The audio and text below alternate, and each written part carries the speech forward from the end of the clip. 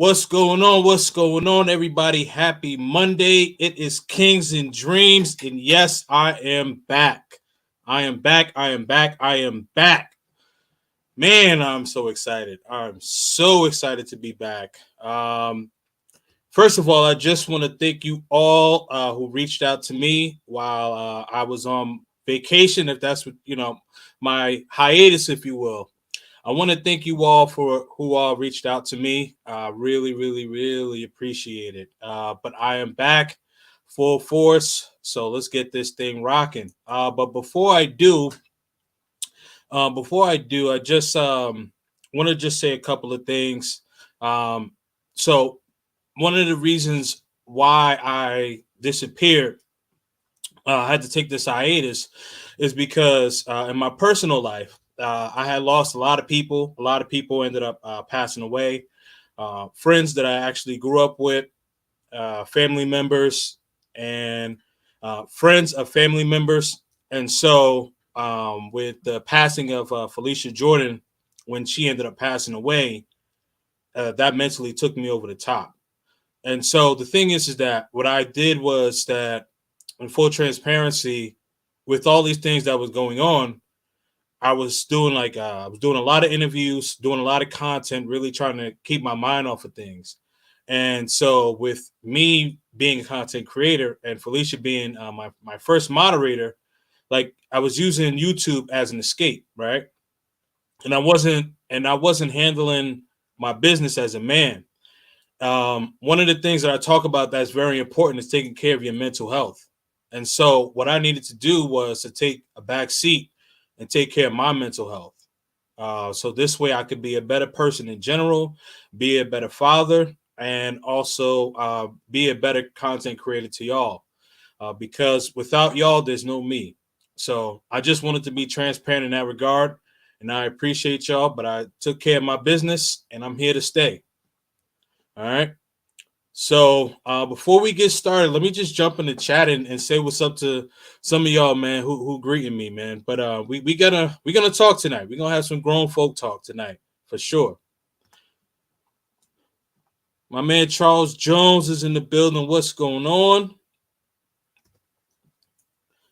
O-Dub 504. Man, New Orleans is in the building. Let's get it. Let's get it. Solo Traveler. Oh man. Great reaction video you did. I love it, man. Knowledge and relationship. Let's go. Let's go. Harris Tribe Media Group. Let's go. Hey man. I appreciate the hat that y'all sent me. I will be rocking that soon. Thank y'all so much, man. And hit up the Harris Tribe, man. They got some really, really good merch, and they also got excellent content. Husband and wife from New York City. They out in the DMV. Definitely holding it down, man. Definitely holding it down. XL Pro, I see you. I see you. Salute, chat. All right. Jay Bird and K&D, salute, my brother. Respect. All love here, man. All love is here to you too, my guy. All love is here to you too. Oh man, travel realtor. This is mommy, and she is a realtor in Thailand. So if anyone is looking for properties in Thailand, definitely reach out to her. You can hit me up directly, and I will I'll give you her Instagram, and so connect with her. But yeah, definitely, she has some amazing properties in Thailand. Tripping with Jay, let's go. We out here, man. We out here. We up. Winter is here. Let me heat up. Well, actually, let me cool down. That's a double entendre. All right. Yes, sir. Yo, my bro. What's up? What's up, man? I see you. Miss Nebraska. What you say? Jambo? Jambo, everybody? I think you meant to say hello. I don't know. Maybe I might have missed that one. That's my bad. Garden Scientists, Kings and Dreams. Yes, my brother. Yeah, definitely make sure that you get the likes up. You definitely gonna want to get the likes up on this one. Like and subscribe. Share the video. Let everybody know your boy is back. He is back. Tori Slaughter's in the building. Glad to see you back at it. Yes, man. I appreciate you, brother. I appreciate you, brother. We definitely got to do a collab soon, man. I love the comedy thing that you're doing, man, for sure. My man, Messiah Williams. Yes, sir. Grown folk talk. Always ready to hear this. Oh, man. Yes, sir. Black Man's Travels. I am here, bro. Definitely, definitely. I got you. Big Sean TV. Okay, I see you, my brother. Pathfinder, good to see you back. I'm glad to be back. Glad to be back, man. I had to take care of my mental health, and I did that, and and I'm back. Never be shy to take care of your mental health. Never be afraid to admit that. Hey, I gotta take care of you. Miss Sylvia, how you doing? How you doing? Thank you for watching. I definitely appreciate you watching. My man Sherwin, big up to you, brother. Yes, sir. Big up, big up, big up yourself. Checking in, checking in. Get those likes up. All right. It means hello in Swahili. Okay. I missed that one. All right. My man, Lando. All right, man. I appreciate you for coming through.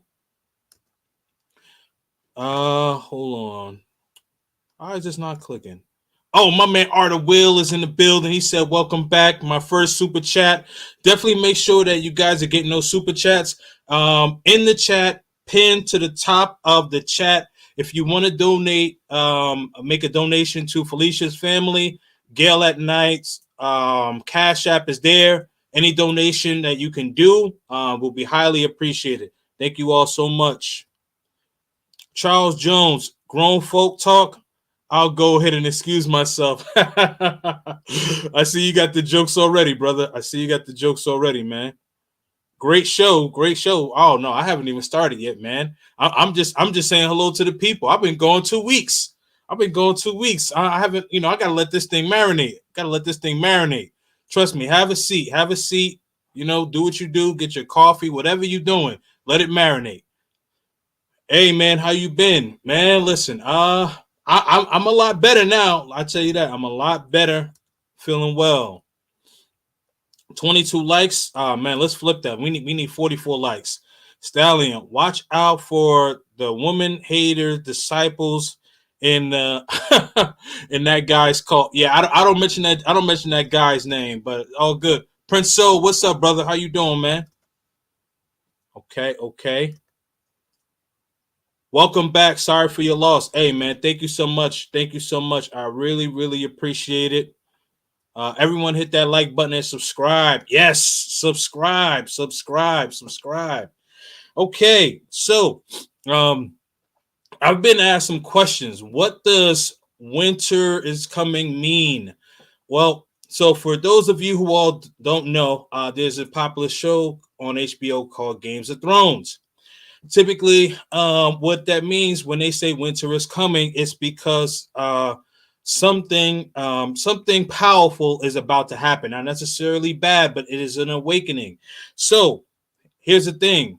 What has been going on? I have been paying attention. Just because I'm not here doesn't mean I'm not here.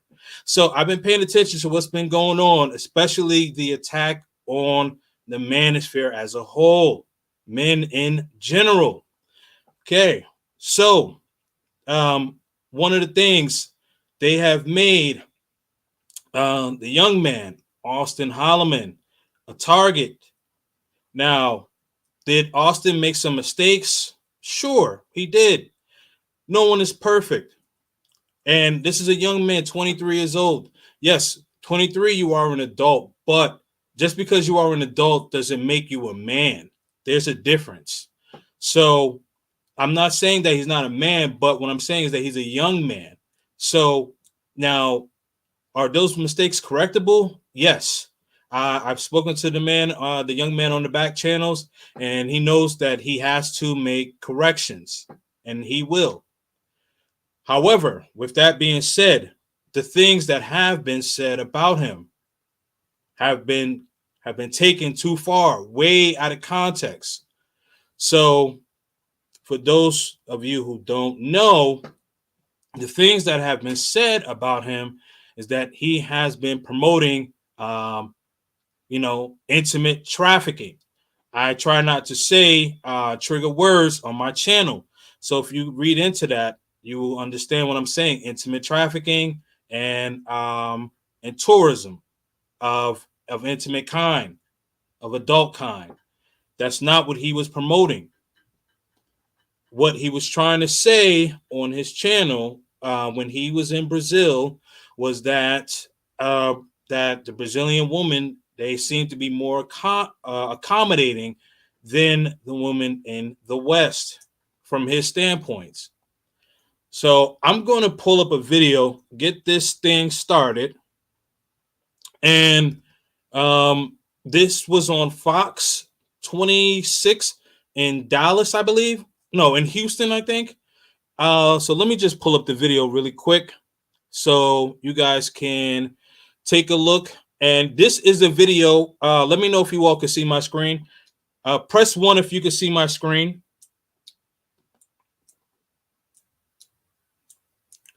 Put a 1 in the chat if you can see my screen.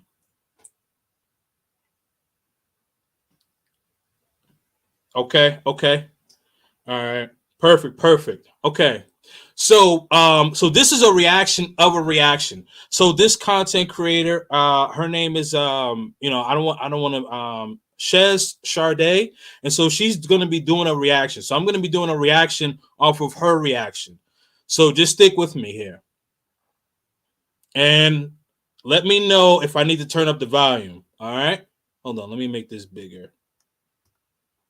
Oh no, I did it the wrong way. Okay. All right. Let me know if you all can hear it. Controversial community of passport bros continues to grow around the country. There's a private Facebook group with more than 10,000 members. Now, the group is known for a bit more than just traveling. Some guys make it their mission to fly around the world, meet more submissive women, and have sex. They are facing a lot of criticism, too. Now, that's from those who critique them. My next guest, Austin Holman, said he had to end a trip in Brazil early after he was accused of being one of those guys who said Brazilian women are easy to get. We talked to him today. Okay, real quick. So he kind of started off by saying, like, hey, this is a movement where men are going around to find more submissive women. They're going around to have sex. And really the emphasis that I've heard so far, the main complaints I've heard against the passport bros is these guys are just going around sexually, exploiting these women, which in my opinion, I think that is a gross mischaracterization of the movement. Now, there are men out there who I'm sure are doing that, but there's a lot of men out there who are also just they just don't like the West. They don't like this Western culture. They think it's toxic, and they legitimately want to go in other cultures to be with traditional women, or they just want to get out of this American matrix. So I think that's a mischaracterization to say that this is just about sex. Also, it's so crazy to me that this is coming under intense scrutiny when literally other races have been doing this for like decades. Mail order bride, sex trafficking, like is that's a whole other thing. But even apart from sex trafficking, like if you think of like sexual tourism, my husband went to Brazil a few years ago, and he was telling me, like, I think it was like in the red district, in like certain parts of the country in particular, you saw like almost exclusively like white men with some of the locals, like almost exclusively. Whoa, let's stop it there. Did y'all hear that? Exclusively non-melanated men with the locals. I just want that to marinate. Let that marinate. Non-melanated men with the locals. Okay, let's continue. Especially when you go into the richer parts of Brazil, even to this day, it's still very segregated by rich and the poor. So it's like to try to paint this picture as if somehow Black men are going around just having all these crazy sexual escapades, sexually exploiting women. Not only is that a mischaracterization of the movement, I think you're also now turning a blind eye to what other races of men have doing, and also what other races of women are doing. Let's not act like women are going around doing the solo travel thing and going around and literally engaging in prostitution with young men from Africa and the Caribbean. Like, let's not act like women are doing that. Pause again. Pause again. Let's not act like the ladies aren't doing that. They even have a movie. That book Stella got her groove back. That's a real thing. That's a real story. Hey, listen, I'm not hating. I'm not hating. Go ahead, do what you got to do. But let's not act like the ladies haven't been doing that. Also, the ladies have more women have their passports than men. Let's talk about it. I ain't from the Caribbean. I know what's going on in Jamaica. Oh, I know what's going on in Chile. I know what's going on in Portugal. This ain't for me to dry snitch. This is for me to just paint a picture. That's all I'm saying. So if we're gonna have a canvas and we're gonna paint something, we're gonna paint the whole thing. You understand what I'm saying? We're gonna paint this whole thing. We're gonna make it right. Let's continue.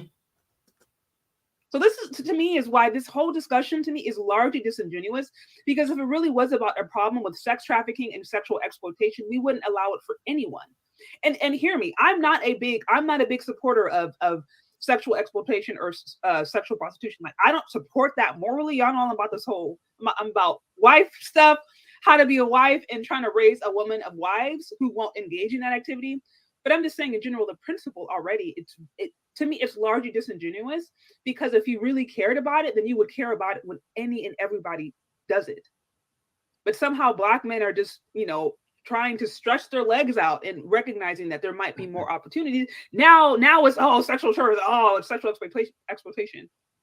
When literally other people have been doing it for decades and nobody bats an eye. So hold on, wait a minute. I gotta stop it again. So let me give everyone here some education.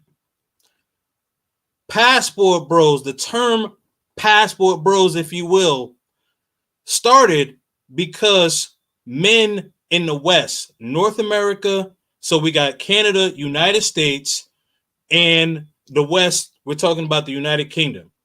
They started traveling overseas because they wanted to find other resources, finances. We know that the cost of living in the States as opposed to overseas is way different, and the UK. It's just completely different.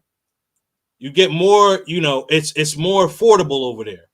And yes, some women travel for the ladies. Most men travel for wives. There are some men that, travel for, to have fun, what have you. Okay. But these are men of all races. The thing is that they paint this narrative of trying to say that it's just Black men and this, that, and the third. Like, no. This is a movement, if you will, of all races of men. And it's not like we're against Black women. It's the westernized cultured woman. So you could be Black, you could be white, you could be Asian. It doesn't matter. It's the westernized culture. Because the thing is that, the problem when it comes to relationships, right? When it comes to relationships, men want a feminine woman. And the westernized ideals, especially nowadays, it's not like that. So if the man is looking for something outside of that, what's the problem? that's what I wanted to say. But let's continue. Also, guys, if you're on here, hit that like button. Hit the like button and show support to the show if you like it. Okay, let's continue. Hold on. Before I continue, make sure y'all get my likes up, man. Make sure y'all get my likes up. Share this video. Share this video. Get my likes up. Okay. Austin, what kind of damn trouble did you get yourself into with these Brazilian women? Well, actually, I wasn't trying to start any trouble. I actually thought I was doing a lot of promoting. But apparently some things were lost. Some things were purposely lost in translation on purpose. And that it's led to death threats, and I was already on my way to Thailand anyway. I was going to be in Sao Paulo for about a week. But based off the way how things were going, I just said, you know what, I probably ought to head out 3 or 4 days earlier. So I'm over here now. So I saw. Do you know why Austin had to head out 3 or 4 days earlier? because false accusations were made upon this young man. So he had to leave over possible fear of his life.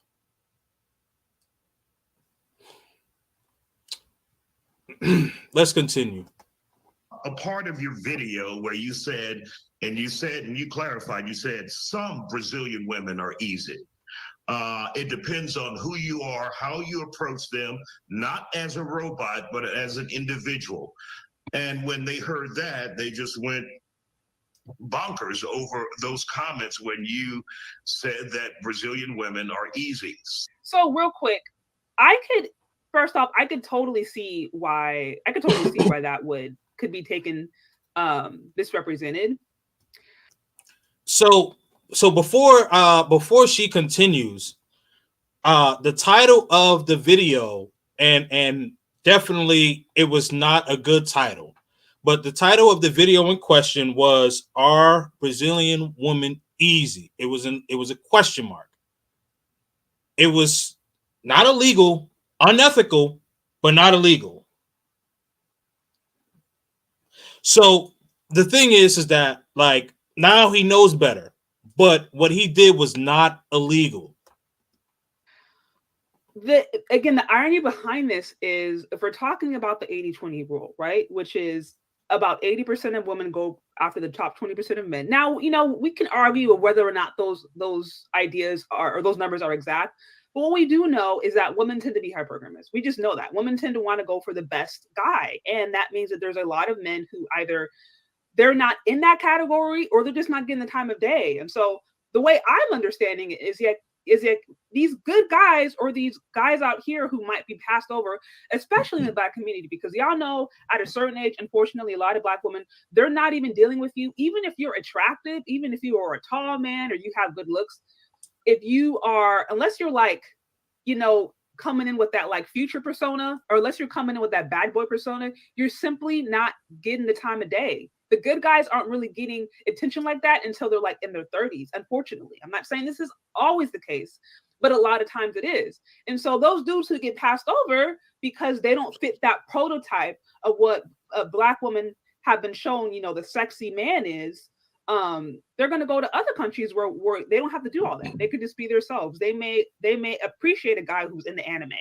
or they may appreciate a guy who, I don't know, likes play video games or cartoons. You know what I mean? Like the full expression of masculinity is appreciated. Whereas out here in the West, whereas we say it's all about trying to be accepting of people's individual expression, that acceptance primarily is only given to women, and men are still very much put into certain prototypes. And if they do not fit that prototype, then they are ostracized, or at the very least, they're not given attention. So when he's saying these women are easy, the way I'm perceiving it as like, yeah, you can just be yourself and you're going to get a lot more play. You being just a good man, right?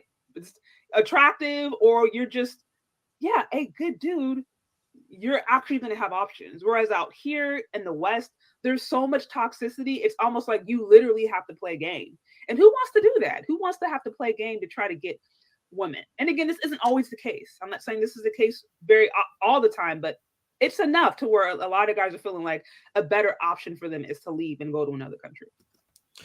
Exactly. So I let that play out because like everything that she said, I completely agree with.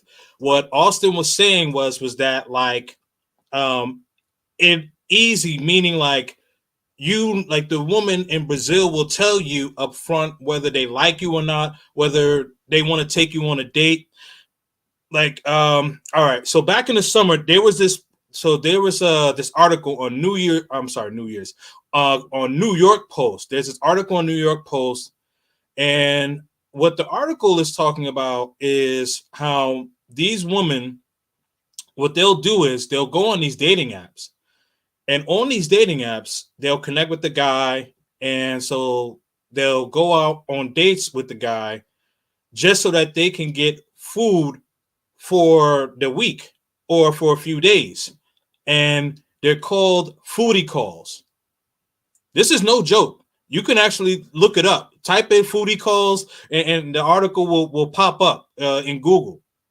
So, needless to say, if Austin or anyone is traveling overseas and they're trying to court a woman, if the woman says no, okay, cool. But like, if the woman says yes, but she's really not interested in him, she's just interested in him for only his resources, no, that's messed up.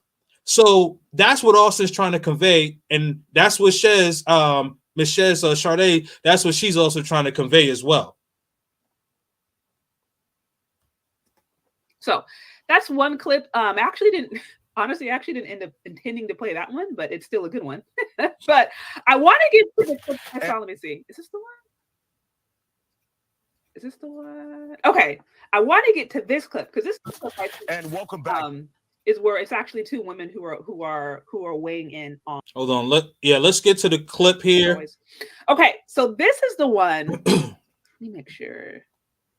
Is this the okay, this is the one that I actually intended to go over. Okay. So again, from the same station, Passport Bros accused of sex tourism tracking. Now they're going to have two Black women weigh on it. To the factor uncensored, is sex in your travel itinerary? It's one of the travel goals for a community called the Passport Bros, meaning brothers. It's a traveling community of upwardly mobile Black men. Some are accused of going around the world searching for a more traditional and submissive wife. But is it all about sex and just a girlfriend for hire and then return home to humiliate Black women in America? That's the controversy that we're dealing with. One of its members, Austin Holman, is apologizing for comments that he made about Brazilian women. So now real quick, again, when he says, is it, they're going around to find traditional submissive women, let it be clear, women have stated emphatically in the West that they don't want to submit. Submission is always a touchy topic of conversation. They have made it very clear that either they don't want to submit, or if they do submit, it's going to be on particular terms. It depends on the time of day, depends on the moon, the orientation of the moon. It depends upon their particular mood. Like, women have made it clear here, like they don't want to submit, and traditional women are either pick-me's or it's under the patriarchy. So it's like, if this is what has been made abundantly clear in this American dating market, men who decide to leave that and go abroad to find women who are okay being traditional or submissive, there should be nothing wrong with that. Why? Because as American women, by and large, we have rejected that position. So if we have rejected that position, then there should be no issue with men going and finding women who are willing to accept that position. Shout out to you, Malarkey, with the 15. I appreciate you. So excellent point that she made, right?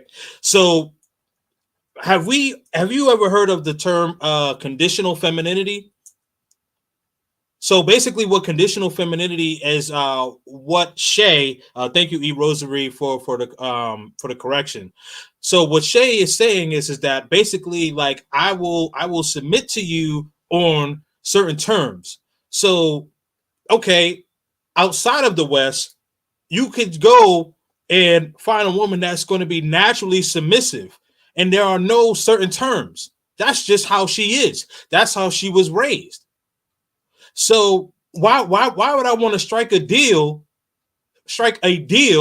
for, and I could just get my passport, I have the resources, go over there and find a woman that's already submissive, that's going to be friendly and cooperative. Shout out to my man Dan Sparks for the $20 Cash App. Also, my man Will for the $4 super chat.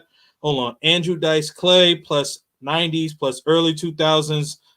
Tom Lakis plus Tony Sotomayor equals the heart of Will. I'm telling you, man. Will, you got so many quips, bro. Hold on, let me get back into it. About it, communication. Raise himself. I said that Brazilian women are easy, and I shouldn't use the word easy. I know that now. I'm sorry. But what I'm saying is, for a man that's well-mannered, well-dressed, that has put in the effort to raise himself, he will have an easier time in Brazil as opposed to where I was from. That wasn't always the case. Both American and women around the world are speaking out against the passport bros, arguing these guys are using their status to take advantage of women and even calling it a form of sex tourism and sex trafficking. Let's talk about it. Communications specialist Priscilla Pack and Rochelle Gemini both are here on the Factor Uncensored. We were supposed to do this last week. We're doing it this week. You have done a lot of research. When you think about and what you've heard about passport bros, your opinion on this so-called group? Let me tell you, they weren't even on my radar. You brought it up to me, and then I saw it, and I was just like, oh, that's cute. You know, guys go and get their passports. My son just got his passport last week. He's 9. So that's cool. Passport brothers. That's what's up. Then I started doing the research, and I'm like, wait a minute. Because I grew up, you know, with 2-parent household. My parents still happily married. I grew up in love. Some people grew up in survival mode, and maybe they just in a whole nother dimension of trying to find love or trying to find easy situations and everything. But at the same time, it was like, why do you have to put down the thing that you don't like in front of everybody just to get the thing that you do want? I don't. Okay, so real. Hold on, wait a minute. Sorry, Shay. Before you speak, let me speak. But all right, this is Fox. This is Fox in Houston or Dallas. I forget, but this is Fox News. Why is the woman on the right dressed like she's about to go to the club? This is not a nightclub, man. You're on national television and you're dressed like you're about to go to the club. Like, I can't believe Fox let her on like that. Actually, you know what? It's not even her fault. That's how she programmed. Fox, how are you going to let her get on a program like that? And we're supposed to take this woman seriously, whether Austin right or wrong. What are we doing here? What are we doing, man? Real quick. So we have this lovely lady. I think her name is it is Rochelle Gemini, right? So this is one of the panelists, Rochelle Gemini. So listen to what she mentioned. You know, she grew up in a traditional family. Both of her parents are married. She saw a lot of love coming up. She saw love. She saw relationships. So the way she explains it, she didn't really have issues in that department. She didn't have issues, seeing the way a healthy man and a woman would interact in the context of a committed relationship and family and marriage. She has no issues there. So she's looking at this movement as, wow, like other people didn't have experiences like that. Like this is the way that she's setting it up. And then she goes on to say, okay, if you want to go abroad or you want to do something else, why you got to go and put down the woman that you are moving away from in the meantime? Why do you have to go against them? So this is essentially what she's saying. Now, I also want to, let me see. Yeah. So I'll let her play a little bit more and then I'll interject. I don't care. That being Black women in America, putting them down for women who may be of color in another country. Right. That want to be a little more also submissive exactly to them. Exactly. But so let me tell you exactly why. Okay. Now you could get a closer look on her outfit. Hold on a minute. Let me tell you exactly why. You could get a closer look on her outfit, right? Again, I don't know this woman from a can of paint, but Fox has to be held accountable for allowing this woman to come there dressed like she's about to go to the nightclub. What are we doing, man? What are we doing? I think this is happening. So one of the complaints, right? These men, we don't care about these men going abroad. Why you got to go and hate on women, Black women, in the process of doing so? So in this movement, what I've observed, I don't pretend to be expert on this, but what I've observed is that there's men coming from different perspectives, right? Like you definitely have Black men out there who still very much love being Black, love Black women. They just don't rock with the American mindset. They don't rock with feminism. And so they may go to Africa or the Caribbean or Latin America, whatever, and get them a Black wife. Okay.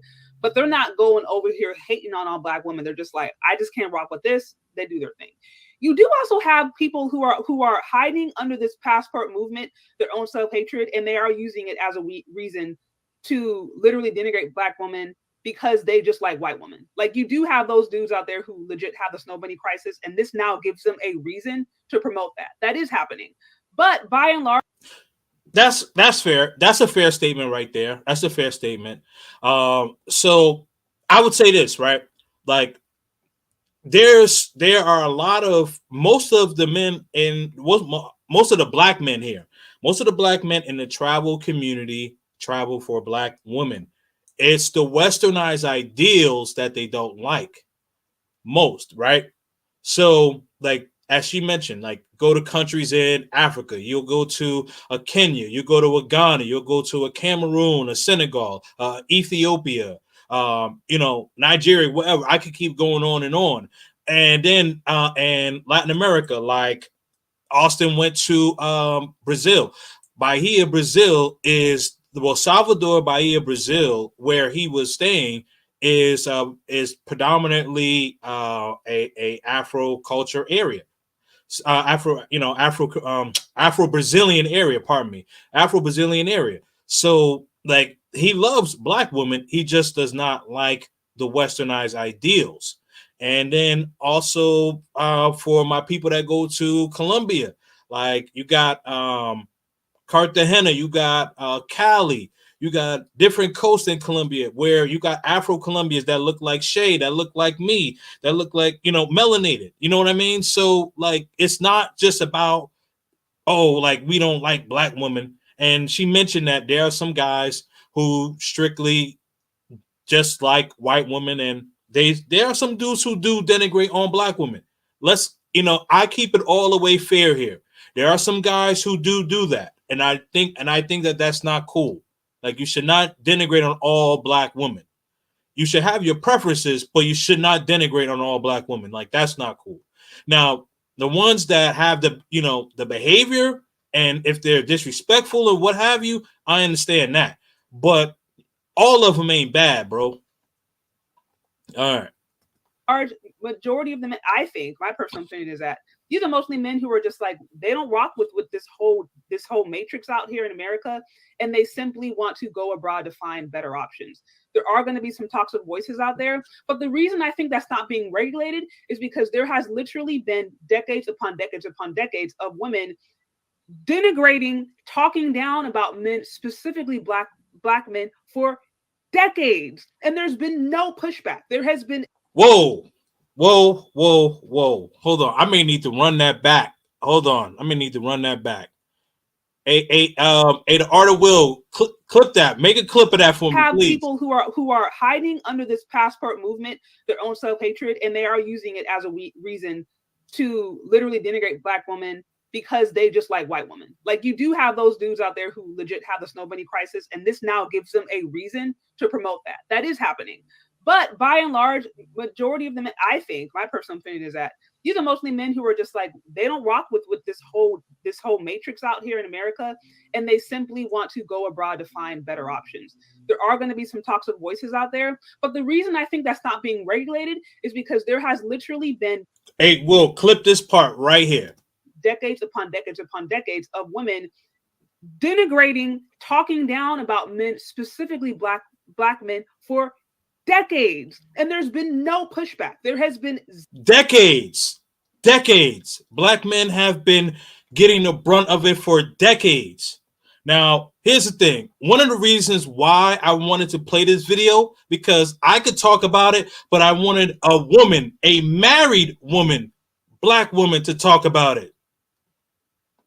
There's a reason why I did this. Zero pushback.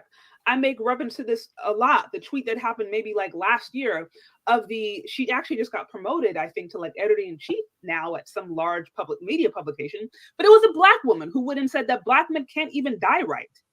A Black woman who said this on Twitter, LOL, Black men can't even die right. And she got all kind of support.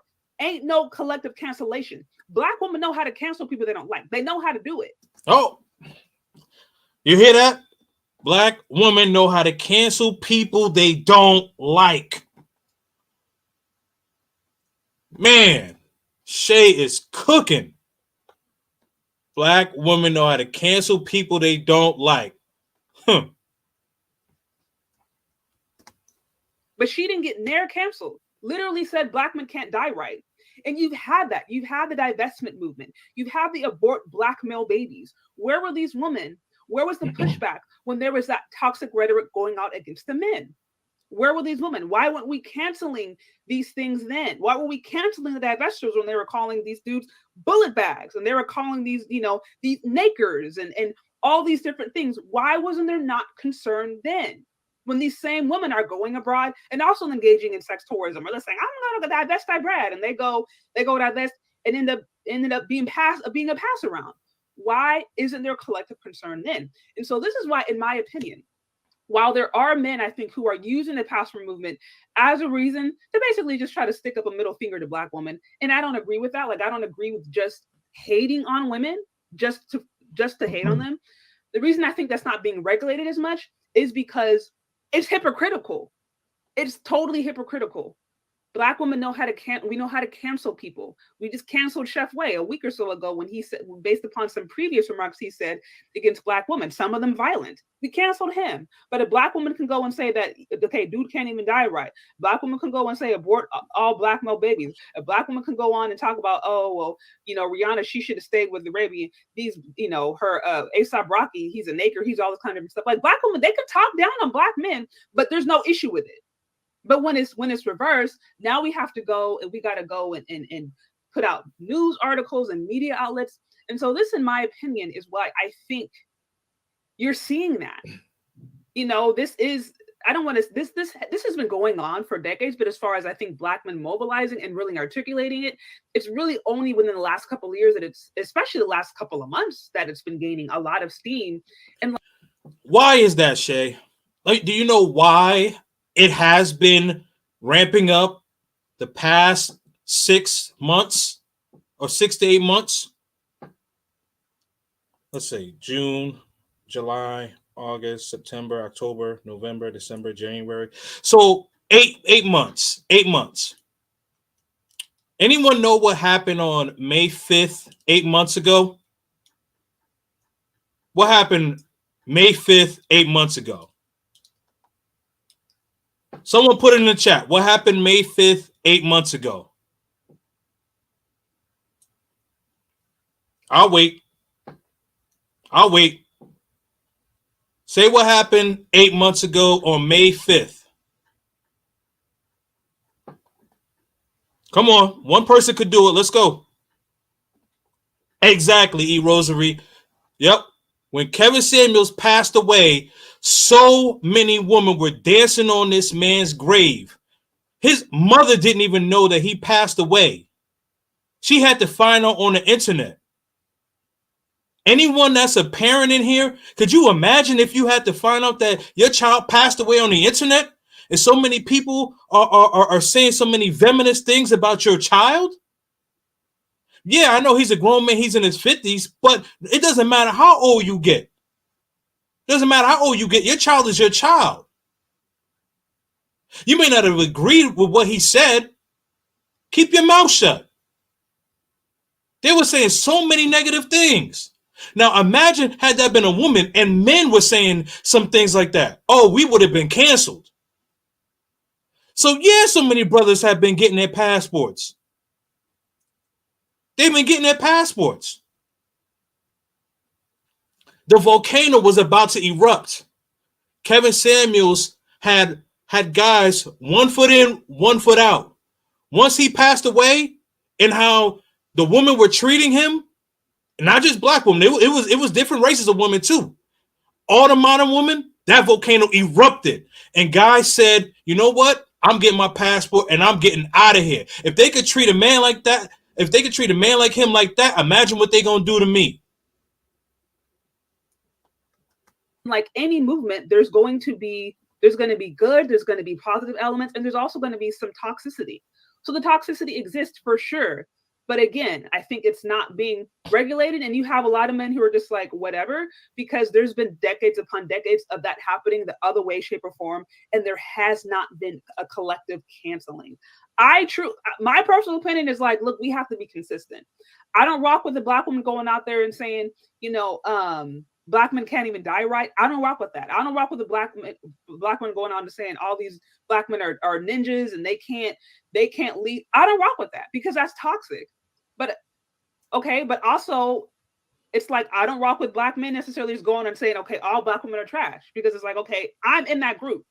We got Bella Rings in here. She's a beautiful black woman. She's in that group. So it's like, this is why I feel a personal responsibility to be like, okay, look, my platform isn't huge, but what I do have, I can try to at least be an alternative voice. So we make it clear that, look, we're not all rocking like this. Yeah, I agree with that. I agree with that. Like and no one in here, like no one that's subscribed to me, at least that I'm aware of, has ever uttered those words, black women are trash or anything like that. Because that's something I won't tolerate. All black women. Now, yes, like we do have some trash black women, obviously, but I can't rock with that one. Not all black women out here, not all American women, whatever. We're not all in agreement with this toxic mainstream culture. So that's why I do what I do. But I do think it needs to be consistent. And because it has not been consistent, and because there has literally been so much vitriol against men that's been unchecked for a long time, this is why I think you can have black women now going out and posting things about black women that looks really can be perceived as disrespectful, or sometimes it's disrespectful. And the men are like, well, fair game. Literally fair game, because this is what's been going on now for decades. Right. I'm not saying it's right, but I'm saying I think this is the spirit of what we're dealing with. Again, guys, if you're on here, hit the like button, subscribe button. If you can tell. Also, paid prostitute. Whoa. I'll catch up from a game.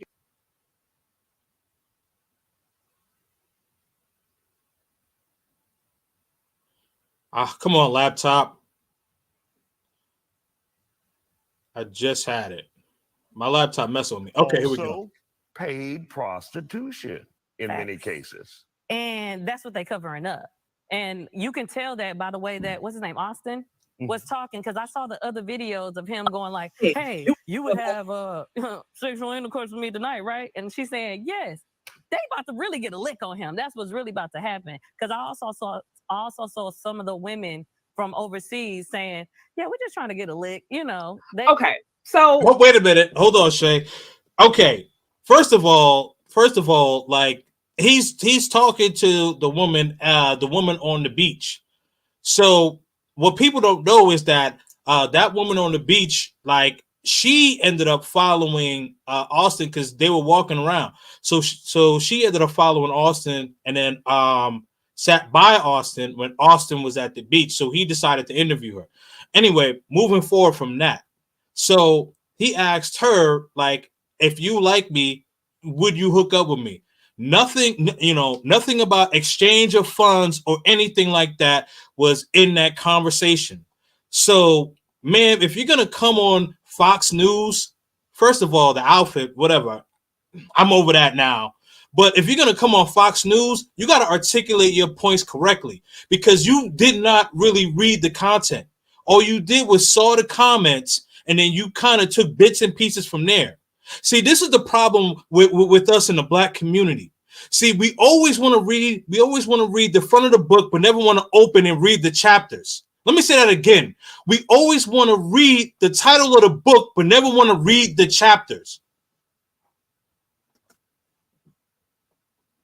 So let's hold that thought real quick. I want to now turn your attention to this lovely lady's Instagram page,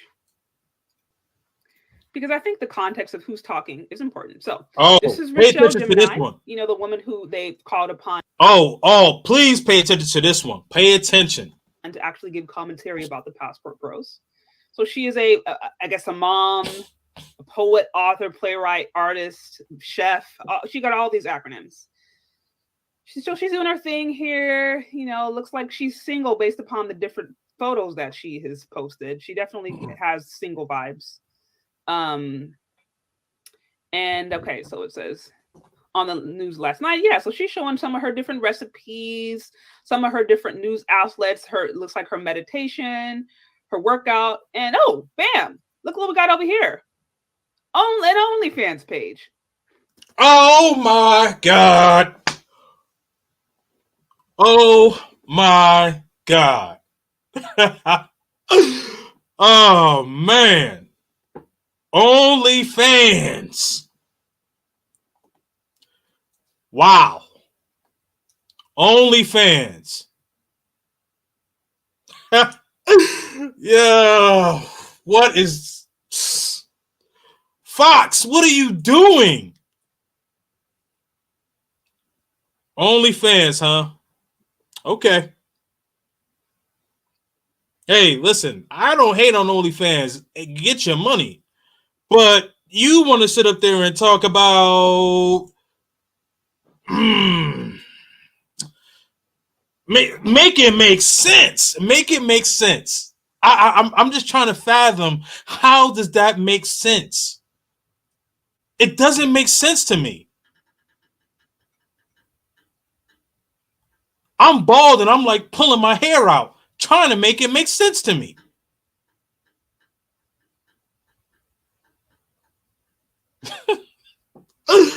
Winter is coming, man. An OnlyFans page. Imagine that. Imagine that. So when you have, okay, so when your main gripe is that the passport bros, they going over to get a lick or whatever, and you're mad that supposedly the passport bros are going around and engaging in some sexual prostitution, but then we find out that you are an OnlyFans model. How are we supposed to take you seriously? Like, hold on, Shay. Hold on, Shay. How are we supposed to take Fox seriously? This is Fox's problem. This ain't even her problem. She's just a modern woman. Whatever, cool. Do what you do. I have nothing against you. This is Fox's problem. You let her on there with the club outfit, and you didn't even vet her to see if she had OnlyFans. But yet she wants to have a constructive conversation about the passport bro movement, and you have no idea about the passport bro movement. Maybe about 10% of the brothers are content creators, and the other 90% are not content creators. You don't know how big this movement is, do you? You have no idea. You haven't done the research. That's just what I'm saying. You read the front of the book, but you did not open and read the chapters. Fox dropped the ball. That woman is just a modern woman. Is the issue really that you think these women are being sexually exploited? Or is it that now you think this is going to be more competition for your OnlyFans page? Or just more competition in general? And I'm like, when I saw this, I was like, Fox News, okay, I'm sorry. Can we not do better? Right. And let me just say this. The reason I say better is because if the whole purpose of this interview is only about 6 or 7 minutes, but if the whole purpose of this interview was to try to shame men, or was to try to convince Black men, passport bros, why they shouldn't go abroad, they literally did the opposite. This, again, to me, is now free promotion for the passport bros. Her, who she is personally, I'm not saying she's a bad woman, but I'm saying the lifestyle that she has chosen to live as a poet, artist, vegan chef. I saw another news article that she was featured in that said that she has 2 kids from 2 different men. She said she grew up in a loving family, but I've seen no talk of marriage. I don't see a ring.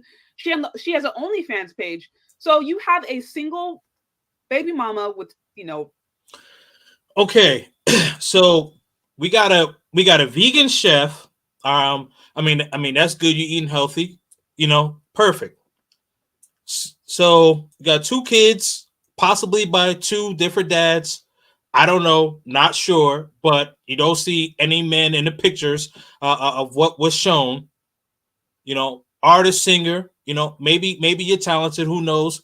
But what we do know is that you came on Fox News, and Fox allowed you to come on there with a nightclub outfit, and you are an OnlyFans model, and you want to sit up there and want to talk smack about brothers who travel.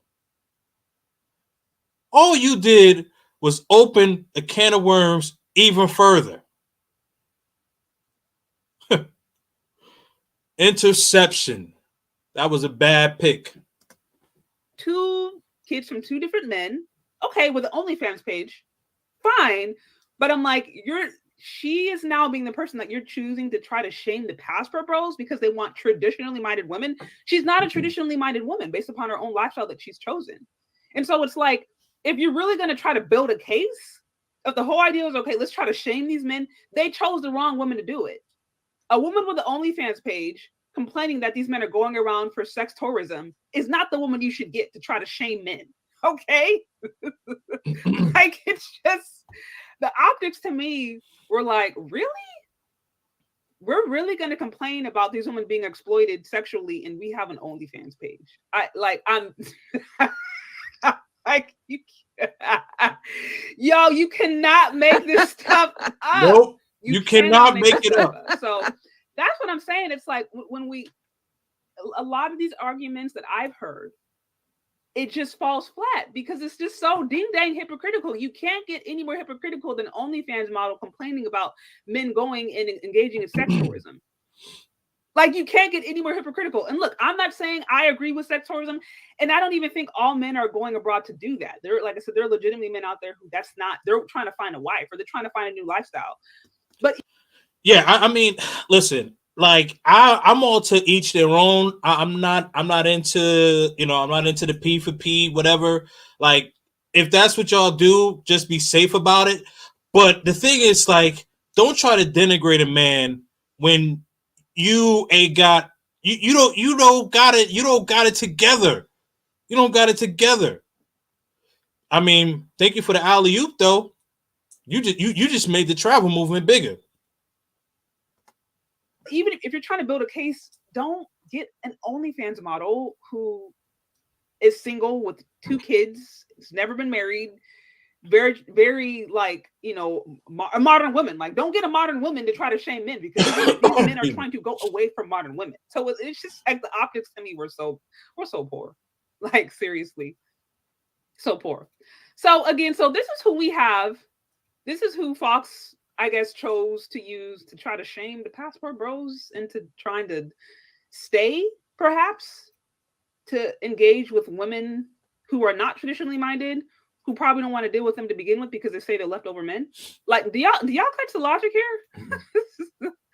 Okay, so let me go back. I just wanted to give you guys a little brief synopsis of the lovely ladies that we're dealing with on this panel. Okay.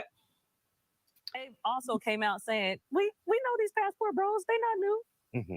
So essentially, chumps themselves. They're not new because men have been white men have been going over doing this for decades, if not longer.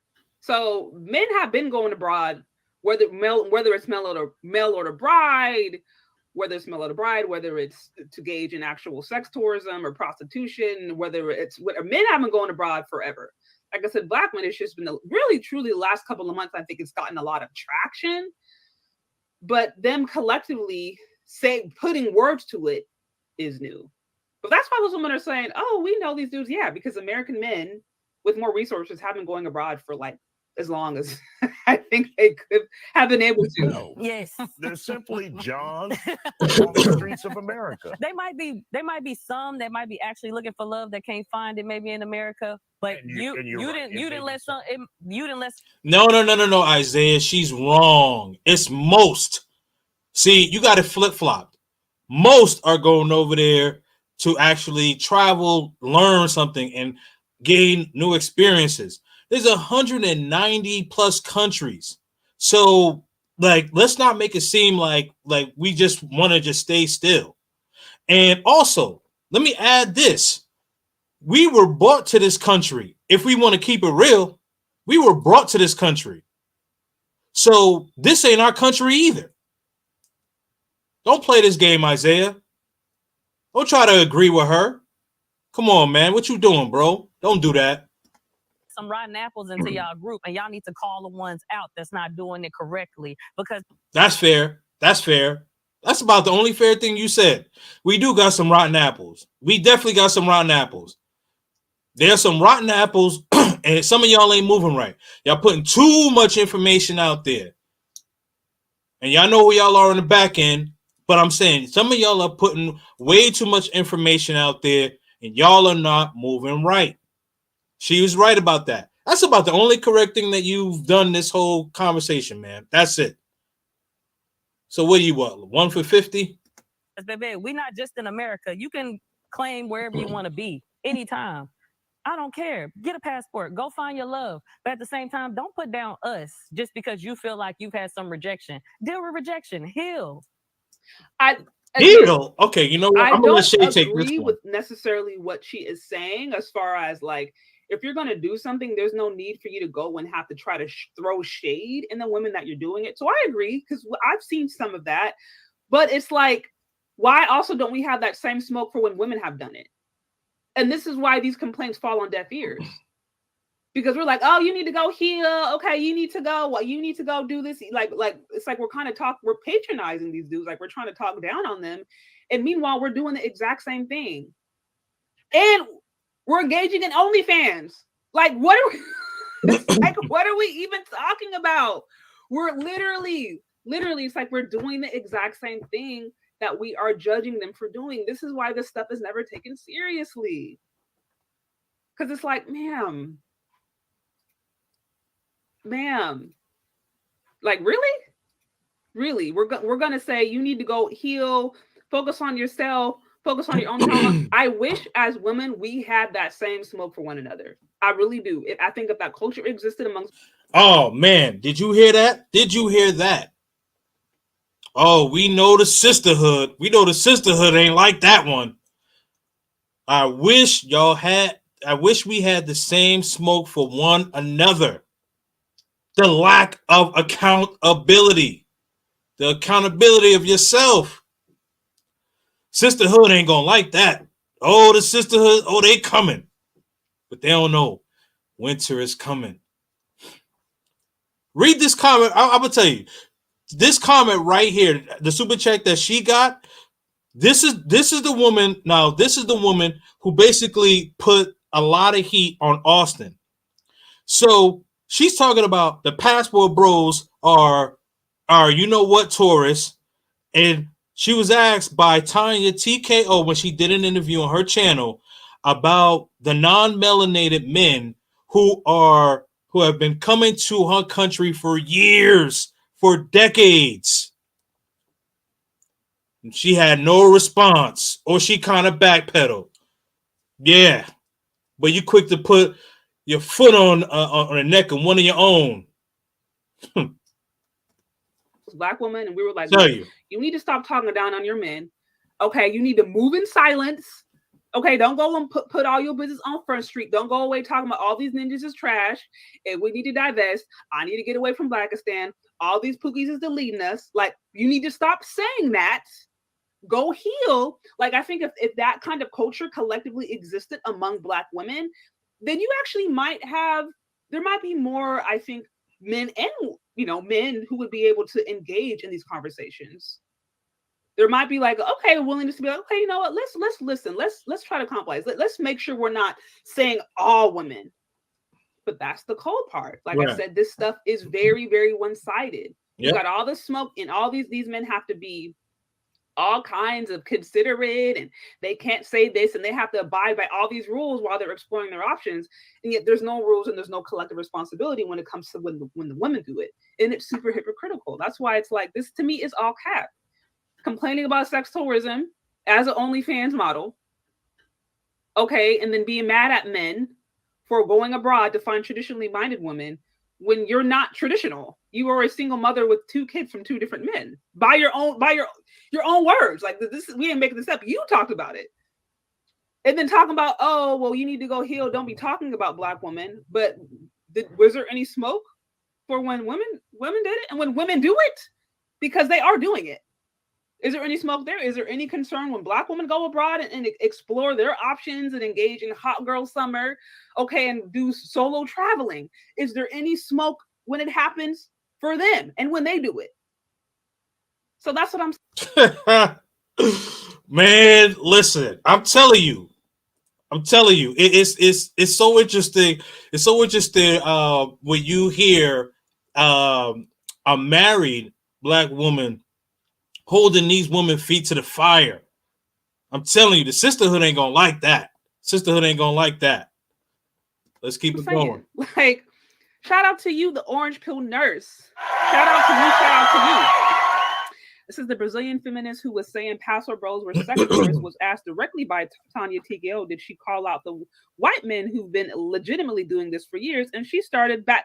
That's what I'm saying. It's crazy too. It's literally crazy that they're trying to paint Austin as the face of sex tourism, which to my understanding, that's not what he did at all. When you literally had decades upon decades upon decades of white men doing this out in the open for a while. Like I said, my husband went there and he traveled around the country and said, like, yeah, especially in the more affluent areas in certain parts of the district, like you exclusively saw older white men with Brazilian women. And you knew what was going on. Like, there was no question. Like, you saw that kind of stuff all the time. So now you got a young 23-year-old black man, going abroad, having fun, trying to, just learning about the culture. And now he's the face of sex tourism all of a sudden, when you had decades upon decades upon decades of multiple men of other races doing this or doing worse. So that's what I'm saying. It's super hypocritical. It's not consistent. It's super hypocritical, exactly. So what so a 23-year-old young man, I don't want to disrespect Austin. A 23-year-old young man is now the face of the travel community for black men. I swear you can't make this up, man. This is the clown stuff we talk about. This is the clown stuff we talk about. A 23-year-old young man is the face. What are we doing, man? What are we doing? I swear, man. Black people love shucking and jiving, man. Shout out to you, Luke Hazley, with the 5 on the super hold chat. on. All right, let me keep it moving. Hold on. Talking about all. Go do your thing. We don't care, so much so that we decided to do a broadcast where I came on live personally and talked about it on camera, on television. But I don't care. I don't care so much that I showed up to this television broadcast to talk about it. Y'all see the logic? But woman, we know there's absolutely no logic, right? They say, you know what, we're Pookies, Ray Rays, leftover men, whatever the case is, right? But now all you see the TikTok videos. You got Shirley in the bonnet, Shirley in the bonnet and her pastor robe or whatever, talking about passport bros. Like, man, stop playing yourself. And again, I'm not talking about just the sisters. I'm talking about all women. See, this is an equal opportunity smoke. I'm not talking to just black women. This is equal opportunity smoke. If y'all keep saying that these brothers are dusty, leftover, Pookies, Ray Rays, whatever you want to say, how come TikTok, Instagram, all these things, you always got something to say? I wonder why that is. We can double speak sometimes. Just keep it a book. We know sometimes we can double speak. We can say, we don't care when we know that's the main thing we talking about. We can do that. It says these so-called OnlyFans models are hypocrites and liars. Why didn't Fox 26 offer a counterbalance by inviting guests who actually know why men are traveling abroad? I think that would have been fair. Why not actually invite a passport bro on? Get Dennis Sperling. I mean, Dennis Sperling, I think, has actually been on that network. If I'm not mistaken, he's in that area because this is Houston. So why not get him on to talk about it? Like, I think that would have been a more engaging conversation. And I don't know, maybe they will later on. That would be more balanced. But yeah, shout out to Dennis Sperling. I think Dennis Sperling would have destroyed them. It wouldn't have been a good look. It would not have been a good look. Dennis Sperling would have destroyed them. That's probably why they didn't want him on there, because they know Dennis Sperling don't play that. It would have been a bad look. See, they knew the optics of what they were trying to play, and they're trying to paint it in a bad light. They're trying to paint it in a bad light, because the thing is, if they want to make it more fair and balanced, if they would have brought Dennis Sperling up there, come on, man. You would have needed like 5 of them against one of him. And he still would have won. Like I said, if the whole goal was to try to shame men or to try to convince men to stay, like, they got the wrong women to do it. They really did. You don't get an OnlyFans model to try to convince traditionally minded men why they need to stay to engage with women out in the West. Like, you don't do that. So, okay, let's continue. All individuals who may travel out of the country.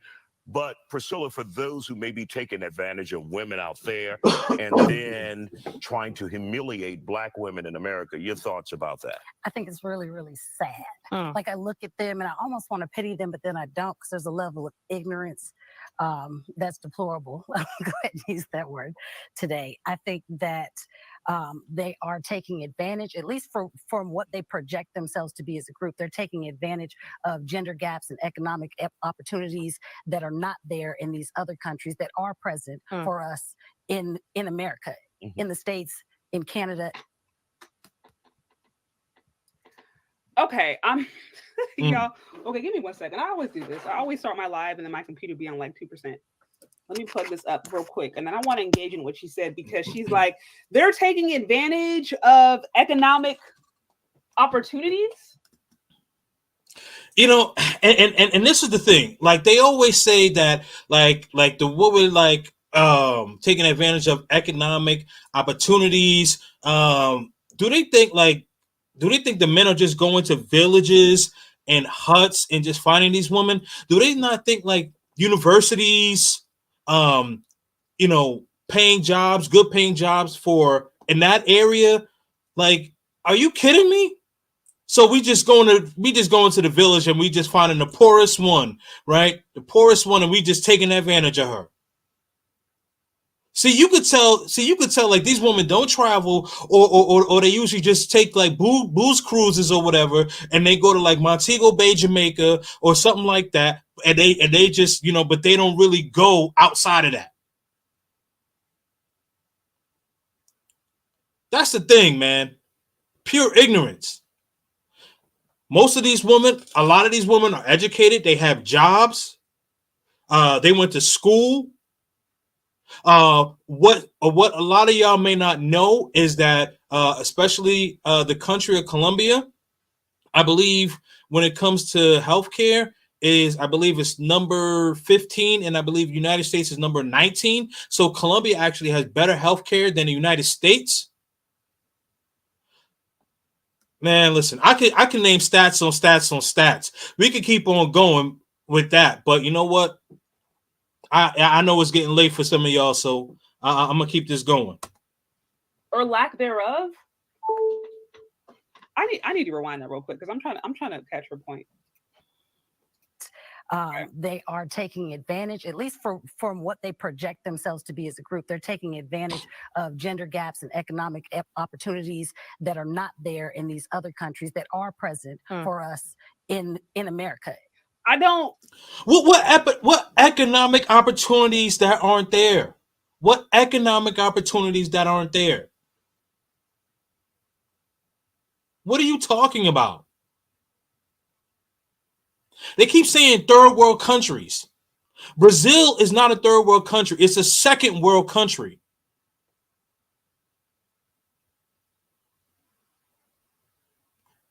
Do people know that? Do people know like how much money is in Nigeria?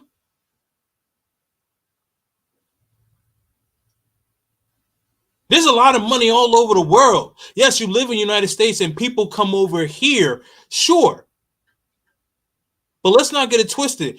Once they get settled and all that, they trying to go back over there.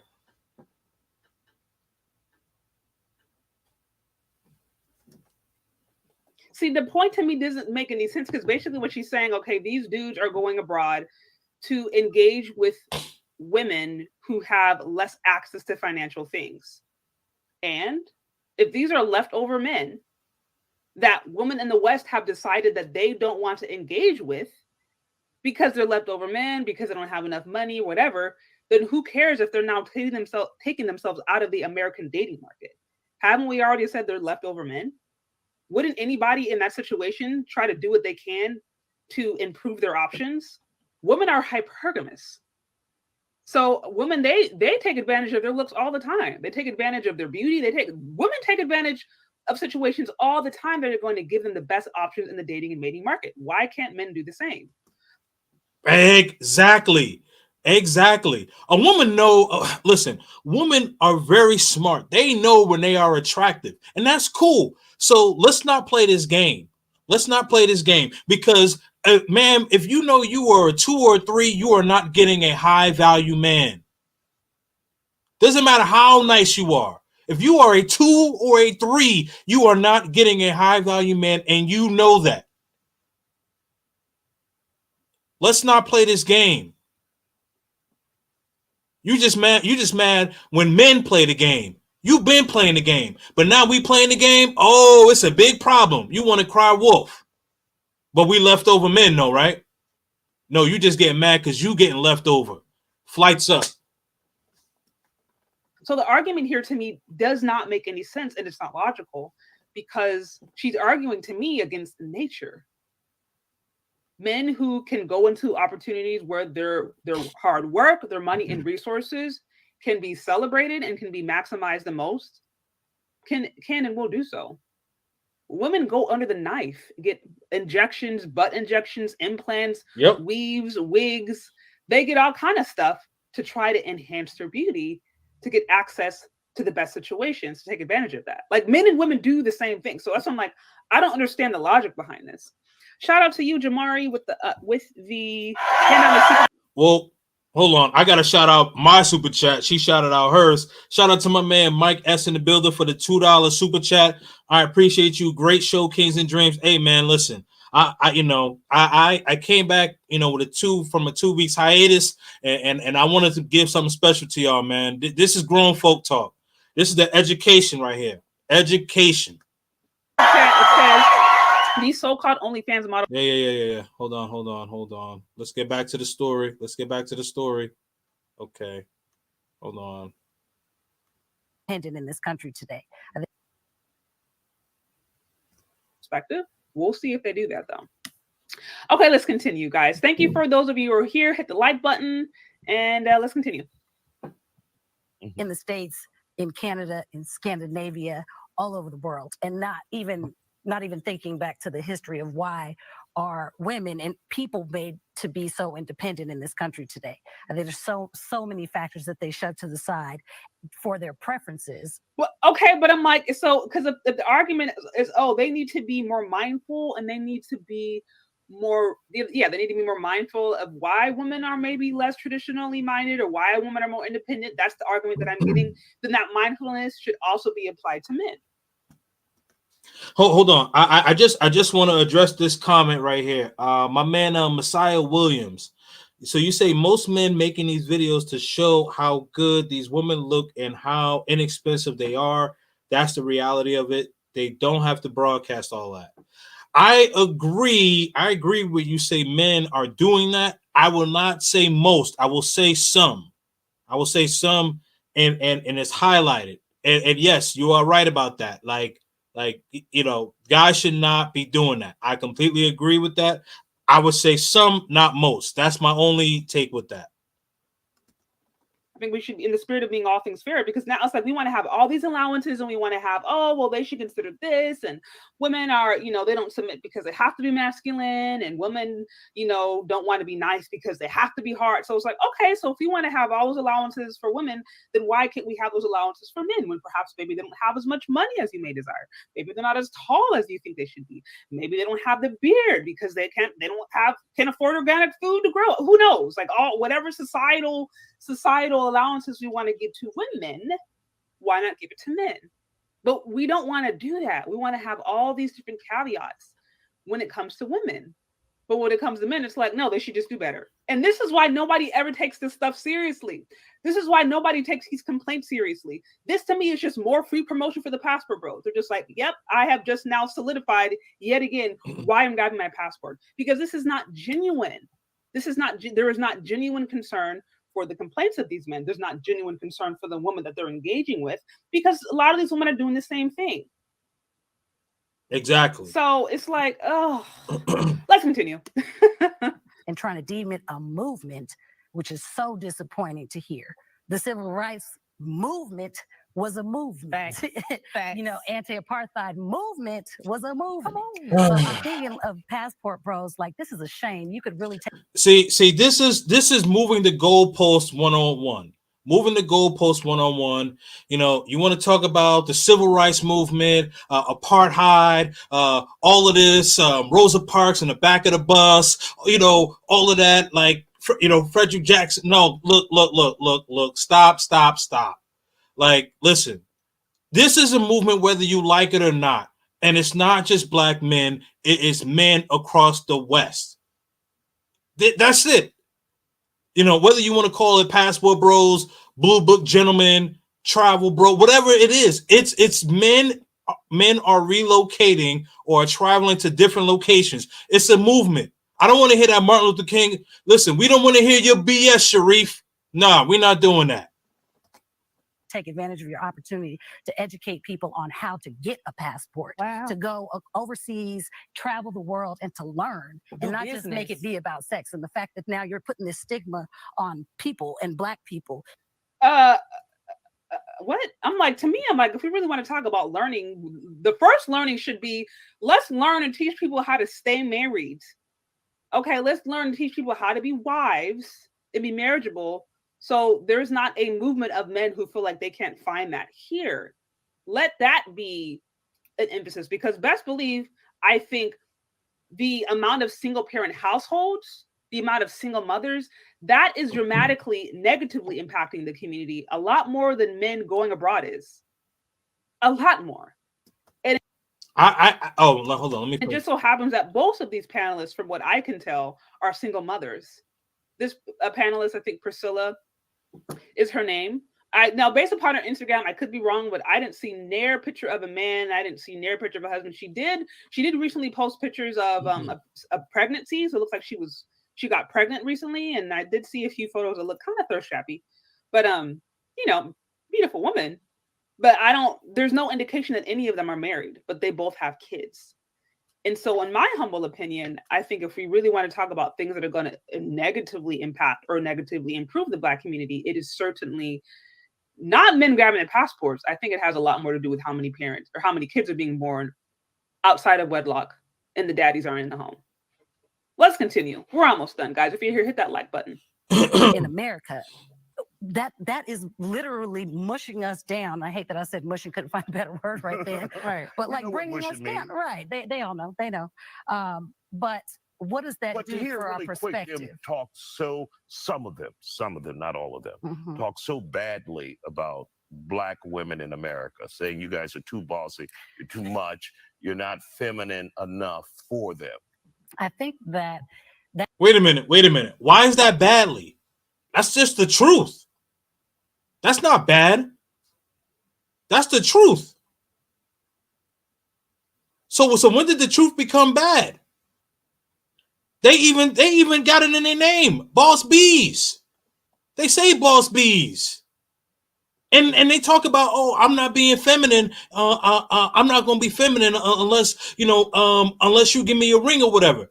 It's that. What can you do for me?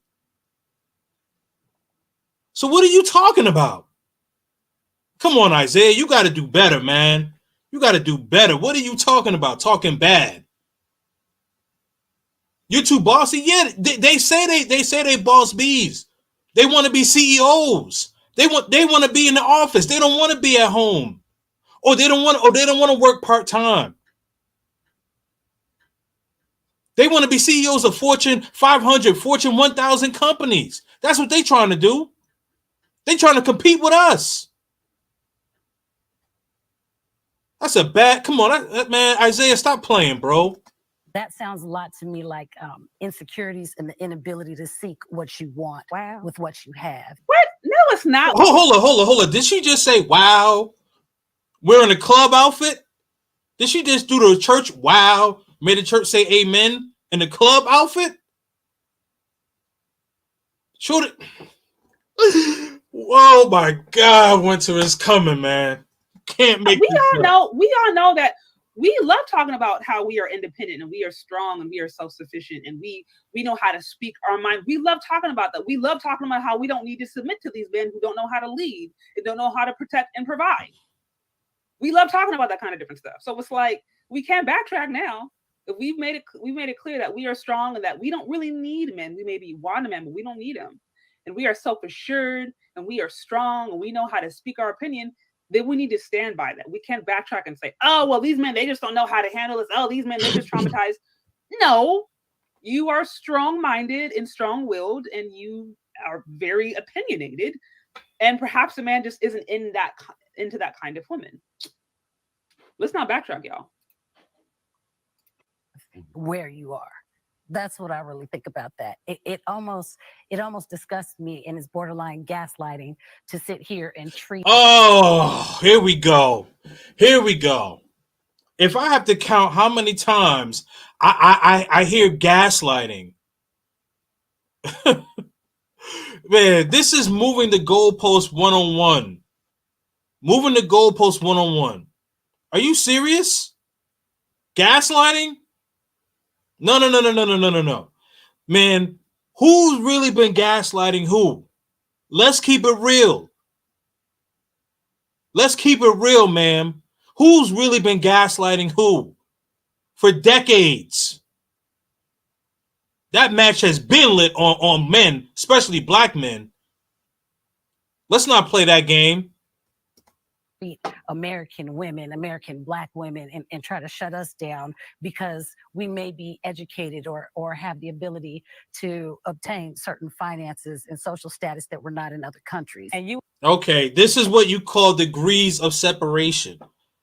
We don't care about your degrees, ma'am. We don't care how educated you are. And see, that's the thing, because you assume what we want, but you don't know what we want. Going back to what I was saying, you read the front of the book, but you don't read the chapters. This is the problem. Sure, you could be smart and educated, but are you willing to be on our program? Are you willing to listen? Just because you have all of that, we still the leader, but you don't want that. You want to be at Goldman Sachs. You want to be the top anchor on CNN and all that, huh? I feel you. But you know what? I'm going to fill these suitcases up with my clothes and I'm going to go to wherever I want. And I'm going to find whoever I want. And she's, she got all the degrees and all that. But you know what she does? She's holding it down in the kitchen. And she's supporting me. Can you do the same? Yeah, I didn't think so. You attract. It's a shame what you put out there too. It's a shame. All right. Like, don't put that on us. Yeah. Wait, so no. It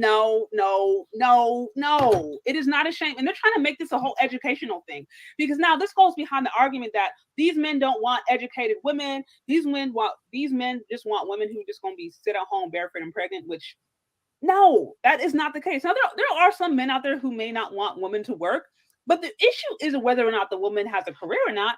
There are plenty of white women out there who went to college and got all kinds of careers and got married the same year. So it's not about that. It's the culture behind it. It's the I don't need a man. It's the I'm strong, independent. It's the single baby mama culture that we got going on here. That's not a big deal. You literally have the woman in there. This first panelist said she grew up in a loving household with two parents who were married, and she has two kids out of wedlock.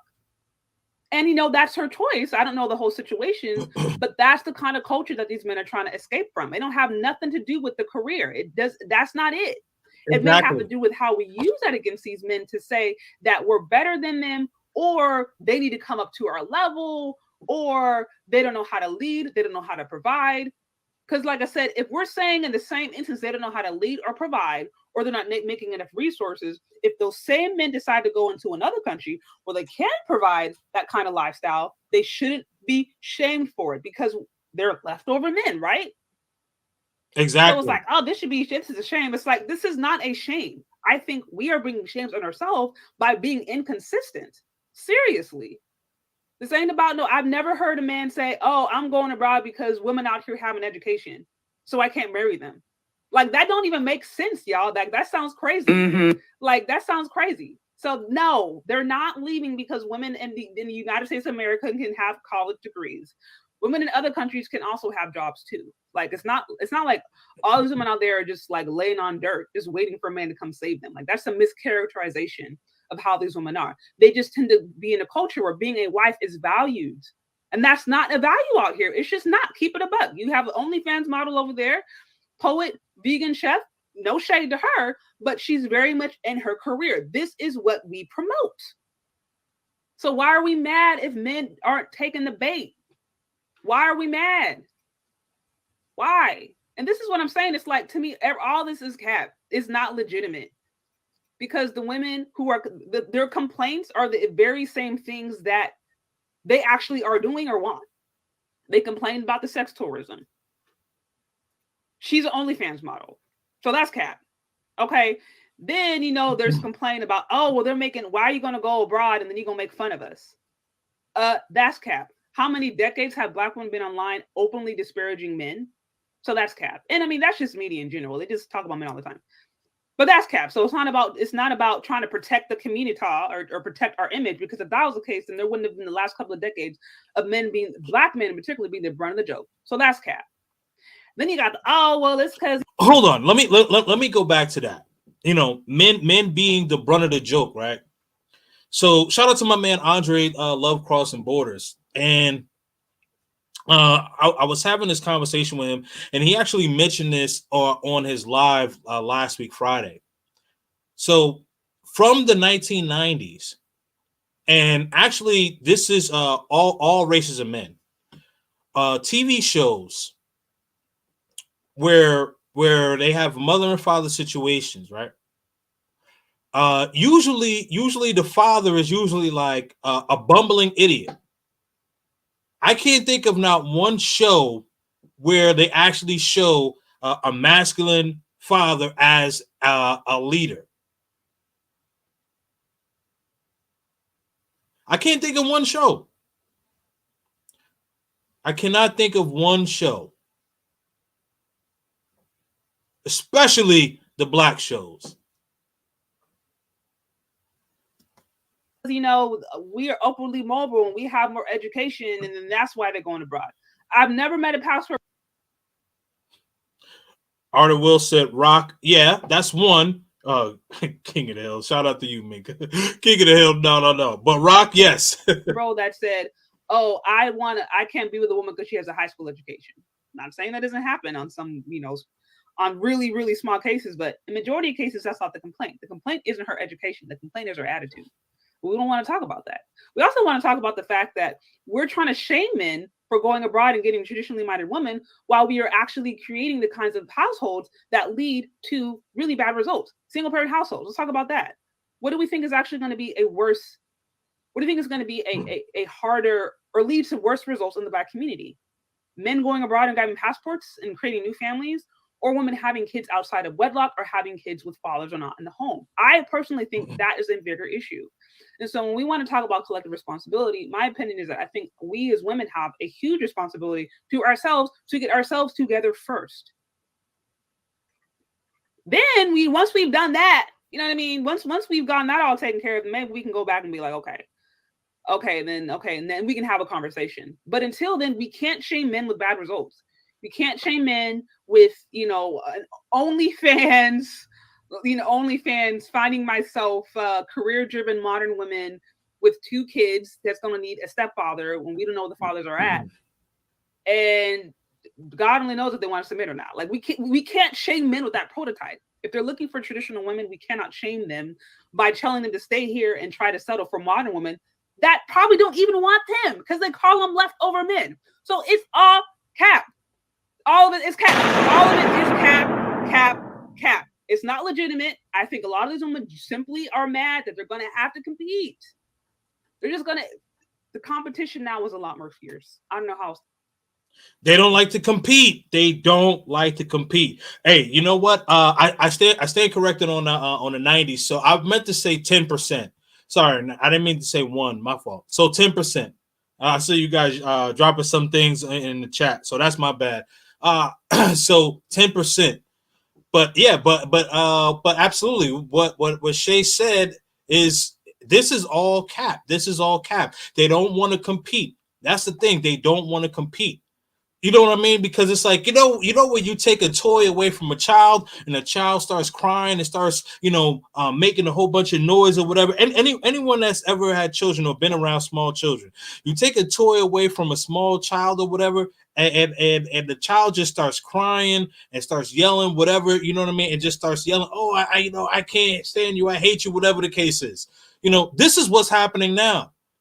We have taken their power, and we have gotten the passports, and we leave it, and they don't want to compete. They don't want to compete. They think that they don't have to compete. That's the problem. They think that they don't have to compete, or they think that they have to compete in different ways, going to school and being the smartest in the class and all that. Yeah, you could be the smartest in the class, but here's the thing: can you cook up a storm? Can you be a wife?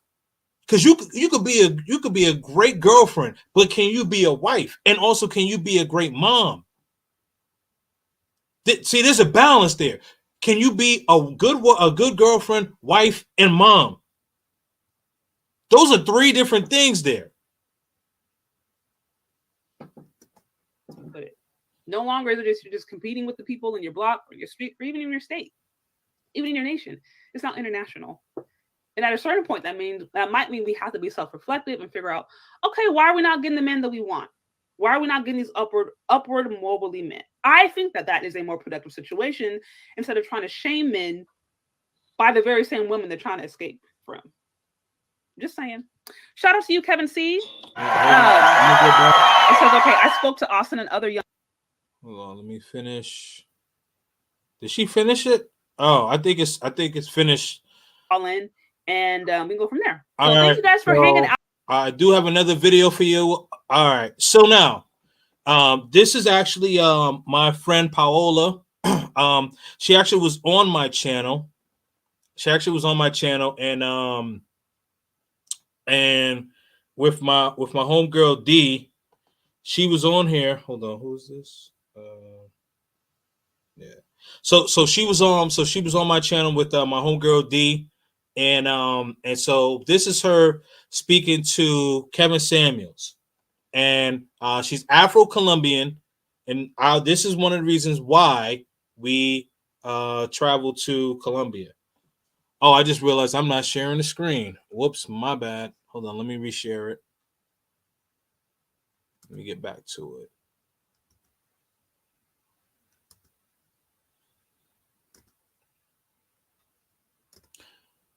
All right, I'll put a 1 in the chat when you can see my screen.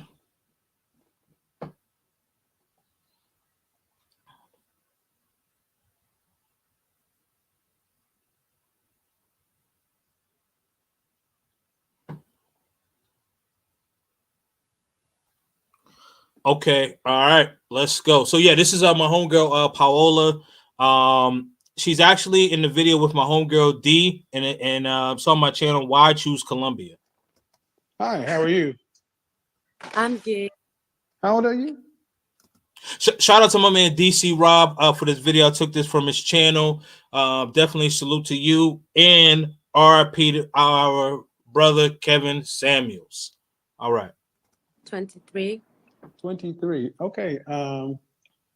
So you have a question, or are we going to talk about the topic? No, I'm Colombian. Hello? Yeah, you're Colombian. How are you? Yes. And I just wanted to, I do kind of have a question. So I do have a lot of Black American friends. Okay. Can you hear me? Yeah. Females and males. And I always hear the male complaining about, we out of North America because women ain't treating us right. Women are so tall. They don't want to be feminine. They think they're too independent. Like all of them, most of the Black men I know that are living in Colombia are telling me the same reason. But I also have like female friends that tells me a lot that they really can't just afford being with a woman who is independent. So obviously I do kind of hear both of the side, but I'm very curious. Okay. How old are you? I said already 23? Okay, so you got men saying that women are too independent and that's why we're leaving. And you got women saying, oh, these men are too broke to afford or don't make enough money to afford a woman. Yeah. What does your gut tell you? Does your gut tell you that the men are more accurate about what's really going on, or the women are more accurate about what's really going on? Honestly, I never been in the United States. I do have a lot of American friends, but it's really difficult for me to like believe just out of people's opinion. Like, yes, Okay, you're in Colombia, right? yes, but Let's- also, oh, sorry to interrupt you, but also I know sometimes they will say things like, oh yeah, only because I know Latinas are very sexualized, but also Latinas are allowed to, they have an attitude and they kind of sassy sometimes. Everybody has something, but let's stay on the topic of, are the men lying or are the women lying? Are the men exaggerating or are the women exaggerating? Okay. If the measure of a man being able to afford a wife is a woman being a stay-at-home mother and never having to work, then that only means 10% of men can afford to get married. So are those women willing to share their men? See, women are saying that the reason we won't submit or the reason we can't be feminine is because men today don't make enough money for us to not work. Okay, well, if that's the case, why don't these women get with guys who can afford to do that? Can they get the kind of men they say they need? Do they look the part? Are they in shape? Are they feminine? Are they childless? But they also talking about the inability to be with a woman who is too independent. Like, well, see that, but my question is, the women talk about the men that they don't want, but what do they say about the men they do want? Can they get those men? yeah, that makes sense. Right. See, what women do is they talk about the men that they don't want to justify why they're alone. Yeah, absolutely. Right there. See, and that's the thing. The justification, oh, he can't handle me or whatever the case is, like, no, that's not the truth. And you know what? Actually, that is the truth. We don't want to handle you. We don't want to handle you. That's the problem. We don't want to handle you. You could be smart, have all the degrees, but are you willing to be cooperative? Are you willing to work together? This is not one day you lead, one day I lead. No, there's not two CEOs of a corporation. There's one CEO. You have to be the COO. That's it. Either that or I'm going to go someplace where I'll find my CEO, a COO, pardon me. If you're not willing to do that, not willing to be on our program, then that's it. If we have the resources to travel, that's what we'll do. See, women who can get the kind of men that they want don't worry about what men that they don't want are doing. Doesn't that seem like it takes a lot of effort to complain about? I mean, it's like going to a restaurant and you're a vegetarian. You don't spend your time looking at the dishes with meat in them. That's a waste of time. You don't even eat that. You're like, you don't complain about how the steak is cooked. What do you care if they have filet or prime rib? You're a vegetarian. Right. All right, but that's how these women talk about men, as if that's the only thing on the menu, because they can't get the kind of men they want. Now, the men say that the women are too masculine, too independent. Well, if you have a restaurant and you want to stay in business and grow your business, you have to give the people who are buying your product what they want. Would you not agree? Yeah. Men purchase marriage.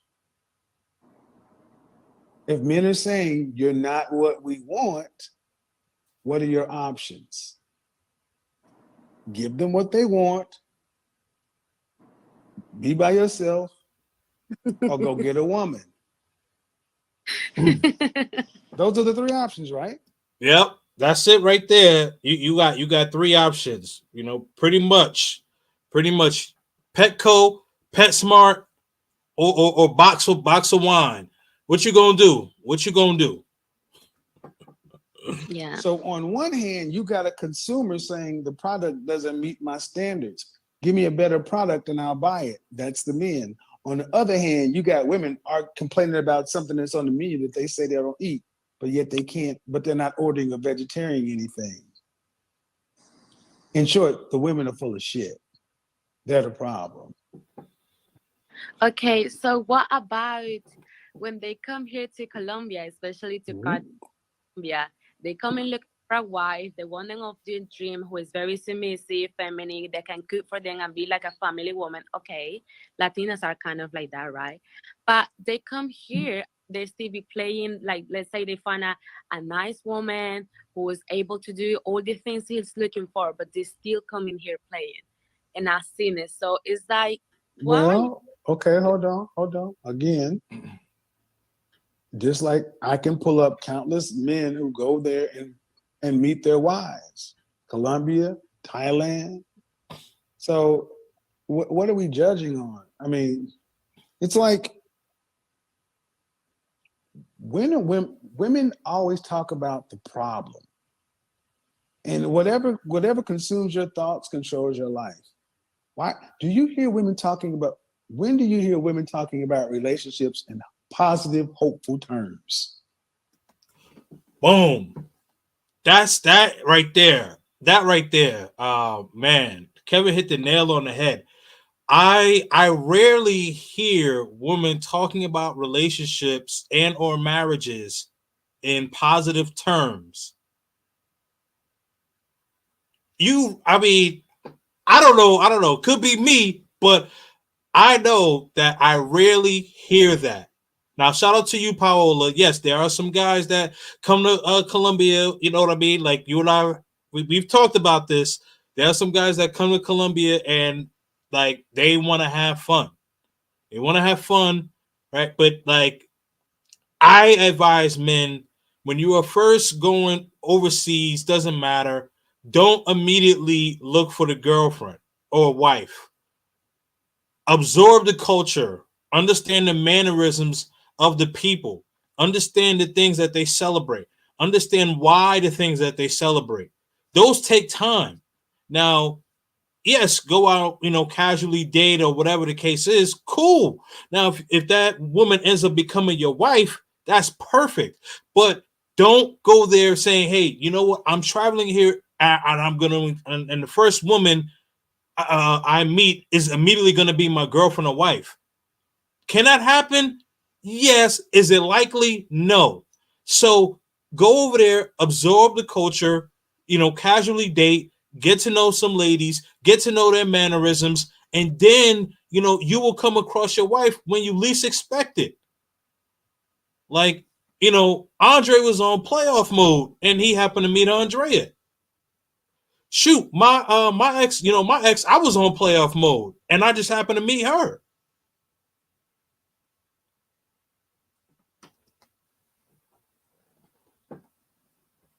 Well, my circle of friends, they do. I said women in the gym. Okay, how would you like to date one of those sour women? Yeah, it's so you can't automatically assume why you're basically saying that if these men find this woman, then they're playing. Well, okay, sure, I'm sure that happens, but that's an oversimplification. I tend to find more guys that when they go down there, they come back and they bring their woman with them, they marry them. But do you hear women in the West talking about relationships in positive ways? And here's the thing, You're a woman. Women tend to try to stay on code with other women. At the end of the day, men are the consumers. You got to give men what they want. Do you think women are giving men what they want? It really depends on many cultures, but I guess it's not like that all over. Well, let me ask you this question. Come on, Powell. You know that was cap. Are women giving men what they want? And the definitive answer is likely no. Come on, Paola. Come on, Paola. Don't do that. You're my homegirl. I love you, but I gotta hold your feet to the fire on that one. If women gave men what the men said they wanted, do you think men would marry the women? Oh, don't ask me that. No. I'm going to ask you that question because it's going to make you have to be honest. Mm-hmm. If the women were giving the men what they want, would the men marry the woman or would the man choose to stay out here and be single? Most of the time, they will marry the woman. That's all we need to know. Exactly. If we were getting what we wanted, if we were getting what we wanted, then there'd be a whole lot of rings and unless unmarried woman and just what do you call it, unmarried woman with just children. If we were getting what we wanted, now again, I'm not absolving men of guilt because there are some ain't you know what men. That's fair. That's absolutely fair. There are some bad men out here. But most men, if we were getting what we wanted, like Richie Mack got a divorce, Taylor May got a divorce, Andre was married before he went to Columbia. I could go on and on and on. I'm just saying, if we were getting what we wanted, things would be a lot different. A lot different. That's it. There's no but. See, that even diehard woman has come over here in this country and say, yeah, if we gave you what you wanted, you'd marry us. There's always a but. There's no but. There's an end of sentence. Give us what we want or buy a dog and die alone. Because these women you're talking about aren't in the top 10% of earners. They cannot afford to be single. They don't make enough money to have a life from here to the end. See, that's what we don't talk about. We talk about marriage and relationships with middle income women as if they have another option. If a woman does not get married, okay, and she has no children, when she reaches retirement age, who's going to pay for all that? What she saved up, right? What she saved or what she's invested, right? That's all she's going to have. When she can't work anymore, what happens when they run out of money and have no kids and no family? Ladies, we are your reason. We're your lifeline. And these governments have divorced you from us because you don't need us for your protection because you have fire, police, all these other things to make you feel like you're safe. You don't need us for food, so you can go to the grocery store, restaurant, so you don't really feel like you need us for provision. Now you're picking men based upon want until you're no longer hot enough to choose. Look at the women 55 years old. Look at the women 50 years old and older. Do you see many 50-year-old, single, happy women? Thank you. That's the future. That's the future. Absolutely. I mean, like, I don't know many single women that are 50 years old that are happy. I really don't know many single women that are 50 years old that are happy, unless her husband ended up passing away, unfortunately, But like, I don't know many single women that are happy, that are truly happy. I just don't see it. I haven't seen it. Rarely.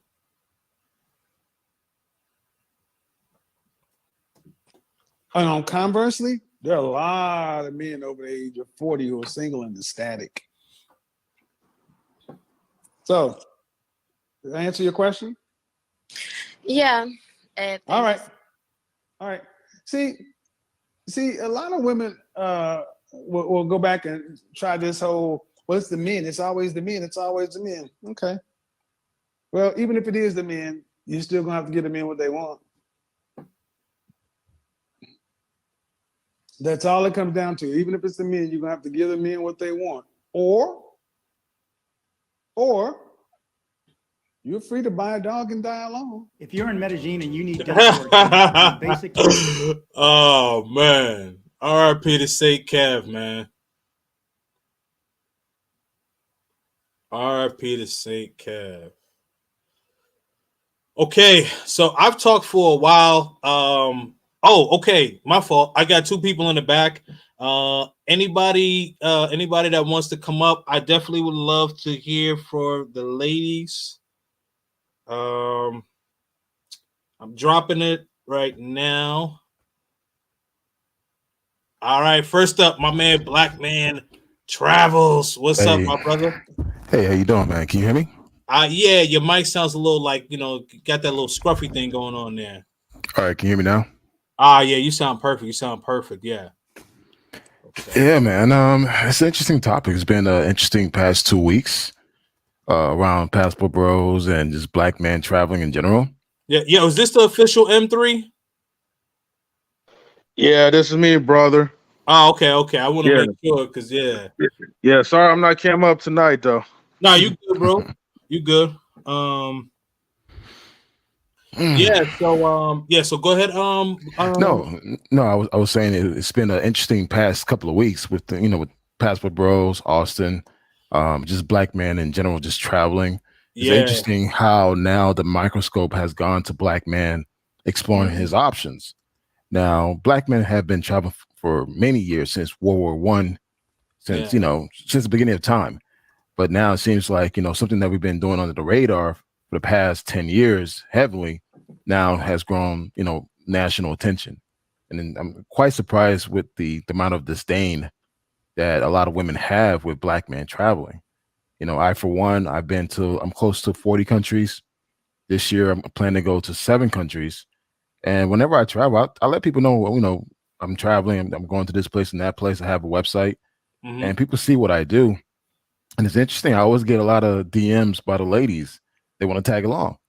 But I'm like, nah, I'm a solo traveler, man. I don't bring sand to the beach with me. Say that. So, it's what it is, man. But it's interesting how, they're quick to always say, well, you're going to find a weak woman and I'm like, well, first of all, I don't travel for that.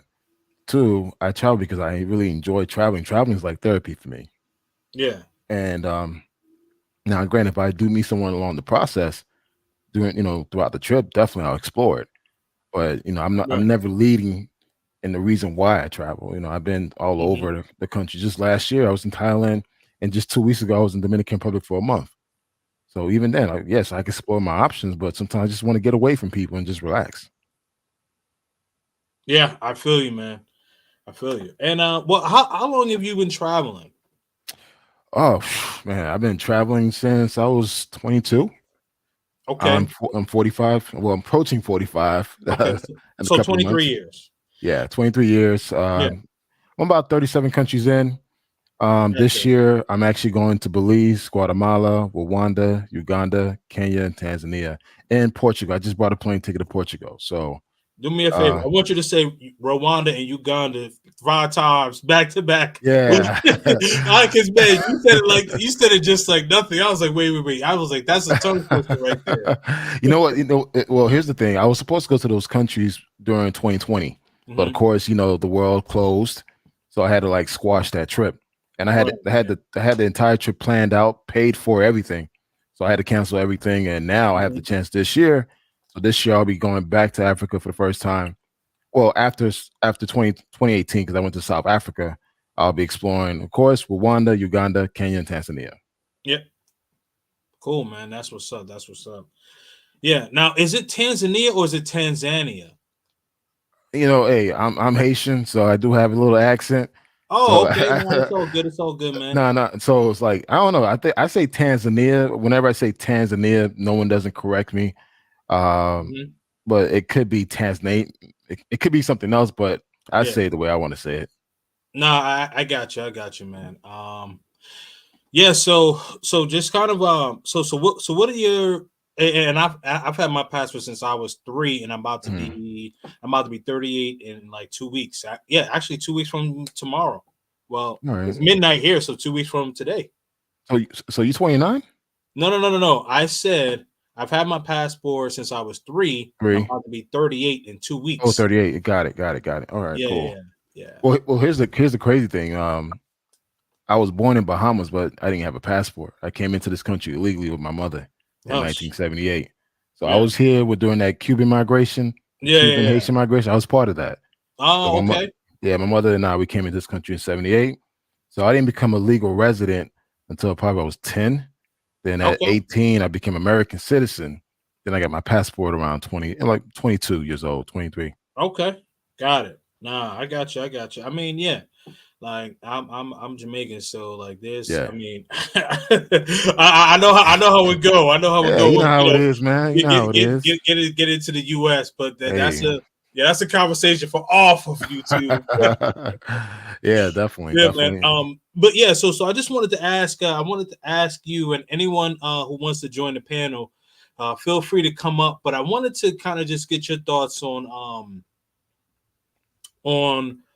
the Austin situation, and then also the situation. Well, the conversation that my friend Paola had with Kevin Samuels. Yeah, definitely. Hey, thank you, by the way, for inviting me onto your platform. You have an amazing platform. You and I talk offline. Yeah, absolutely, brother. So no worries, man. Thank you for giving me the opportunity to just join the conversation. First, on the young man, Austin. I had to heat up for a bit, man, because I was gone for a while. You know what? Sometimes, like you said, mental break is is essential. We need to take time off. Sometimes we so focus on the grind that we kind of self-destruct. So before you self-destruct, take that break. Trust me, I'm all about mental wellness, mental health. Go to the doctor. Black man, please go to the doctor. Go see your doctor, man. Yeah. Absolutely, absolutely. And I have no shame about it. And what I was doing was I was doing like so many interviews, and I was going back to back to back. Yeah. And so like things were happening in real life, but like when Felicia passed, like I was using YouTube as an escape, but she's my moderator. So where am I gonna go? I had nowhere to escape to. So I had to accept the fact that K&D, you gotta take care of this before you move further. Yeah. And you got to do that sometimes, man. For me, December, I decided to, take a break. Throughout the whole entire year, I was traveling a lot. I was working many hours as a contractor.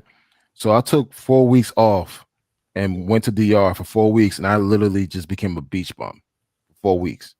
I didn't do anything. It's like I didn't want to party. I just wanted to just chill, give my body, my mind a break. But you know what? When I came back on that plane, I was so motivated to get back home. Honestly, I was happy to be on the plane coming back to Atlanta because I was so motivated to conquer now. Sometimes, guys, it's important that you take that break. So when you are, re-energized, you could go back to your grind or back to your purpose and focus more, even 10 times more. So guys, don't be afraid to give yourself a break, check out mentally. Then once you feel energized, come back in and do it again, but do it 10 times harder. Right.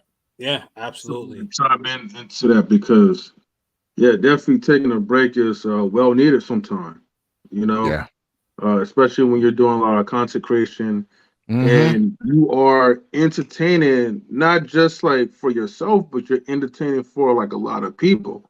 Yes. And depending on what type of content that you're putting out there, if you're helping people to grow, it's going to take a toll on you. Kings of Dreams, I definitely still feel your pain because we're going through that with one of our team members. Yeah, I don't think you. Yeah. No, I didn't know the person, but you and I, we spoke offline, and Yeah. So I know. Yeah. So and and it still hurts. So I'm just dealing with it in my own way. And you know, tonight, man, I just didn't really feel like streaming. But I'm glad I'm watching you guys stream because I think that's like kind of like the best part when you're not really doing so much and you're just kind of like allowing yourself to just take a mental break, and then you're seeing other content creators. You know, it's good to see you back here again because winter is definitely here. I would definitely say that, for sure. Mm-hmm.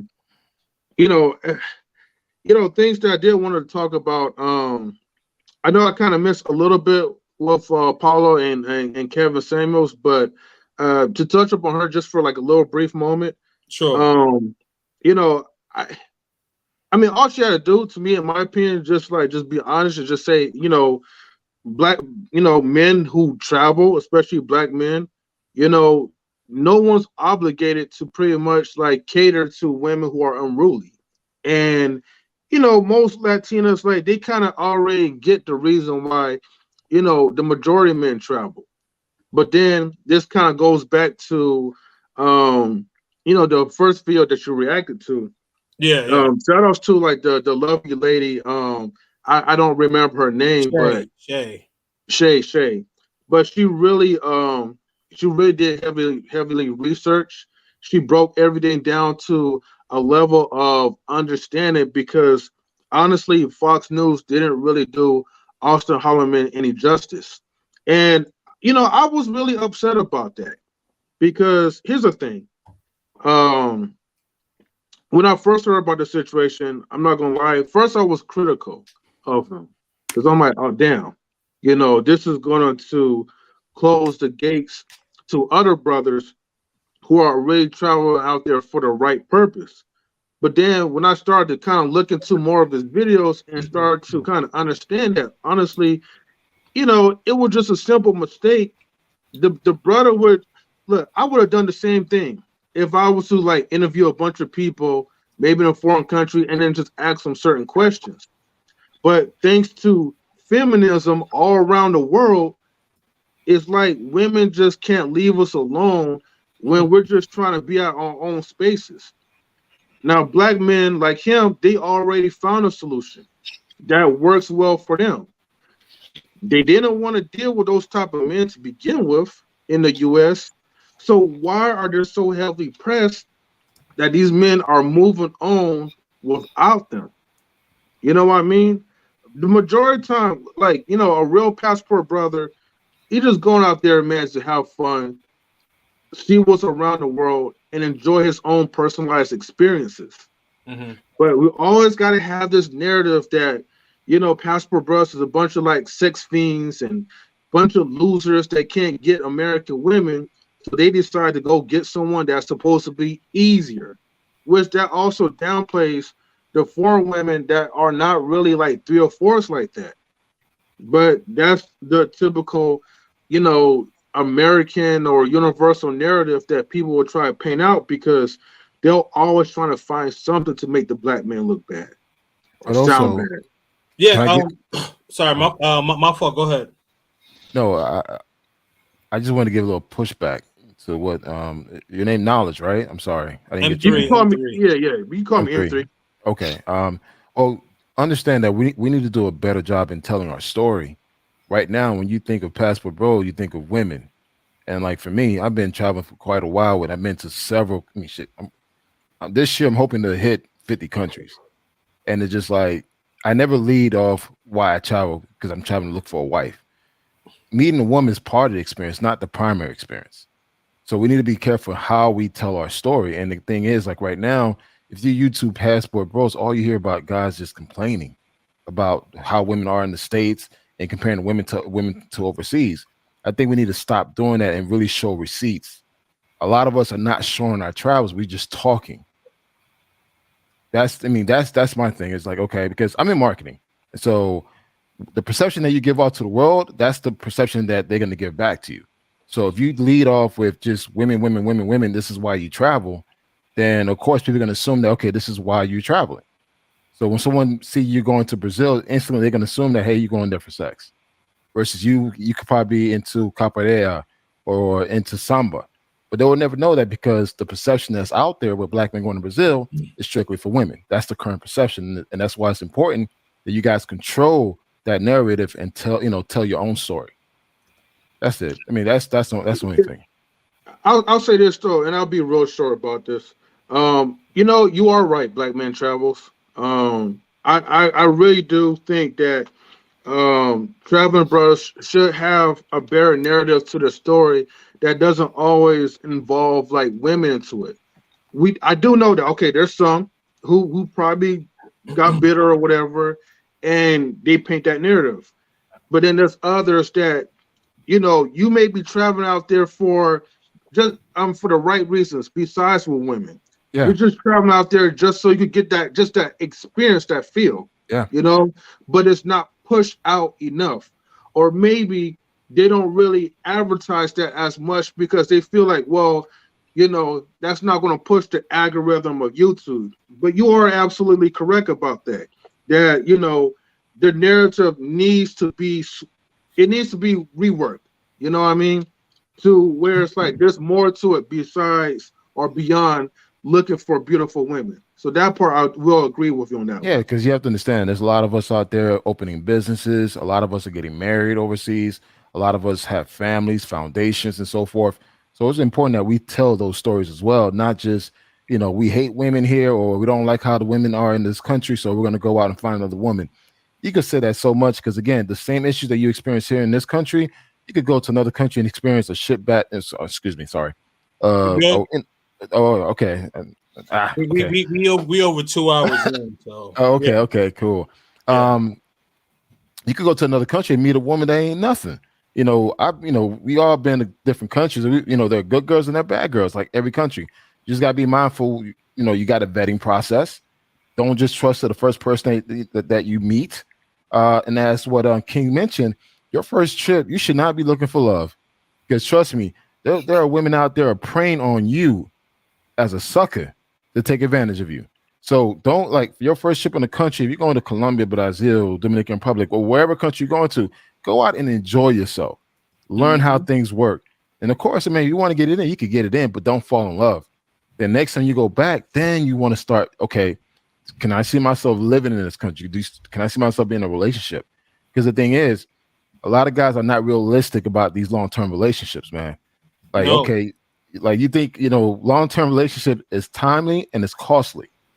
Now, if you have a girl in Thailand, you live in Miami, you paying a good $2,000 just to get there. And depending on what type of workload you have, you probably don't have a digital nomad where you can work anywhere across the world. You have a factory job. So you want to get like 1 week or 10 days out of the whole year. Can you sustain, can you actually travel back and forth and afford it, on a consistent basis, or just have a WhatsApp relationship using Google Translate? Mm-hmm. So you got to be mindful of that, guys. I've seen some good relationships that started overseas, then people got married. Either the guy lived there in that country or she moved to the States. And I've seen relationships that kind of went straight to hell. So you just got to be careful, man. There's good and bad. I want to pivot back to Isaiah Ferry.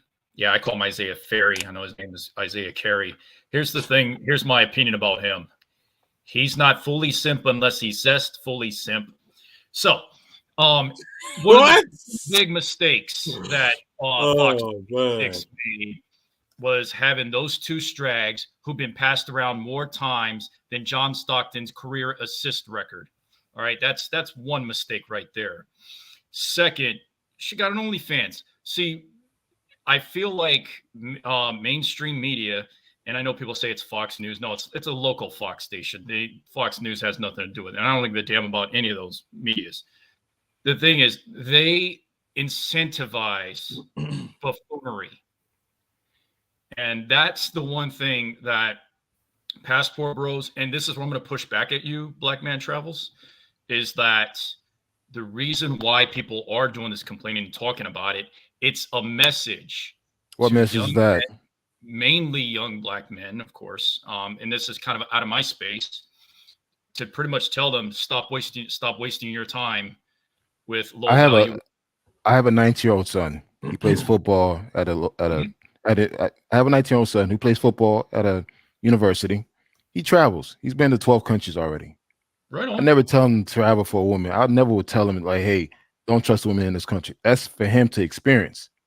Mm-hmm. And the thing is, it's just like, who am I to tell him that? All I can tell him is like, hey, listen, there's other options out there. You've been traveling around the world. You're a football star. I mean, you're 6'5", 250 pounds, defensive tackle. You know, you don't have a problem meeting women. However, make sure you vet the type of women that you want to meet. I will never tell another young man like, hey, don't do this. I mean, if you're 19, 20, 21, 23, you still got to experience life. Your life experience is going to be different from mine's. Like for me, growing up here in the 20s, like growing up here in the 90s, in my 20s, I had fun in my 20s. I had fun at college. I had fun at undergrad, graduate school. I had fun here. So I don't know how it is for guys who are 20 and today's time with social media and so forth. Very different. But I didn't have those problems. Yeah, so I don't have the same. That was then. But I see my nephews; they killing it. My nephew's killing it here and overseas. So it really depends on the person. At the end of the day, it really depends on your outlook.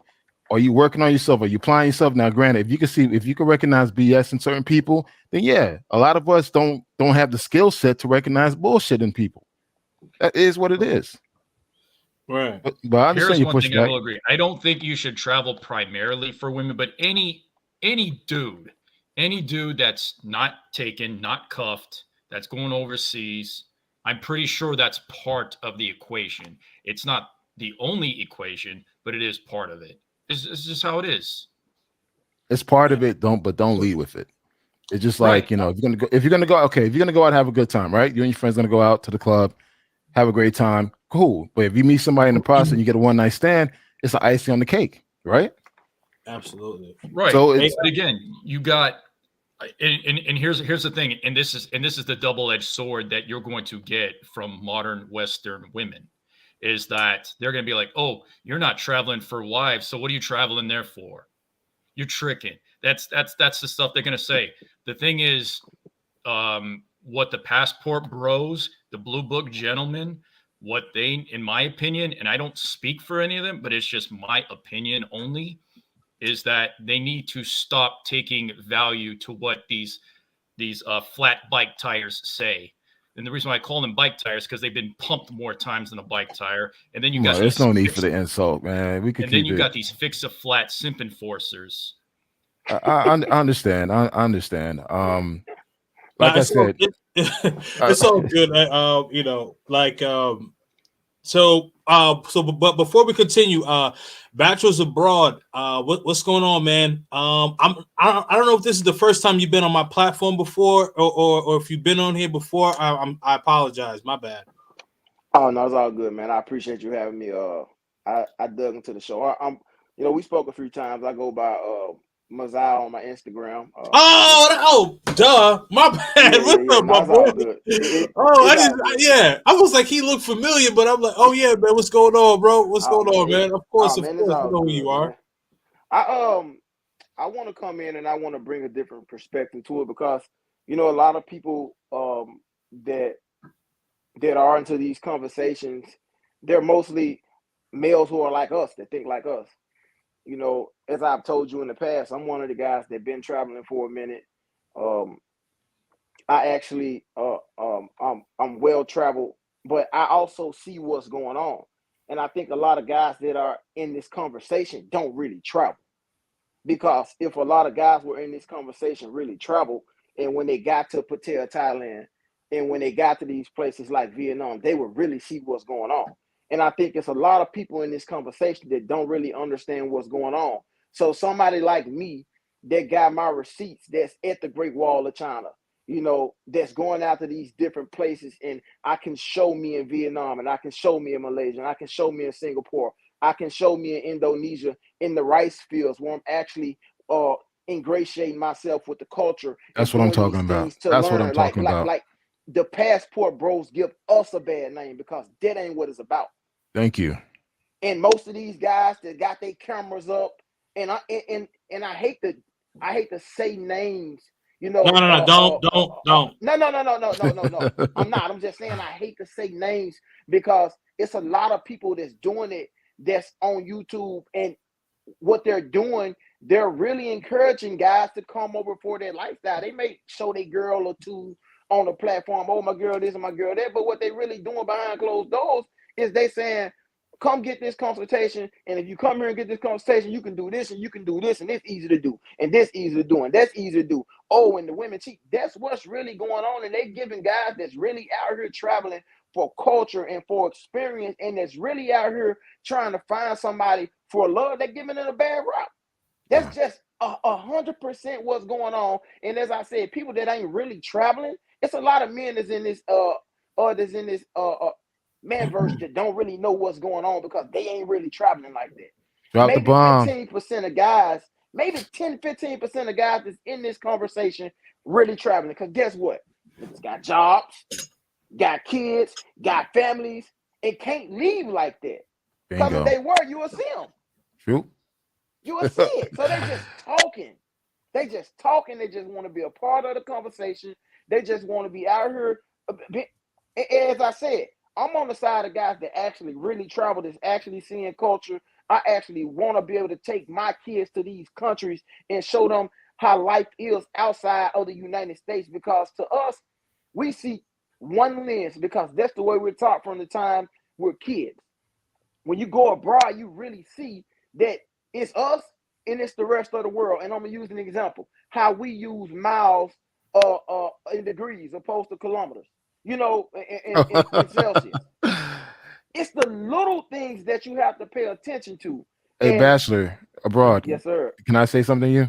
You got it, man. I was in Thailand in November. I spent 2 weeks there, and I did 5 cities in 2 weeks. I visited Bangkok, Chiang Mai, Chiang Rai, Phuket, and Pattaya. And I remember when I was in Pattaya, I was there for 2 days. I wasn't feeling it. So I told one of the guys that I met, one of the expats, I said, like, yo, I'm going to go to Chiang Mai. He was telling me, like, why are you going there for?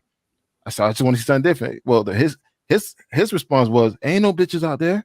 Exactly. I'm like, yo, I ain't traveling for that, man. I'm not traveling for that. It's like, yo, I want to see temples, because all the best temples are in northern China. Northern Thailand. Yeah. So I went there by myself, and guess what? Out of all 5 cities I went to, Chiang Mai was one of the best ones. Beautiful country, the sanctuaries with the elephants, it's beautiful. So the thing is, like, everything what Bachelor Broad is saying is true. It's like the guys who are talking about all this passport bros and everything else, they're like, they never left the country. The majority of them. It's only a good 10% that actually, such as King of Dreams, only a few of the guys that are actually traveling that have active passport. This one guy, I was watching the stream, he called him a passport. He called himself a passport something, but he doesn't have a passport. So how can you call yourself a passport? You don't even have a passport. Well, I'm getting one. That doesn't make any sense. So for me, passport agreement. I don't know, man. It was passport something, but I was trolling him a little bit. I was like, so where you been? Well, I haven't been anywhere. I said, well, so why you label yourself passport, whatever? Well, because my goal is to get a passport this year, but he's using, of course, manosphere, MGTOW talking points with traveling. I'm like, well, dude, you're not even traveling, man. So you're not even speaking for real experiences. So my thing is, like, for me as a real traveler, I'm like, yo, I don't want to be lead off with that, because again, when for me, I'm 40, I'm turning 45. So when I talk to people, when I talk to like fellow executives, fellow people, I let them know where I'm going. And the last thing I want them to think, like, oh, you traveling pussy. It's like, dude, I'm a director. I can't be associated with that shit. And that makes 100% truth. And I always tell guys that's traveling, because guys that's mid and lower 30s in my age group, I always tell them, when you hear about men traveling, you always hear about the Dominican Republic. And I ain't even talking about Santo Domingo. I'm talking about Sosúa. I'm talking about places where it ain't nothing but a bunch of sex tourism going. Basically, So all right. So try not to say the S word, but just say like red light district or something. Okay, good to know. You got it. You got it. So when you're talking about those places, you hear Colombia, you hear Cartagena, you hear Medellin, you hear Brazil, you hear the DR. When you talk about black men traveling, those are the places that black men are known traveling for, and it's because of this thing called YouTube that all these guys that call themselves passport bros that then jumped online and then start broadcasting. But Black Man Travels just told me he done been to 37 different countries, and he didn't lead off with DR. He didn't lead off with with Colombia, and he didn't lead off. He mentioned Africa. He mentioned so many different countries where culture is at, where it's not just about what it's being perceived to be about. And I think that's the issue. And they made it. I heard somebody say in one of the videos, the right people are not representing black men traveling. It's just not happening. And that's a problem. And that's the problem that has to be dealt with. I don't know how, but it has to be dealt with. Well, this is what I would say. I mean, a lot of y'all have said a lot, right? So, so what I would say, you know, just kind of going back to what you were saying, Messiah, like, the thing is that the narrative has been pointed out by the few, but we all know controversy sells, right? So the thing is that with the small amount of people that have done that, now it's blown up, and so now any male that travels, especially melanated male, at this particular juncture, we're kind of looked at with the side eye, like, why are you going there? Yeah, you know what I mean. And it's just like, come on now, but you know what I mean. So like that's why, like, so I'm a content creator, right? And so I've been on interviews with other channels, and one of the first things that I come out and say, I'm like, listen, like this passport bro movement isn't new to me. So like, it's not like, oh, like I just, you know, like last year I got my passport. Like, no, I've had my passport since I was a baby, since 3 years old. So I've been going to different places since an adolescent. I mean, my fault. Go ahead. No. I think what Bashar Abroad said is perfectly truthful, man. I think, you know, you have the wrong people representing the passport bros. Everybody's claiming to be passport bros, but never really have true receipts, and it's just too much talking. It's like, I don't see. That's music. Yeah. we have a grown folk talk, man. Okay. Yeah. So, so let me tell you. So my initial plan was like I was supposed to knock out that video with Shay in like 45 minutes, but like she just kept touching on points, and I just kept heating up because I'm like, man, I gotta say this, I gotta say that, I gotta say this, you know. Yeah. But I have been meaning to play this, you know. Okay. So you send the vibe then. Yes, sir. All right, but let me get it twisted. Don't get it twisted now. I'm a single man, so I've got it in. Don't get it twisted. I mean, I've went to these countries and enjoyed myself. My bad. Well, thanks. and it's okay. It's okay. But at the same time, just don't lead off with it, man. Don't lead off with it. I mean, if you're 22 years old, you're gonna see to find a wife. Like, really, are you going to find a wife at 22 years old, or are you gonna go out down there and enjoy yourself? Hey, fellas, how's this volume? Is this good? Yeah, it's cool. Good to me. We're just talking, man. Yeah, it's good. All right. Will, is it good? Perfect. All right, cool. Yeah, my fault. I didn't realize it was that loud. My bad, guys. So my thing is, they're like, what is this dude doing? Since the whole narrative is to go abroad and find a woman. Where are the receipts of these guys that call themselves just really going overseas to find? What are the wives at? And I hate to sound like the woman right now, but where are the wives at? That narrative has to change. Where are the wives? I don't. Feminine women. Where are the girlfriends? BA, what content creators are you addressing about this? Because Austin has. We can't do that. No. Austin's not one of them because Austin's only 23. He's single. I mean overall. Right, but he's with women. Overall. No. He means. Wait, guys, I'm sorry to interrupt. Kings of Dreams, you may have to lower down the volume just a little bit lower though. Hold on a minute. I see people in the chat complaining about it. Yeah, I see that too. Can you lower the music? All right. If you're using StreamYard, you should put it at 9 or 8. That's a good level. Yeah. And I mean overall, I'm not just like picking on a single person. I mean overall, you see all these guys talking, right. And a couple of guys they're over. Just say for instance, a couple. Of guys hold on. Everybody, put them one in the chat if the music is a lot better now. It's better now. No, I was gonna just say one like this. Oh, I wanted to address Ms. Polly Wright. Yeah. Why does it have to be binary? Why is it?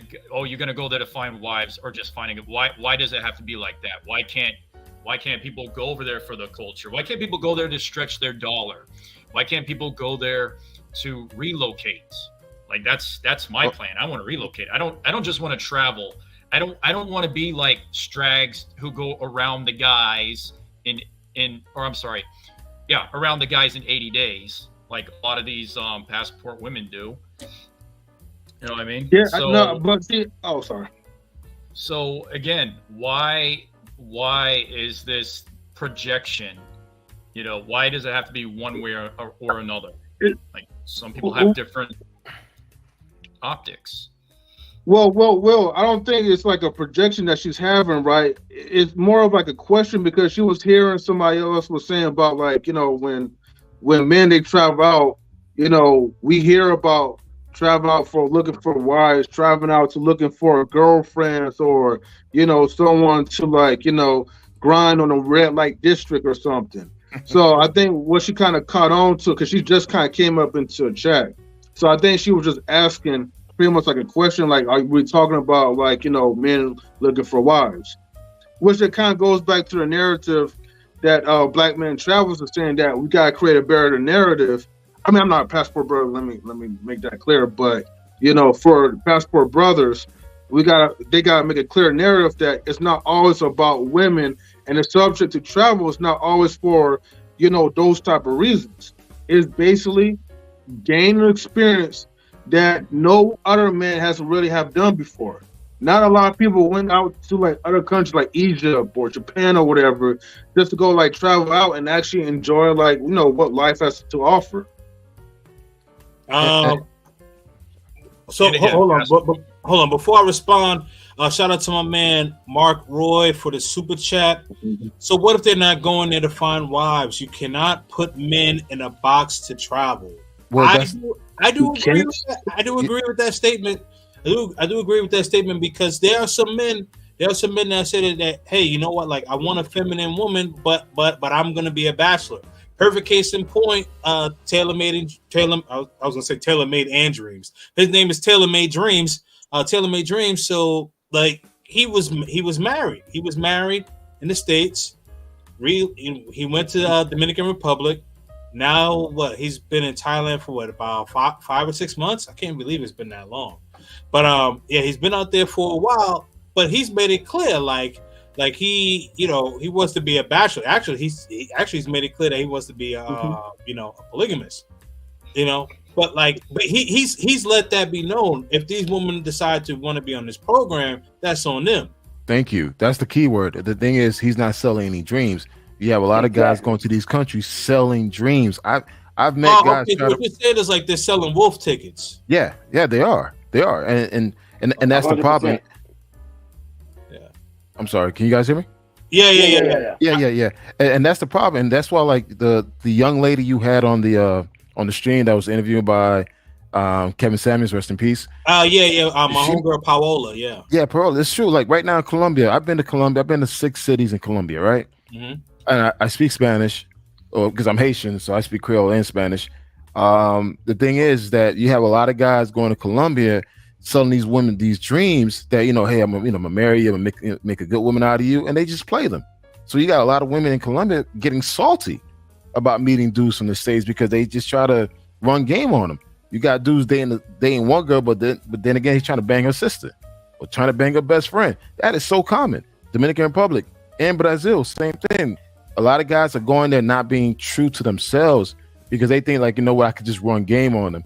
Like, no, you're being conniving. Just tell the girl straight up, look, I'm not looking for a relationship. I'm here to have a good time. Here's what it is.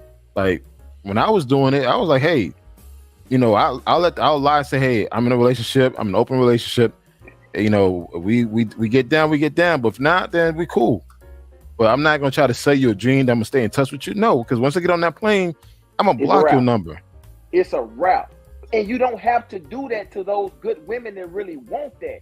That's my whole point. It's enough women in those places The ones that hide their face when these guys got the cameras out. Yeah. The ones that don't want to be on camera. It's enough women that you can go pay that 42 in Thailand. You can go get that 82 in Colombia. You can go get that 102 in Brazil. But you ain't got to do that to the women that's really looking for somebody that's going to take them out of the situation that they in. That's what I don't understand about the guys that's going around painting this false narrative like they looking for wives. Just don't do it. Just pay the ones that you're going to pay and live that life.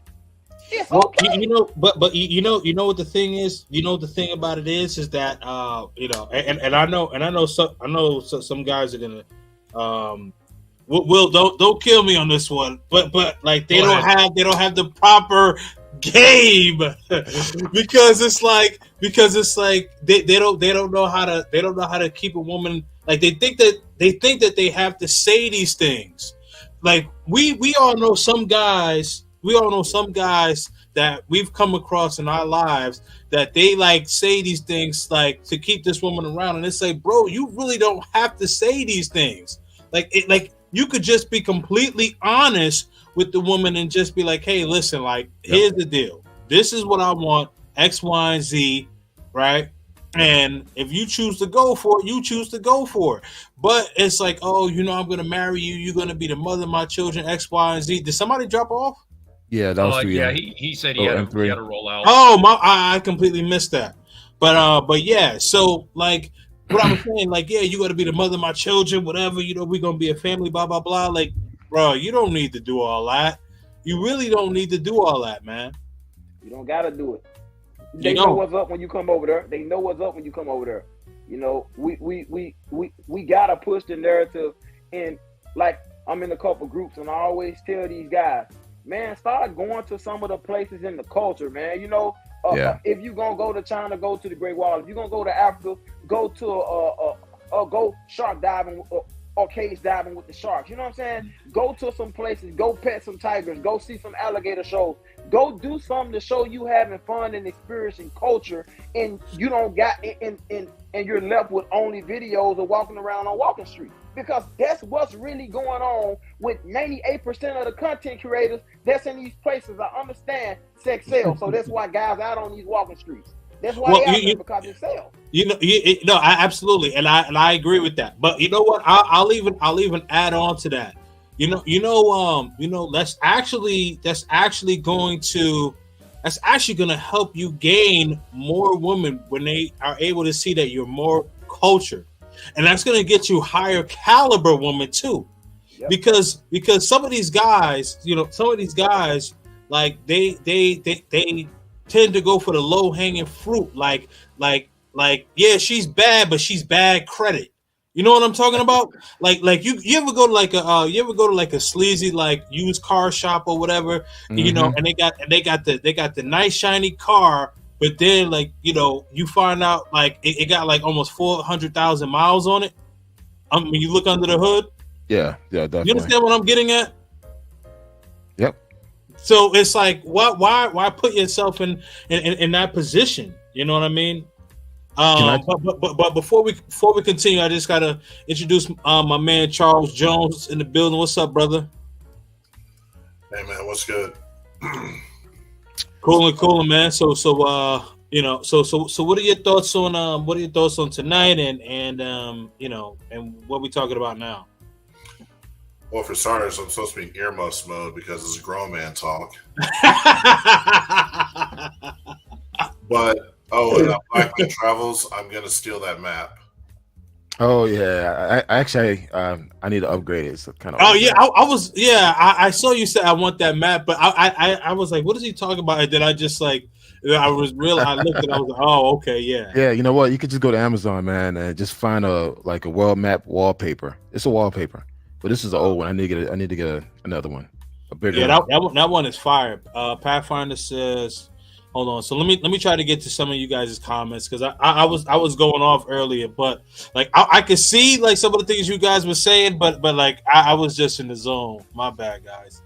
But my first trip to Europe was when I was 21, 2 weeks, 4 countries, France, Germany, Austria, and Italy, and I've never been in the military. Awesome. Hey man, salute, man, salute. Awesome. So, So Pathfinder, I'm assuming like you're like in your 30s or something like that.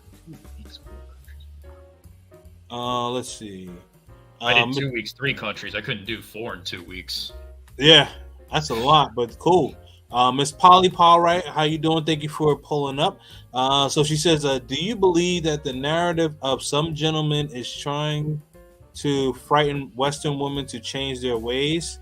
No. They have no real intentions of being part of other cultures. No, that's not the intent at all. No, I think looking to move.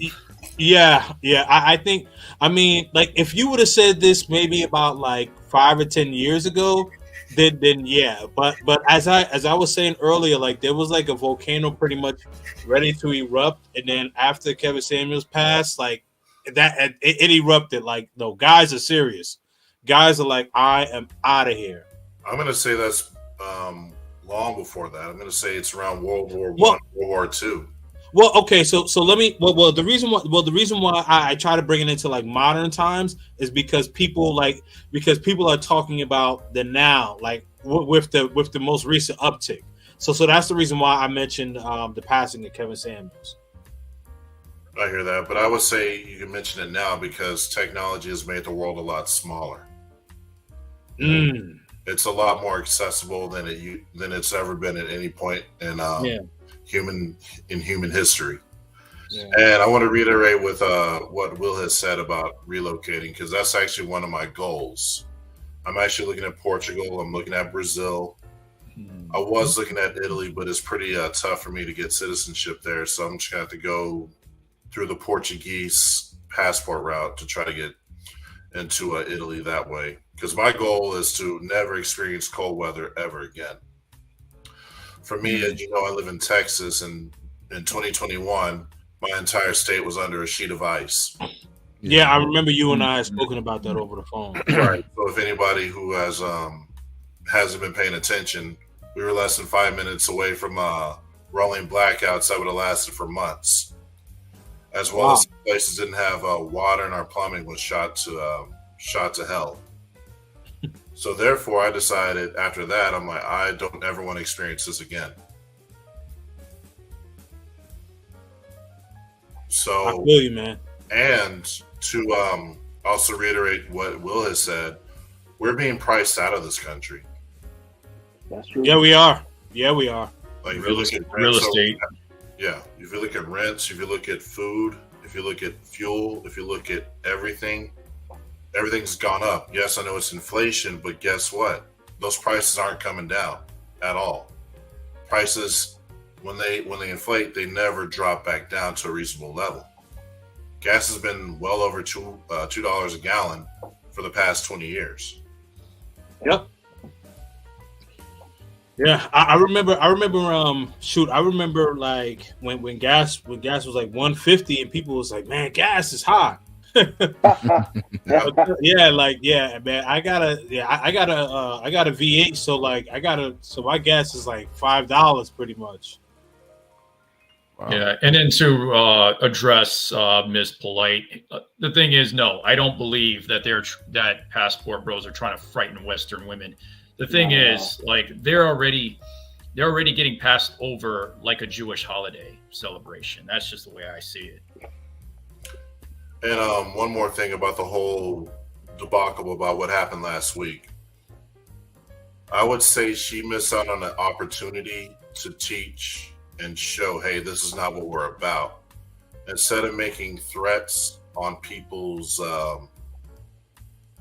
health and life, she should have had that sit down with them. Because I did check out Austin's apology video. I wish he didn't do it. Nah, it was appropriate. It was appropriate. It's a mature thing. No, what I'm saying is he did try to reach out to her. Oh yeah, no. I mean, like, yeah, I've been on the phone. So I don't know about anyone else here, but like I've been on the phone with Austin every day. Like I knew when he was going to Thailand. Like I was talking to him when he was on the way to the airport and all that. Like, right. And I'm not speaking on that because he was trying to go to Peru, but I don't know what's going on with Peru, but there's some wild shit going on down there. Yeah. So he had to redirect his itinerary. So right now he's focused on right now he's gonna do an Asia tour and then an Africa tour, and then he'll go back to South America. Right, but what I was reiterating was he did mention that he tried to reach out on some clear the air talk. Oh yes, absolutely. She, acting emotional and everything, she like flat out refused. And I'm sitting there thinking that was the wrong move. He probably should have done that and then not done the apology. Maybe. I mean, guys, you have to understand, in these countries, you got to save face. You can't. You got to save. Yeah, but look, especially like in Latin America, Asian countries, never let someone lose face. Once they lose face, man, they will turn on you. You don't know what's gonna happen to you. So what he did was a smart move.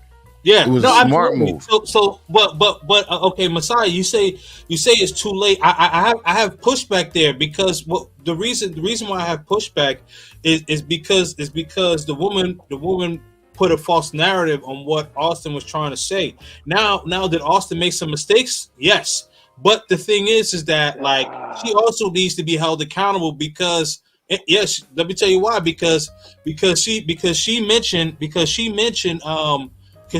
like some heinous things about like like trafficking, like that's a problem. Like that's illegal. No, that's terrible. That's terrible, but that's not why I say it's too late. Austin dug himself a hole way before this situation happened. I don't know if y'all pay attention, and I'm all for brotherly love. I'm all for people getting what they want, traveling, doing what they want to do. I'm all for that. I'm an advocate of it. Austin's attitude since day one makes everyone hate him. You cannot be like that in this world today. Because I have to agree with him on that. I do have to agree with him. You can't be like that in today's world. Every video Austin got, he's nonchalant, he's rude, he has an attitude. Everywhere Austin go now, he would be known for that. Just like the kid that was down in Sosua DR that got ran up out of there and took to jail in Colombia. Austin is heading on his path. And that kid blew up fast, just like Austin blew up real fast. Like the kid that was down in the Dominican Republic, and he had those issues, and he ended up going to jail in Colombia. Then they transported him back to the United States, and he ended up back in Germany. Austin path is going there if he don't fix his attitude, and he's a young man, so he really don't understand what's going on because he's young.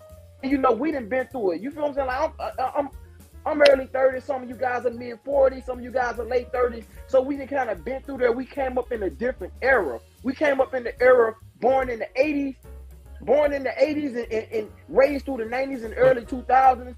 And that's the difference between us and Austin. Austin don't understand what he got himself into. Okay. Can I interject, Charles? Here's the thing I respect about Austin.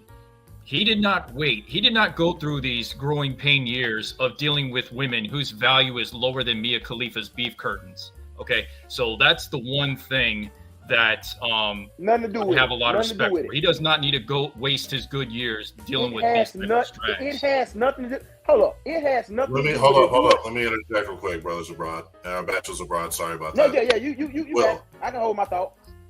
I agree with a lot of what you're saying, bachelors abroad, but here's the catalyst for all that. Austin recognized that. He sought counsel when he was in trouble. Yeah, it was a little bit too late at that point, but he's starting to apologize and atone. And right now, this content, I'm going to be honest, it's boring. It's really boring. His current content? But at the same time, the Thailand eating bugs or whatever. But this is what Austin, he needs some boring content right now. Yeah. While he grows and reevaluates what he's going through and reevaluates his plan of attack. He lost his battle, but he's going to ultimately win the war if he continues on this path. That's what I have to say about that, really. I agree with you. It's definitely not too late. And yeah, his content may be deemed boring, if you will, but he's still growing in numbers. So like he is winning the war. Right, but I'm saying boring in a good way. Like you. Oh yeah, okay. I got you. I got you. I mean, guys, let me like speak on you mean it's non-controversial? Is that what you mean? Right. Okay, yeah, because I just wanted you to clarify that because he made me watch it and he's like, yo, you just let him just call my content whack. So no. I'm pulling your chain there, bro. It's all good. I'm glad we have a woman here, Miss Polly. Yes, Miss Polly, how we doing? We want a woman here. The art of will. I have to say something, and I've never been on a platform like this speaking on this conversation. This is my first time, so I just have so much to say. The fact that everybody think that the men that's traveling have dealt with women that are so negative is absolutely false. I ain't had none but good luck with women all my life. That's true. I've been the problem. Same here. That's I've true. been That's true. the problem. I've been the one not want to be in a relationship. I've been the one not want to settle. I make the money. I've been with women that make money. I've been with submissive women. It ain't always that why men seek out everywhere else and everybody to get on these platforms. They get to talk. Oh, they just can't get a man in. They just can't get a woman in the United States. Oh, they just the type of men that can't get women to submit to them. Man, that's the fuck. Go look at my Instagram page. I'm not the guy that have problems with women at all.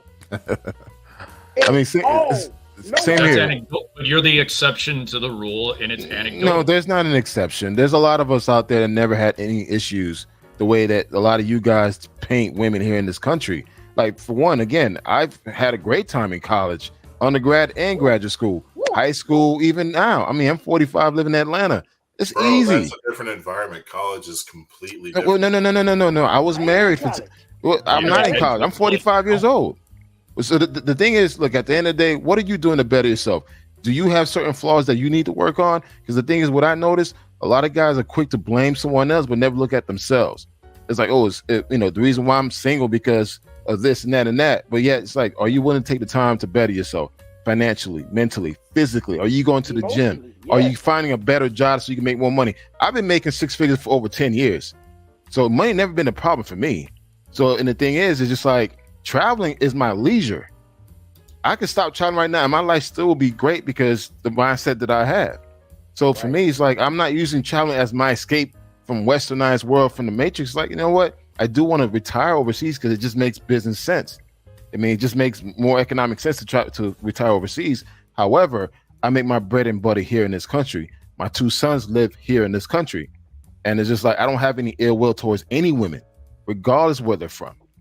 And that's the thing. I was just I'm saying sorry. College is a completely different time versus. Well, no. I'm not even speaking to. I'm 45 years old now, single. I know, but you mentioned college. No, but I'm speaking from the past. I never had any issues during my 20s or my 30s. Because in your 20s and your 30s, you really don't care all that much. You're just there to. I'm 32. I'm black. I don't make 6 figures for the last 10 years like him. So it's 2 totally different guys. 2 totally different age brackets, 2 totally different tax brackets that's saying the same thing. And yeah, I agree. It's not just American women. It's I've been to Europe, and the attitude in Europe is the same way. It's Western women. We talking about Western women. So so we say Western women, not necessarily just like North America. But I did have a question. And then I'll pull you in, Ms. Polly, after the men answer this question. So Sir Hiatus, my guy, so he says, majority men had issues in the West. You guys are the minority. Okay, so let me ask this question. Now you guys say that you guys haven't had any issues, and I haven't had any issues obtaining a woman in the West as well. But my question is that, like, I think, and Will chime in here, like, I think what you're trying to say is that, like, it's not about being able to obtain a woman, but it's about being able to actually keep a long-term relationship and or marriage. Is that what you're saying? Who's that question for? Well, the question was for the panel, but I know, like, I know initially people were coming back at you, Will. So I wanted you to chime in on that one first. So it isn't about the box or getting the box and whatnot. And again, the way I see it, in the U.S., about a good portion of them are septic tanks. So I'm going to get that out of the way. The reason why I call them septic tanks is because they're large, they're heavy, and they stink. So, getting that out of the way, about Not all of them, man. Come on, man. It's just like, I mean, when you here's the thing. Here's the thing. It's like you probably have something smart to say, but I'm saying I know, but I know you have something smart to say, but there's no need to put the insults out there because it just dilute anything else you have to say. Just you can make your point without just name calling, man. It's just I don't know. That's a kid. I don't know, man. So 2/3. Hey, no. Hey, mods, drop some links. Will, I get your frustration. I get what you're saying. But again, that's not everyone. And again, some of those women are the best women. The ones that you say are big, they're the best ones that treat men the best. Guess what? They do know how to eat. Just like us men tell the women, well, y'all just ain't going for the ones that want y'all. Some of the men that's going overseas ain't taking the women here that'll be submissive and cook for them and pay for everything that they want because they don't like the way they look. So it's a double-edged sword. So wait. Women have a hard time boiling. Wait a minute. Wait, Messiah. Are you saying? Are you saying that? And I just want to make sure that I understand here. So are you saying that men like men should so that men who want a physically fit woman or a woman that is taking care of herself, they should go for the bigger woman? Is that what you're saying?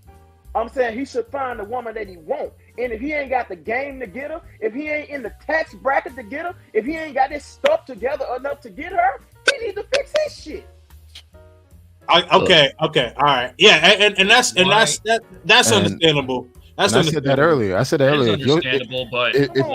your life is not in order, if your life is not in order, you should not have any issues meeting women. But exactly. I was gonna say that. If you as a man, if you don't have your life in order, you should not be going after women. Like you need to be fixing your life. Agreed. Yeah, like if you guys can't function without a woman, bro. They need the pillow talk. The simps out here, they need the pillow talk. Most men cannot function without a woman. I hear men all the time. Man, I gotta have a woman, man. I just can't do it. Man, men can't even go on bros trips without a woman. Men can't even go on fellowship without a woman around. Adam functioned without Eve until he bit that apple. Who the hell is Adam? Man, I ain't talking about no biblical stuff. You miss me with all that. I don't want to hear none of that biblical stuff.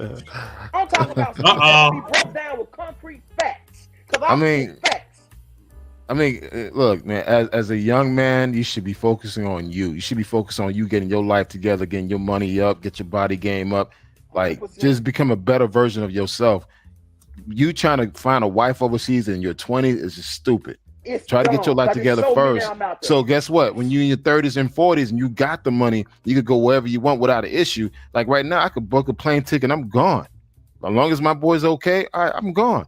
And I could do that. And I could just go out and enjoy myself. Now, granted, if I meet someone in the process, that's great. But you know what? I don't make that a priority.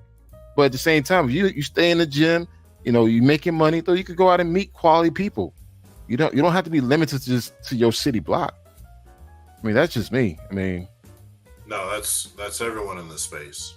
Yeah, absolutely. That's everyone in the space. But at the same time, you don't need to downgrade or put down another group of women just to make your point. Like for me, I'm moving silent, man. When I'm traveling, you don't know where I'm at until I put my location on Instagram. Oh, Kanal's in Thailand, or he's in DR, or he's in Puerto Rico. I don't tell anybody. I just move. I don't need to make an announcement. Okay, I'm going to get my passport to find me a wife. It's like I don't need to do all that, man.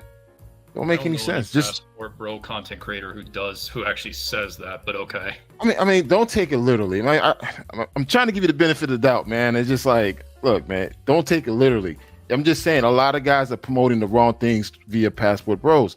Like instead of you guys preaching about culture and self-awareness and enrichment, betting yourself, y'all just talk about shitting on women in the Western world and get your passport. But guess what? A lot of these guys are going overseas getting played as well. Trust me, I've been in this game for a long time.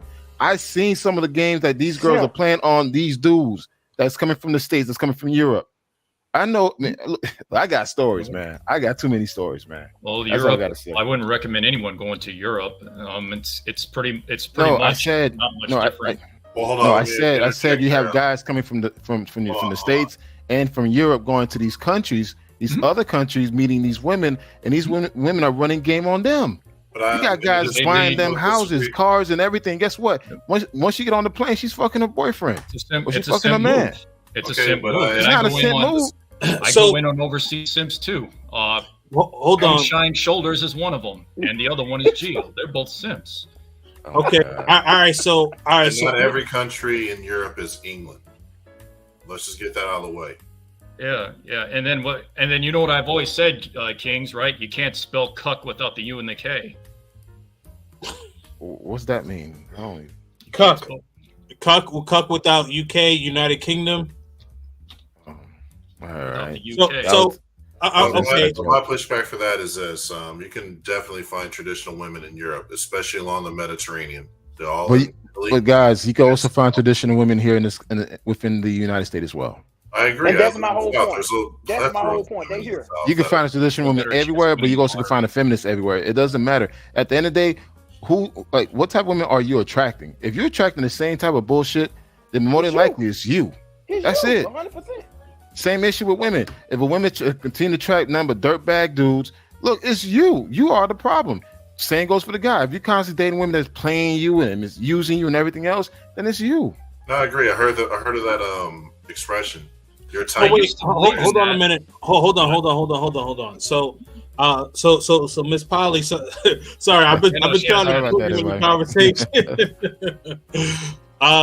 So I know that you had some questions prior to, and Rosemary, I'm gonna get to your question next, but I know you had some questions for the gentleman on the panel. So I just kind of wanted to hear your thoughts and if you had anything to add from a woman's perspective. Okay, so hopefully I'm not echoing or anything, but nah, you good. Okay, but yeah, I was trying not to laugh when the hi guys, but the gentleman there, we were saying, you know, the women being like overweight, and we don't want to pick on anyone in particular, but we all know if you're well cultured, you would know that America obviously is very unhealthy in general, women and men. We're like the worst of everyone because we just really don't value that kind of life. We just see it differently in this culture, and that's just what it is. If you go other places, you learn about other places, you'll know that being healthy and all those things are valued differently. So that's ultimately what it is, and I can understand if that kind of life that other places are living look interesting. I think even when I was like in 6th grade, I knew I just didn't fit in here, and I wasn't really American. I felt that. And when I learned about other places, I felt like I don't belong here. I belong somewhere else. It was always kind of like that. But I know I also, just because I live here, I have a lot of liberties as a woman, as American, that other places don't have. And so it's like a toss up between that for myself, kind of like, well, where would you go? Because I also lived here and I'm, my culture's here. So it's a little bit different for people to bounce back and forth. So as a man jumping back and forth, and not being educated enough to know those things about traveling, like you said, just going over there to have a good time. You see a lot of hot women, and I'm not trying to put anyone down, but a lot of hot women over there may be hot gentlemen, and it's okay. I'm just saying, like, you're not knowing what's going on. You don't know anything about these places, and you're not educating yourself about where you're going. So I think that's a red flag. So the men who are promoting some of these things, like the Passport Bros, I don't have anything bad about them at this moment, but I do know that in a wider view, if everyone's looking at YouTube and all they see is you showing off women, you are kind of making it look like that's the only benefit from going outside of this country. And then when you come back, you say, hey, you Western women or whatever group of women you want to talk about, that you're not good enough. I'm going to go find something better over here. And it's just kind of, it looks bad if that's not your whole point. The whole purpose of your channel was to promote you know, hey, this is a nice place. You could try something different. You don't like the culture here. You don't like the things that we're teaching our children. We don't like this, or there's other places.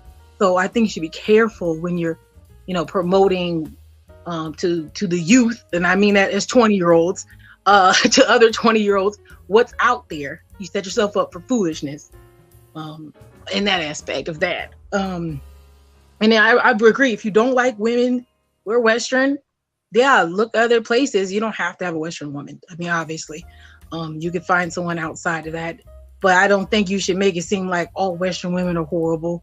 They're not. You know, not everybody's the same.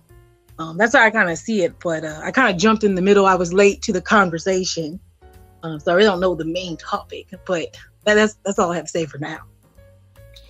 Here's so again, mainstream media wants to promote things like how Stella gets her group back. They want, you know, rest of society to turn a blind eye when women go overseas and they get ran through more times than Penn Station.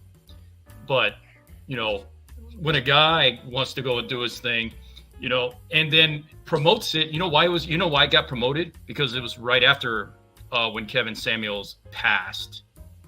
And then how women treated the situation. That's when young men, more particular young black men, I'm only in this space because I supported the idea. And also when Austin interviewed Where's West, who is an Asian passport brother who's married. So that right there, I was like, okay, Austin isn't just, you know, talking about melanated, you know, like black issues. He's also interacting with other people of different races that are in a similar situation as his. The other one just happened to be married.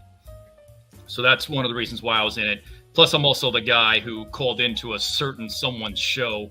And I don't know how much you know about me or anything, or other people. Charles, I'm pretty sure you know a little bit about me, but I am the guy that called into Melanie King's show and pretty much took her phony soft girl configuration and put it back to default strag settings.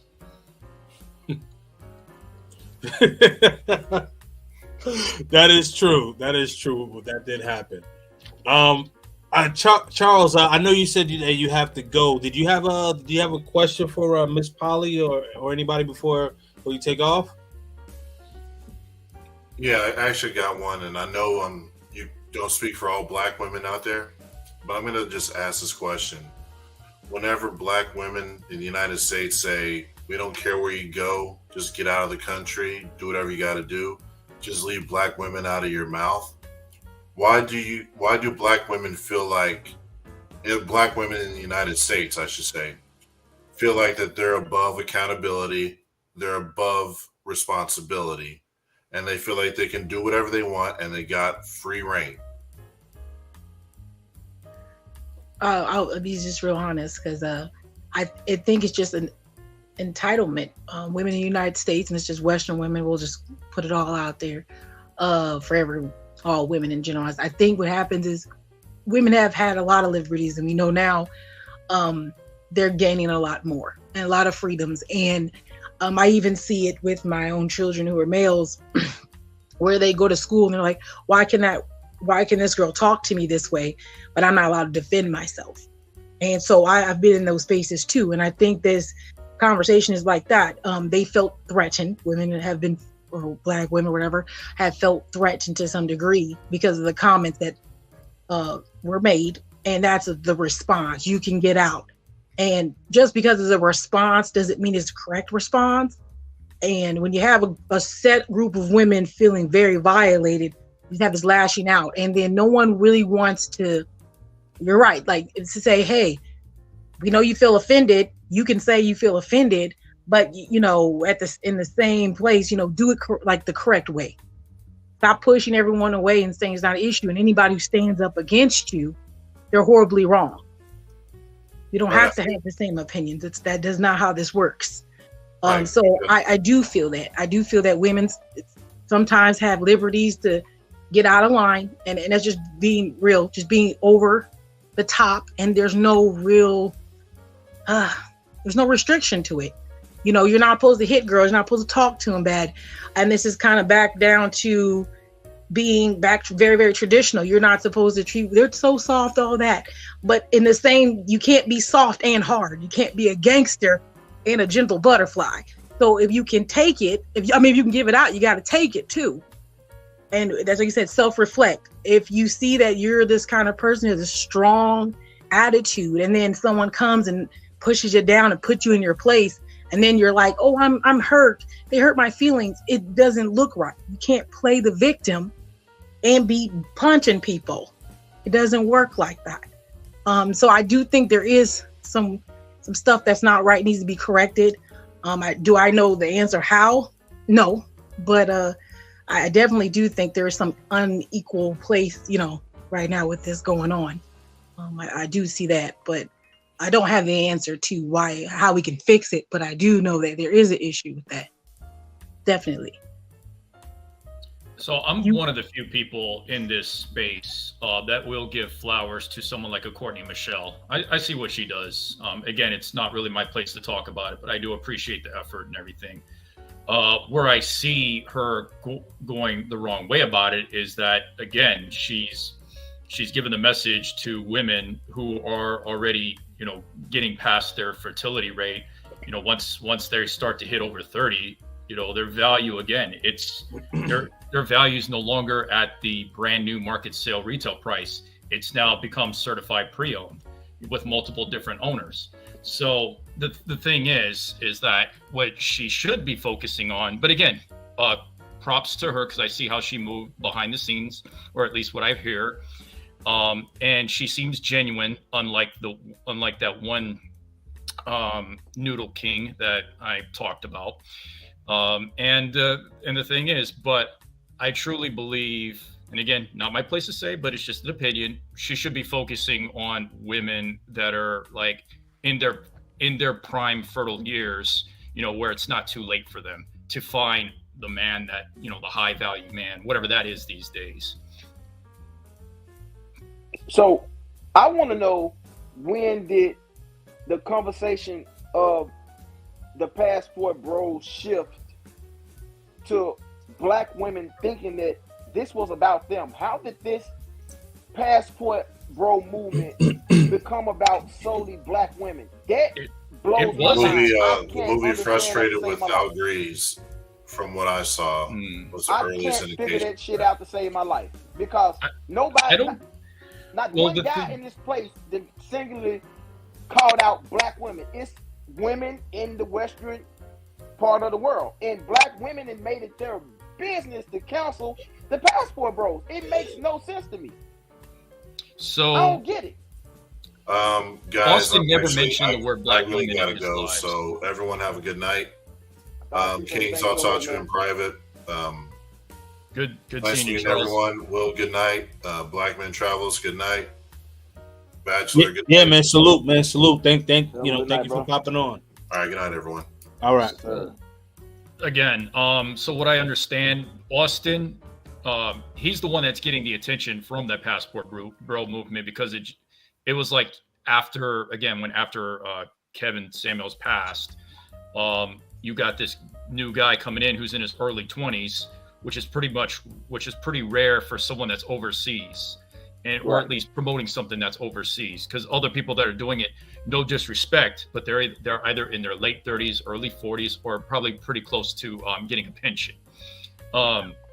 So yeah, most of I'll say this, like most of like you'll rarely find. I mean, I honestly like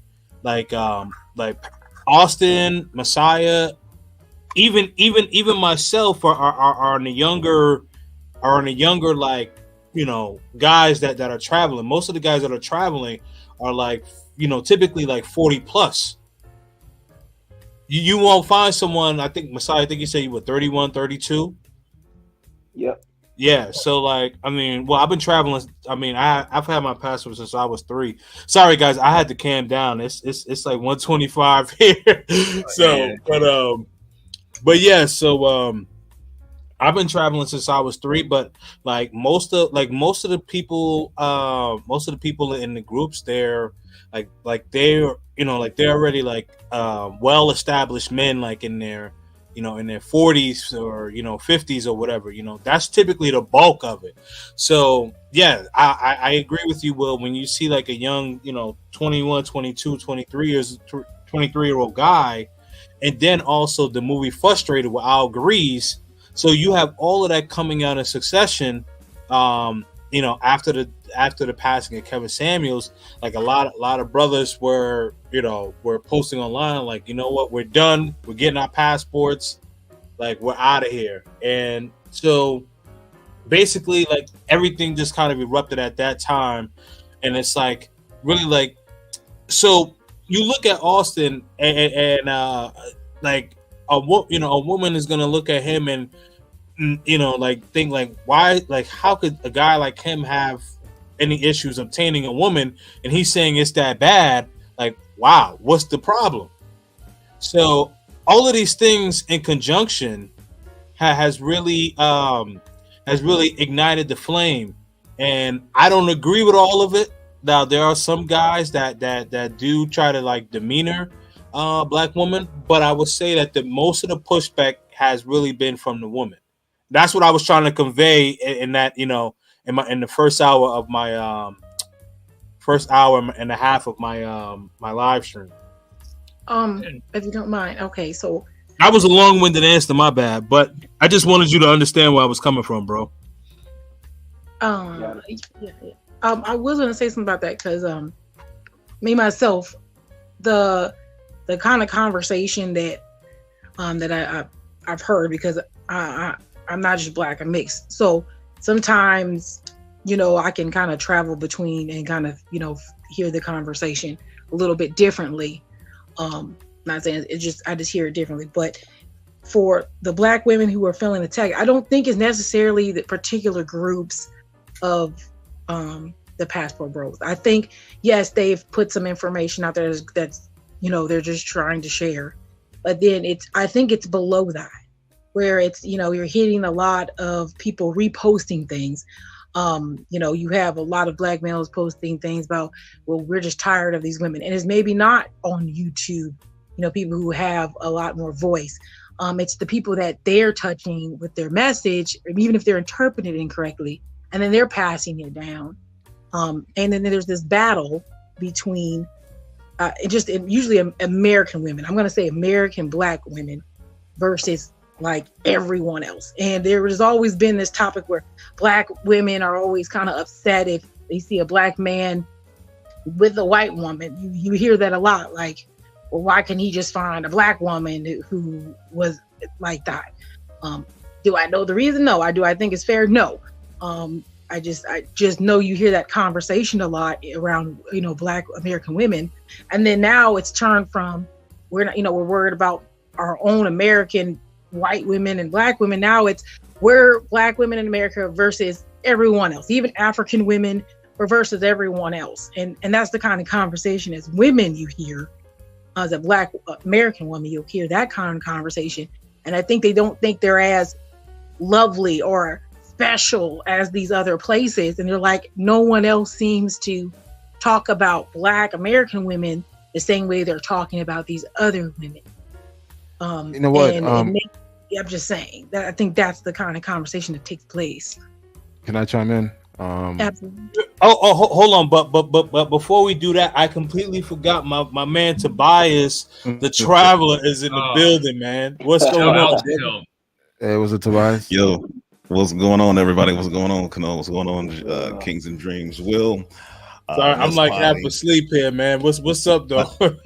Oh, life is good, man. I get no complaints whatsoever.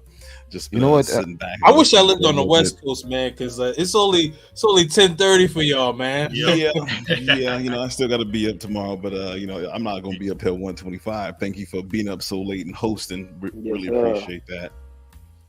Thank you. I've been listening for a bit, right? And there are some things that I think that men and women can work on. The first thing, especially it starts with the men. If you want better, do better. Right? Yeah. We have this thing a lot of times that, the best version of yourself or become a better version of you.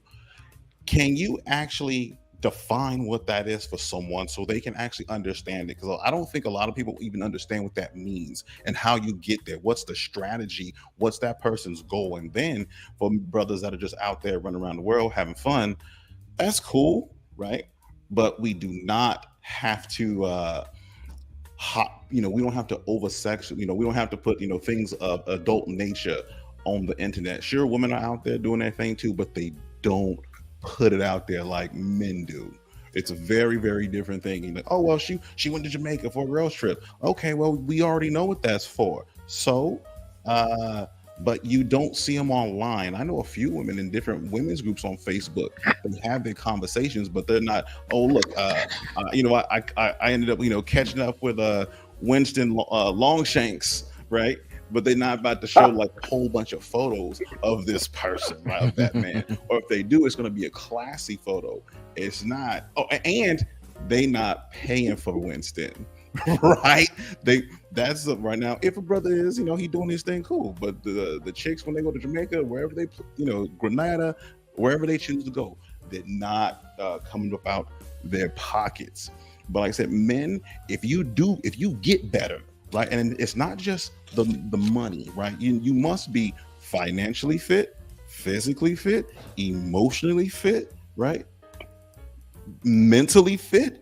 If you are looking for a wife and you're not all of those, you come on now, get up out of here. And the physically fit is like the last part, because anybody can change their diet, right, and hire a trainer and get in shape. That's not hard. It's actually very, very easy. The hard part is getting your mental state right. Now, a lot of people don't want to do that though. If they don't want to do it, that's too much work. Right? Exactly. It is a lot of work. It's hard. You're gonna have to look in the mirror. There might be some tears. That's okay. Go speak to a therapist. Do you really want to do the work? And then with the finances thing, even if you're not making six figures yet, do you want to? You can if you want to, right? If you really want something, you will go get it. People talk about Kobe and how he was great and he was putting all his time in on the court before and after games and after practices. He wanted it. He put that work in. For some reason, people understand that real well, but they won't put the work in themselves or on themselves. Hell, they won't even have a strategy for their own life, but they talk about the 49ers football strategy. I don't get it. If you are failing at life, that's your fault. And calling women septic tanks, bro, get the F out of here with that, bro. Right? Yeah. When you leave this comment up right here, leave this comment up that's up right there. We gotta speak on that. I gotta speak on that. I got something to say about that one. I think that's ridiculous. The dude sounds like anti-passport females. Everything they're saying does not apply to anyone. Yeah, I read that earlier. So Tobias. Hold on. Yeah. Hold on. Let me finish. Go ahead. You gotta go ahead. All right. You gotta go ahead. Thank you. I appreciate it. Right. So calling, a woman, oh, they're sector tanks, they've been ran through. You don't have to deal with those women, even if they have. That's none of your business. Why do you care? And I gotta say it.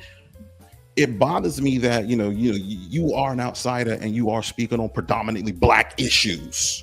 And if no one was gonna say it, I'm gonna say it to you, Will. Do it. There's no reason for you to be here having the issues, right, that Black America is talking about. We don't jump into, I'm not just speaking on. I don't just. Stop! I don't want to stop. I'm only speaking on Western issues.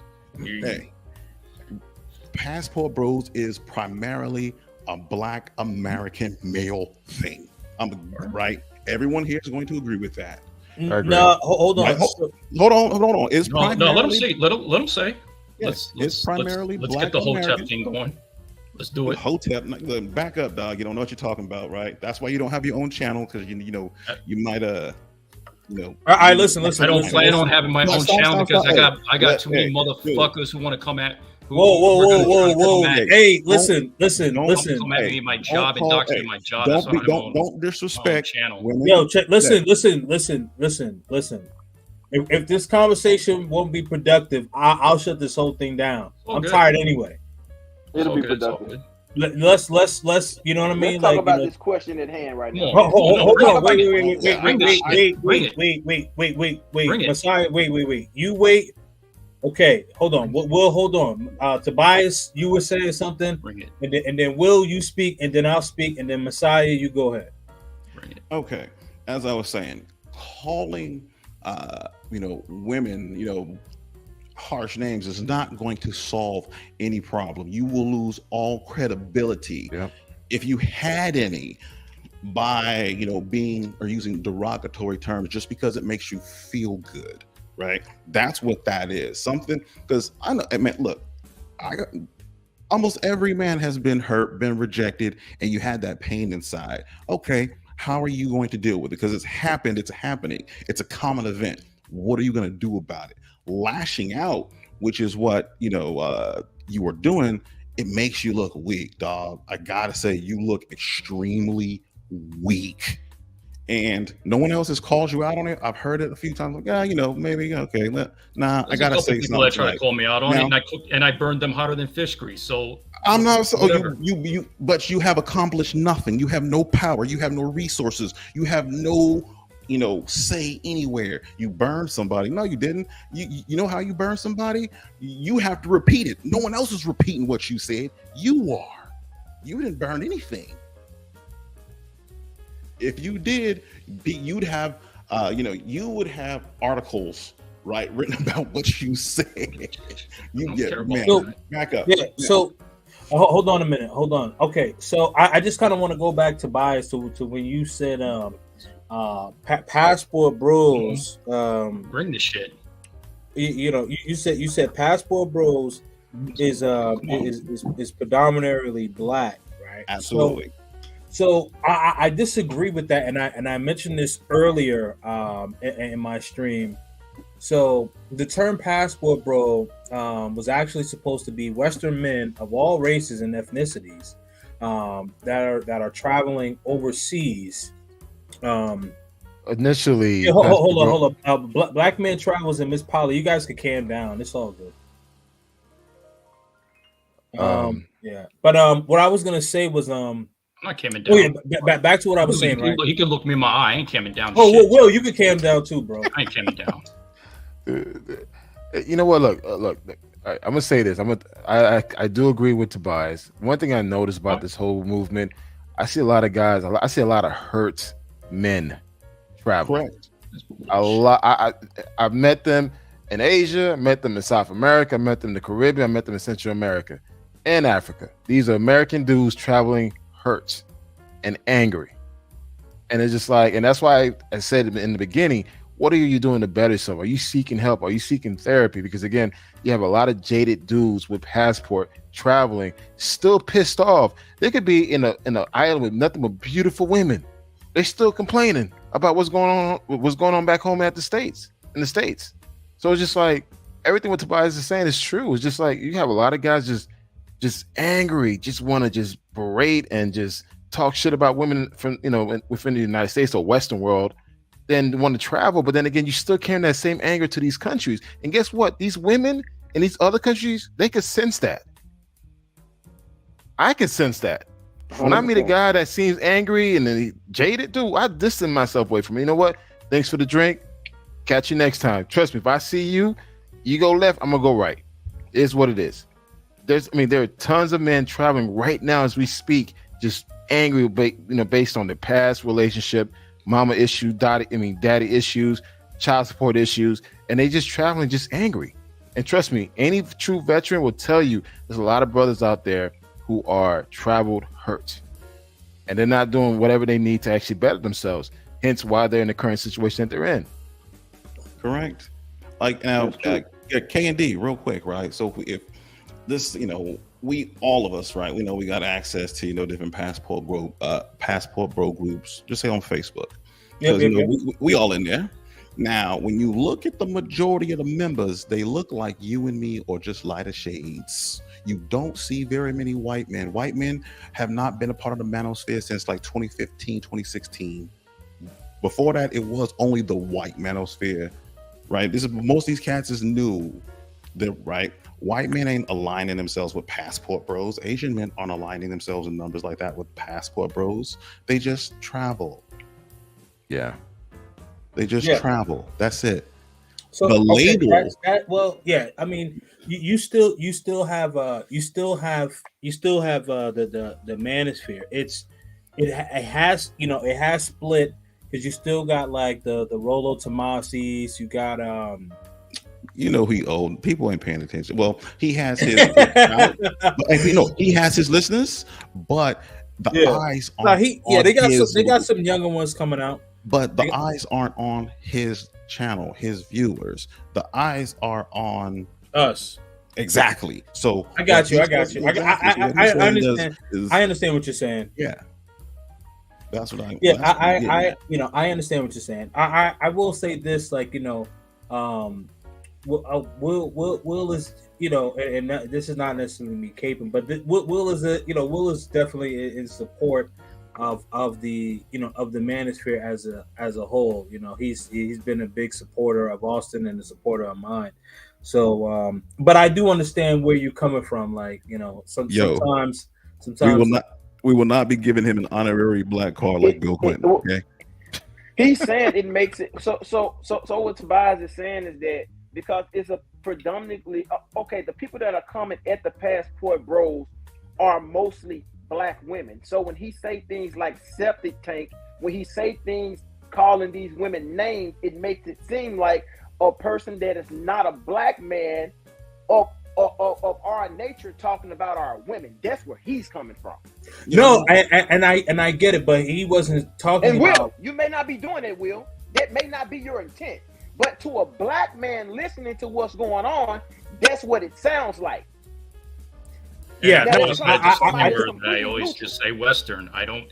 And then if they still, if somebody who happens to be black still thinks that, then that's on them, because I've already said that it's not about one particular race. But this is a predominantly black space, and the majority. And the majority of Passport Bros, right, who are running around the world, they were. I'm pretty sure. And a lot of you. Are you also saying that a lot of you guys listen with glacier bunnies? Listen, the majority of men, right, brothers, Passport brothers, black men that are going to the quote unquote big three, they're not dealing with white women. Those are black men, and they are dealing with, mixed women or black women of that country. So this is more of a black issue, no matter how you try to swing it. Oh, Western women. You don't hear about Passport Bros, right, having problems with non-black women in America. Right, I don't have problems with any women in America. I can get pretty much whatever I want without a problem. I choose what I want. They holler at me. I don't have an issue. Others just may not have the same, the same wherewithal, right, as myself or other brothers, right, like Canole, Black Man Travels on the panel. I'm not trying to single anybody out, but I understand that it does happen, and if they travel to do something else, find something else, great. But if they say something about black women, I despise that also. But I'm going to call out, really, you or anyone else that's going to be, running their mouth about black women, because this is right now. It's not Western women. We can say Western, right, because this is the West. But we talking about, and right, we're saying Western, but we're segmenting on black women. So making sure that's clear. And this is what this space is primarily talking about, not Western white women or Western Asian women. So there was a comment that said everything that me and someone else on the panel was talking about was the exact opposite of what a Passport Bro was.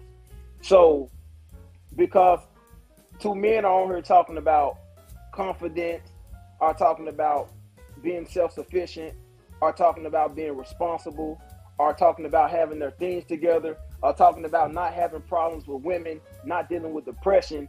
You're saying that we're the exact opposite of Passport Bros. So it sounds like the people who support the Passport Bros or are part of the Passport Bros basically are a bunch of depressed, broke, lackluster men that's trying to travel somewhere else to get women, based on what I'm seeing in the comments. Because when somebody speak a real fact about anything, they're a simp, or they got a cape on, or it's flapping. I think that's utterly ridiculous.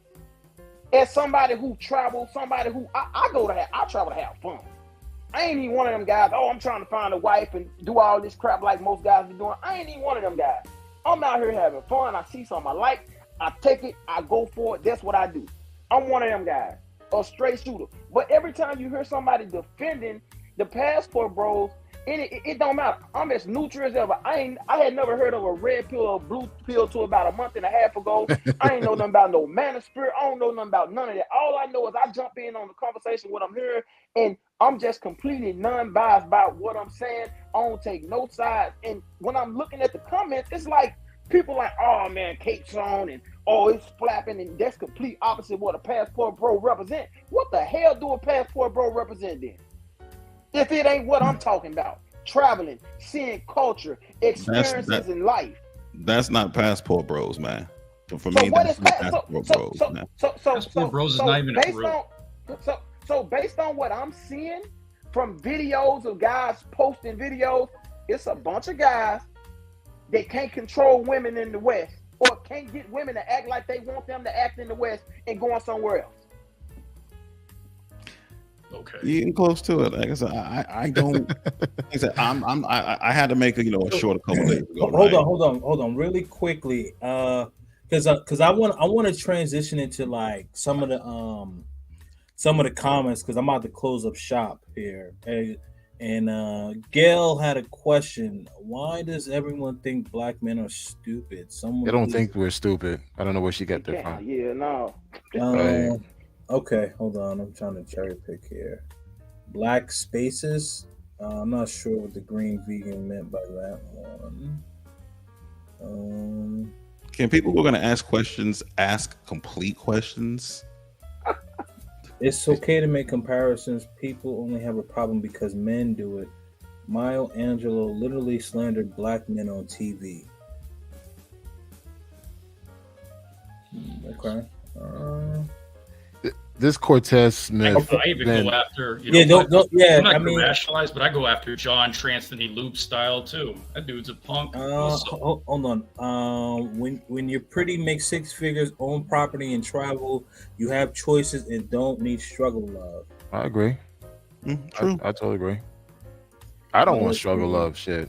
Will there be? Hold on. Well, hold on. Will there was a South African woman who actually exposed Courtney Michelle on a live? Okay. I don't know. Probably talking about this Cortez Smith. All of his comments are just all negative. Like, yeah. So yeah. I mean, Cortez is cool. Cortez is my guy. Yeah, it may just be a disagreement. Bro, black women like to put themselves in everything. Shout out to Cortez. I won't disagree with that. Man, look.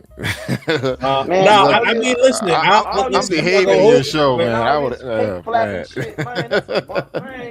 Man, I want the smoke. I want the smoke. Come on. No. I want my bed. Save that for another day, man. Hold on.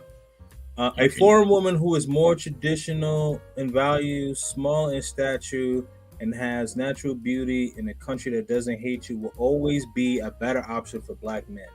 You can bring the country along too. Jeez Louise, Lord have mercy. Right. Don't put that on the platform, boy. You can bring LeCucrio on too. I'm pretty sure the next time his wife ends up bearing a child, it's gonna look like a face hugger. Wow. The hell does that shit even means? Dude, like what? I mean, Will, what? Bring that dude. Just based on the majority of stuff that you talk about, that does not make any sense, man. No, he's talking about Lucario.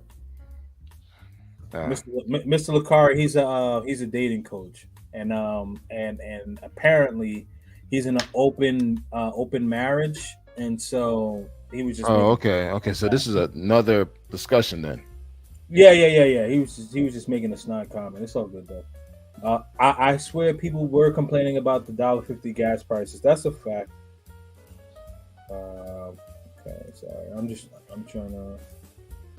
Oh, what's up, Marcus? Salute to the Kings and Dreams, Art of Will, Sir Yeetus. It's been a minute, Marcus. I haven't seen him. Miss Polly, peace to the chat. What's up, man? What's up? Yeah, man, you got to watch it from the beginning, man. You got to watch it from the beginning. I heat it up, man. I heat it up. Now, are we ever gonna be honest? Honest about what? I'm not sure. I'm just kind of piecing together. Yeah, I know. I'm just commenting as well. Garden Scientist Facts is 10:30 here, my boy. Yes, I know. West Coast. All right, so Nate wants to make Hold these. up, but this why don't he get his? Why doesn't Nate just get his punk ass up on the StreamYard since he wanted to just make these comments? Who? This Nate motherfucker right there. Nah, bro, we gonna have to do that another day, man. Hey, Will, do you purposely just like jump on streams just to get in arguments with people? No, only when people talk shit. Yeah, but nah, Nate. Nah, we don't listen. Well, first of all, listen. Like we not gonna like if it's not gonna be like a productive conversation, then I'm not I'm not really with the yelling and all that. No, and I'm sure to make views, but no, I don't like chaos, man. Because like I'm gonna tell you this. I mean, this is my feedback. I mean, overall, King of Dreams had an amazing show today. Amazing. His monologue, everything, even the panel discussion. But Will, it seems like your energy, dude. You come in like you're ready to fight, like you're ready to battle with somebody. Like you got something to prove. Like who you trying to prove? I didn't battle with anybody until someone tried to come at me. That's how I am. This space. No. But you were making like slick comments about other things that had nothing to do with the topic. That's not. No, I kept it. I mean, I'll come up with you and just speak to you directly, but right now I'm not. But I'm just saying, it's just like, just cool off with that. If you're trying to make a point, man, there's a way you could make your point get across without you being slick and putting down certain people or whatever, man. No need for that. Have you seen TikTok? Yeah, that's what I'm saying. Women don't kiss and tell. No, they do. We just don't care. Yeah, we do it. It's all hell broke loose. But yes, R.I.P. to Felicia Jordan. Thank you so much. I am what? What's up with you, Melanated? This compilation of women telling on themselves. Yeah, absolutely. I mean, like I said, we just don't care. Women keep it on the low, sell it. Nah. Oh, okay. Yeah, but does that compare to the amount of men that kiss and tell? Yeah, but we shouldn't be kissing and telling. That's the problem. They keep it on the low. Like the sister who went viral for cursing out the Jamaican. You're not going down on her. Well, first of all, why would you never mind. You don't. If you want that, that's not the country you go for. I'm Jamaican, so I'm just saying. Oh man, that's for another show. Let's see here. I will say Austin is. Yeah, I mean, Austin's toned it down though, Maurice. Wow. Here we go. He's speaking when he don't know. I don't know what he's talking about with that one.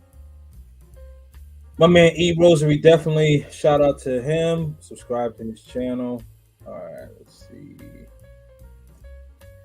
Maintain frame or stream ends. Exactly. Yeah, we don't do that jousting over here, man.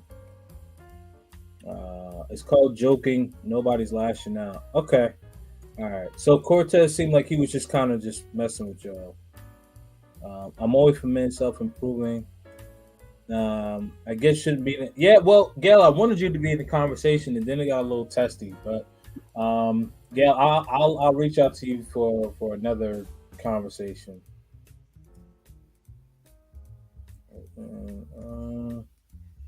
I doubt these guys are walking around Rio complaining. Oh, they have. I met some. I met some at Nabs. It's not about getting women, but it's about the quality of woman as a whole. Yes, I agree with that. Yeah, I mean, yeah, but like, and I said this on shout out to QB Passport Flexing. Like men, like if you are not taking care of yourself mentally, things aren't going to work out for you, because you can have all the money in the world. You have all the money in the world, You you can have the nice house, nice car, all that stuff. Like, man, like look at that. Look at the situation. What's the dude Blueface and I just found out about his what's her name, Christiane or Kristen, whatever her name is. But basically she's a super lush. They document everything. He's I think dude is like the way he acts, he might even be like a bit of a sociopath. Like it's like their relationship is so toxic. I mean, it's bad. I don't even know how people like watch them. Like I watched like 10 minutes and like I lost like so many brain cells. They're taking anger to other countries. That's interesting. Yeah, well, Cortez, what they're trying to say is like guys just need like some therapy and stuff. But why would someone do that? I'm not sure. At Kings is peaceful on your channel for the most part. I get tired of all the arguing. Yeah, I don't do that arguing stuff, which is interesting.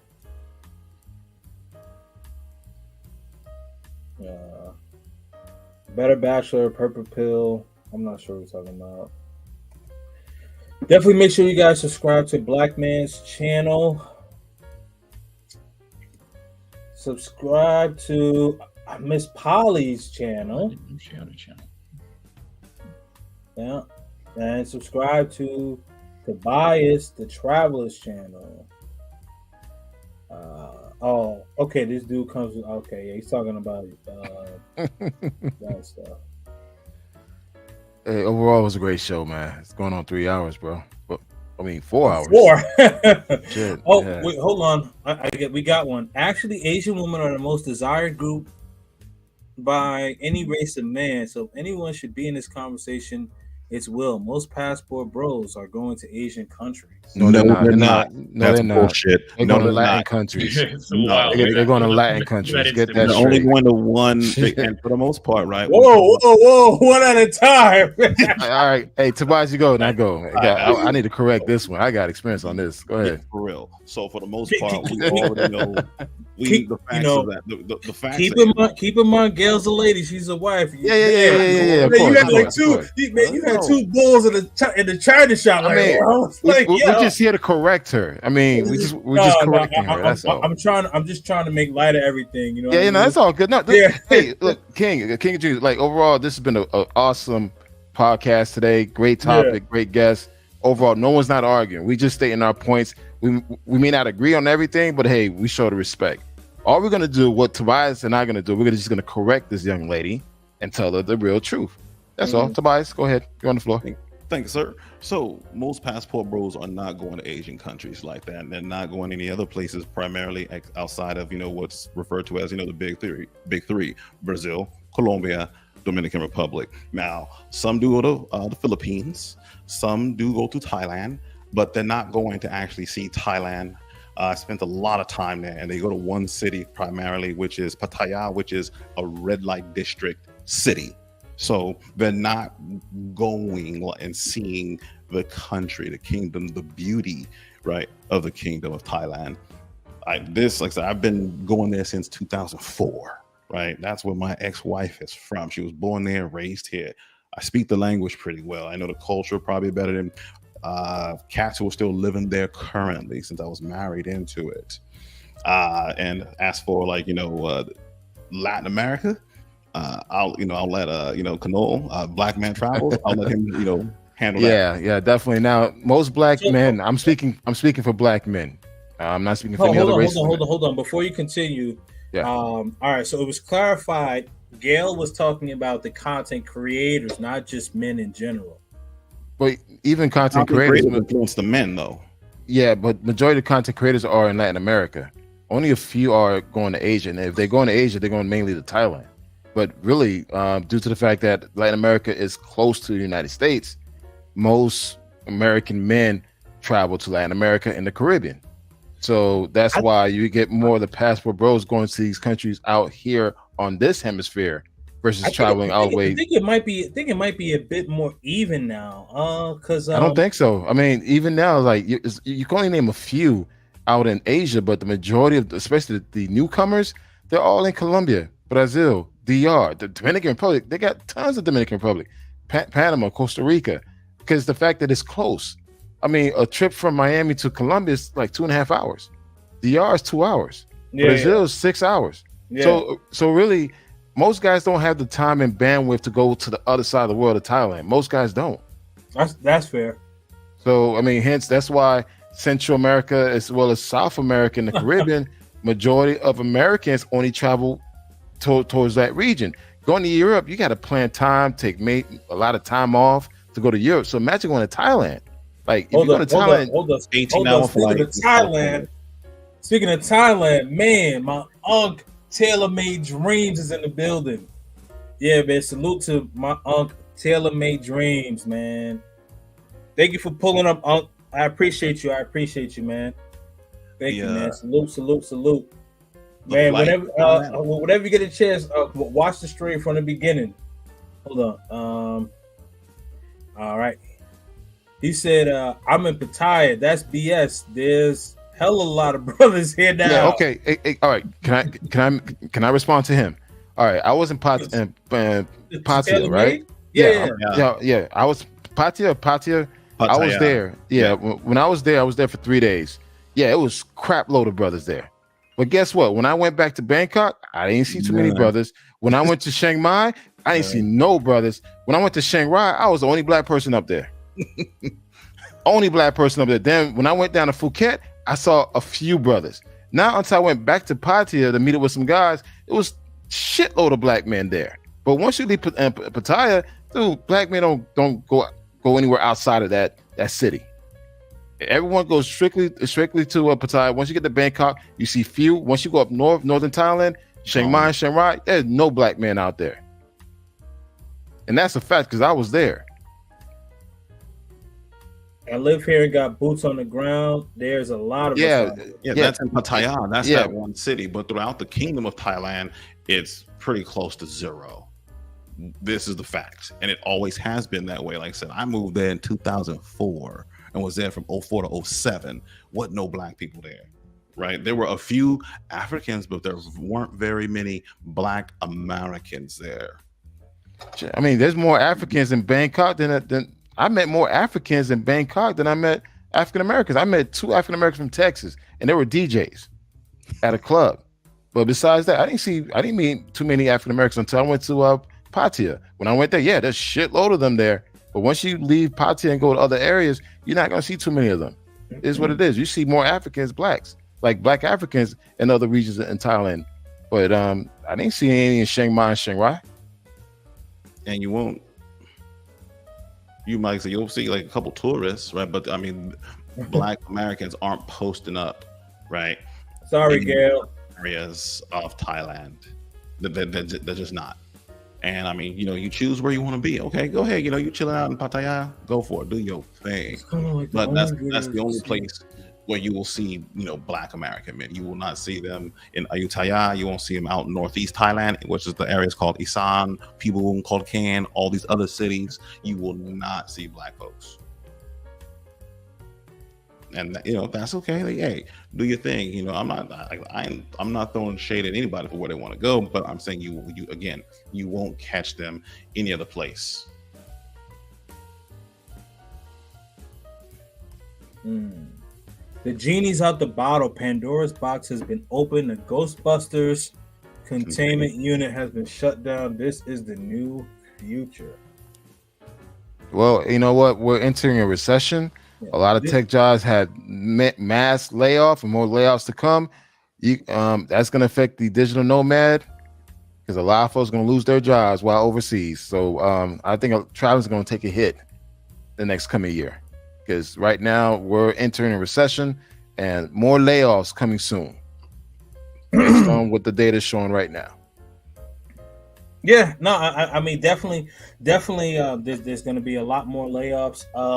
If you're not like if you're not working for like I would say like if you're not in like if you're not like in like STEM, like I'm in STEM, like it's winter may be coming for you, unfortunately. Yeah.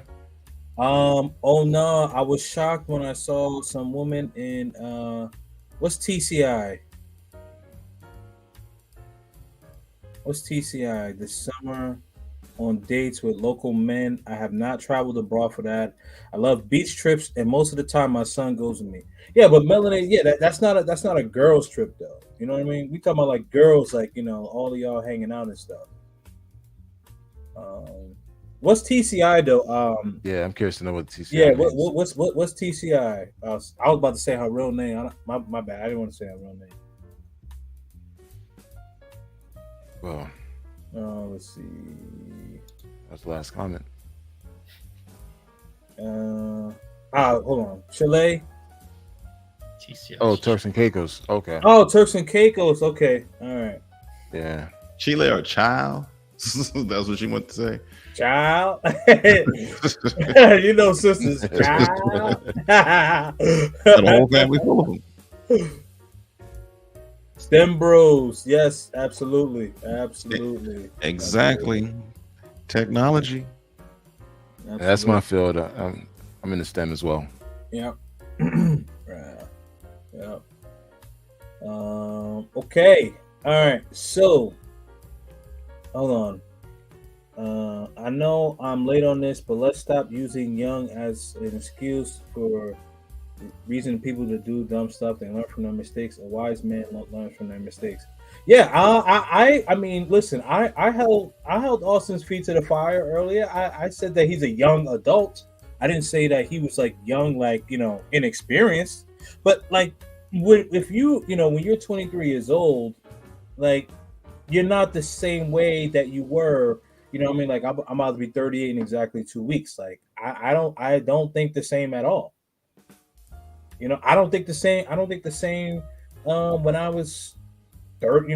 Like 30. You know what I mean? Like, 23 for me that was 22 years for me. I mean, that was 22 years ago for me. Yeah, I was a knucklehead. Yeah, exactly. Shit, exactly. I was married at 23, man. Listen. At 23, I was burning it down every day, wake and bake. Man, listen, I was baked all day. Like, man, listen, my blood type was sour diesel.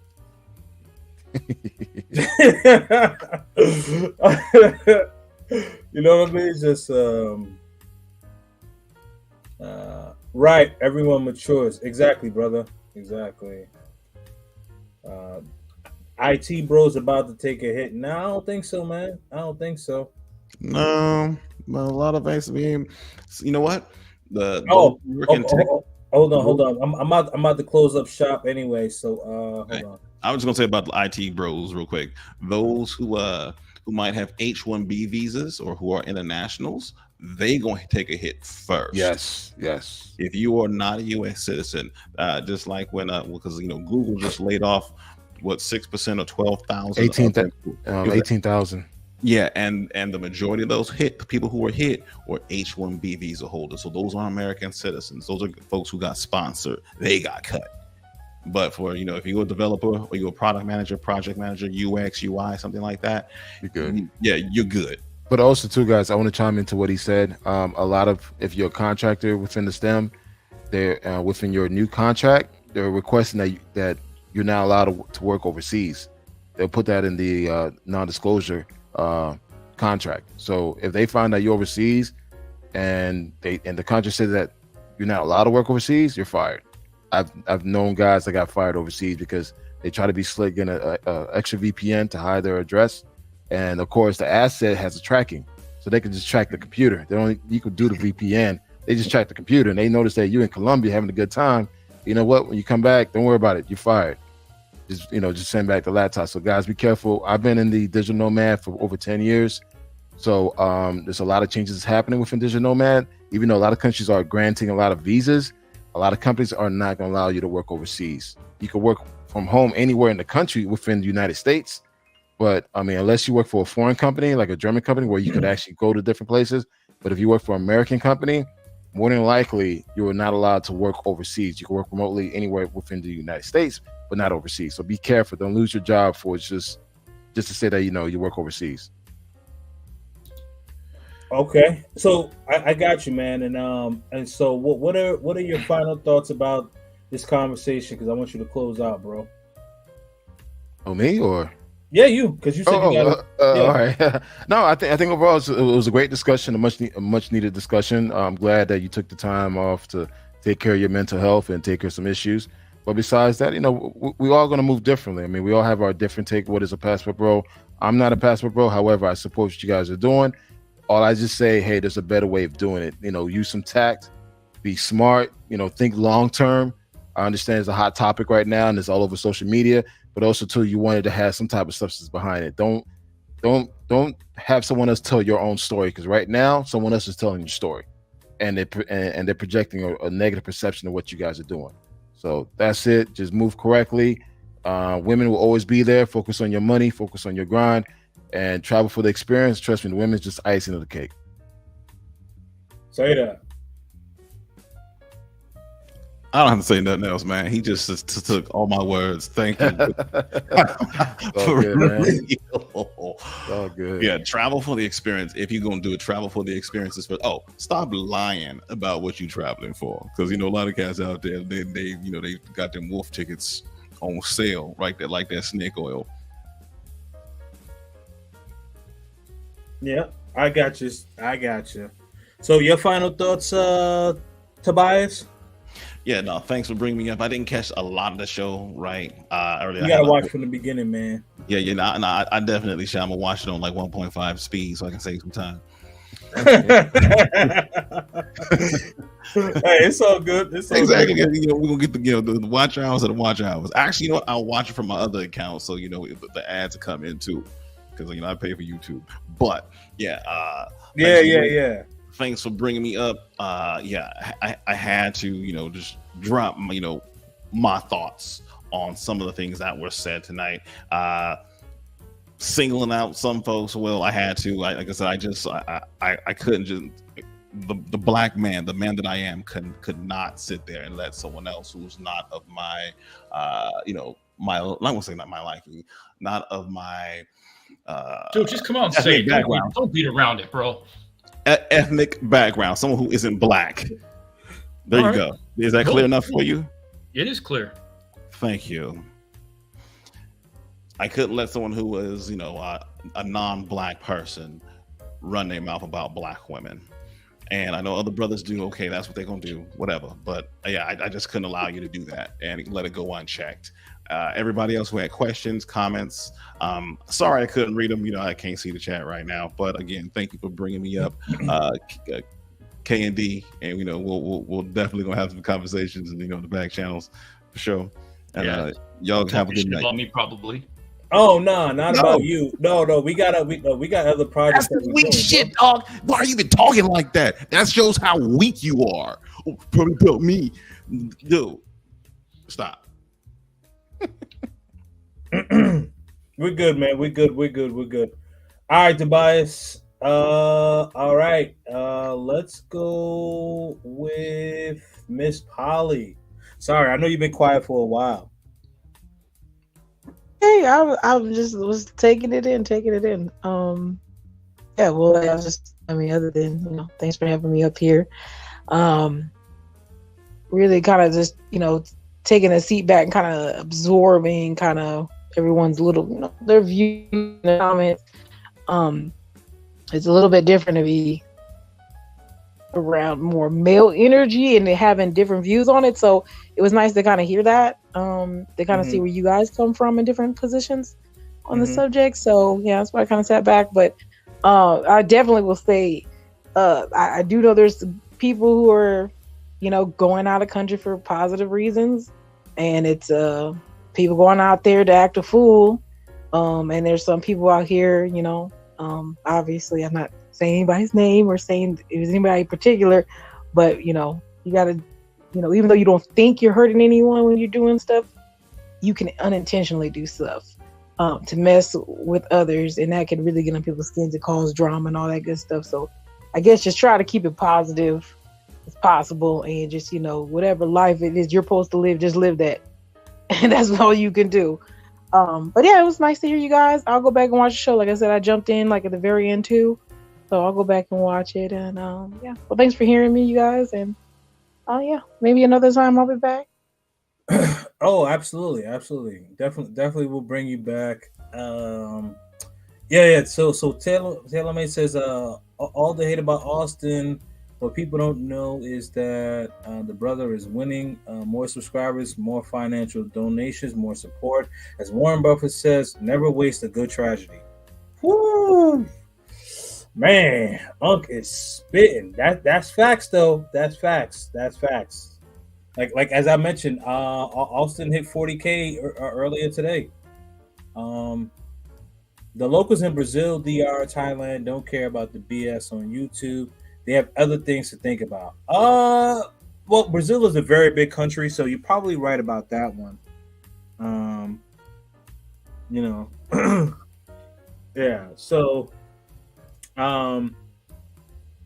you're probably right about about Brazil. But I still don't like what that woman did though. She did way too much. Way too much. Okay. All right, my man Will. Final thoughts, sir. As always, thanks for having me on the stream on your live. Miss Polly, it was nice meeting you.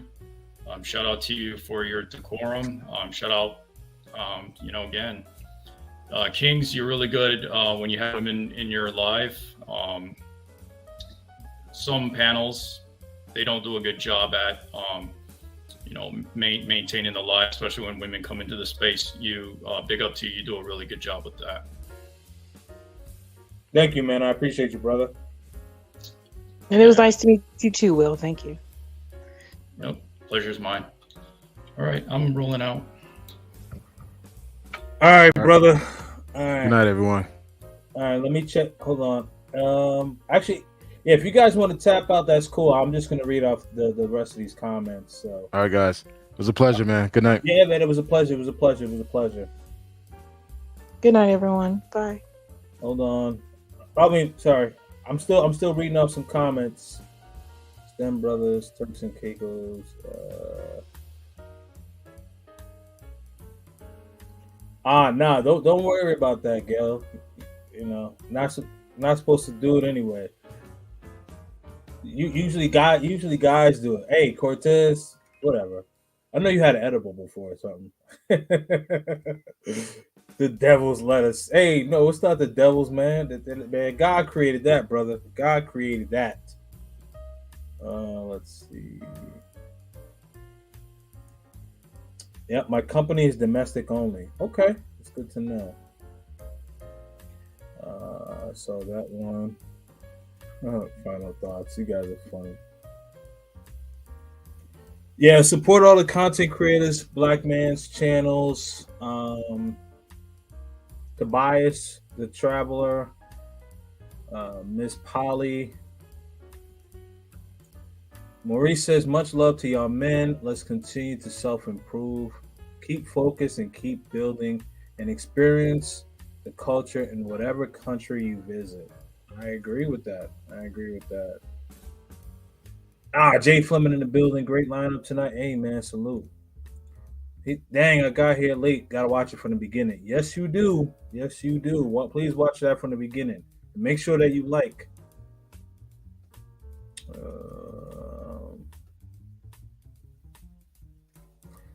Yeah, man. Subscribe to my man Culture Invasion Show.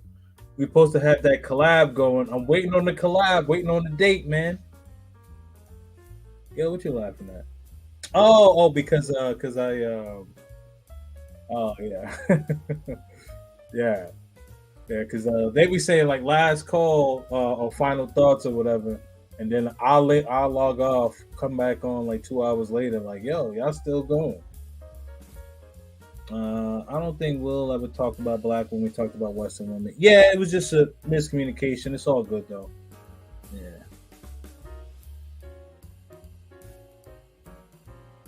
No worries, man. No worries on that one. Make sure you guys subscribe to Gail Nelson's channel. She got a great channel. I think she's about to hit like 7K. So definitely. And Gail, we got to get that collab going though. We got to get that collab going.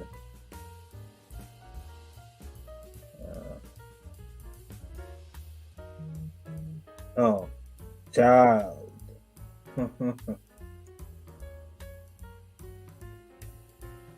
She was upset South American hookup culture was exposed. I mean, listen, I think she was upset. I think she was upset with a lot of things. I think she was upset with a lot of things.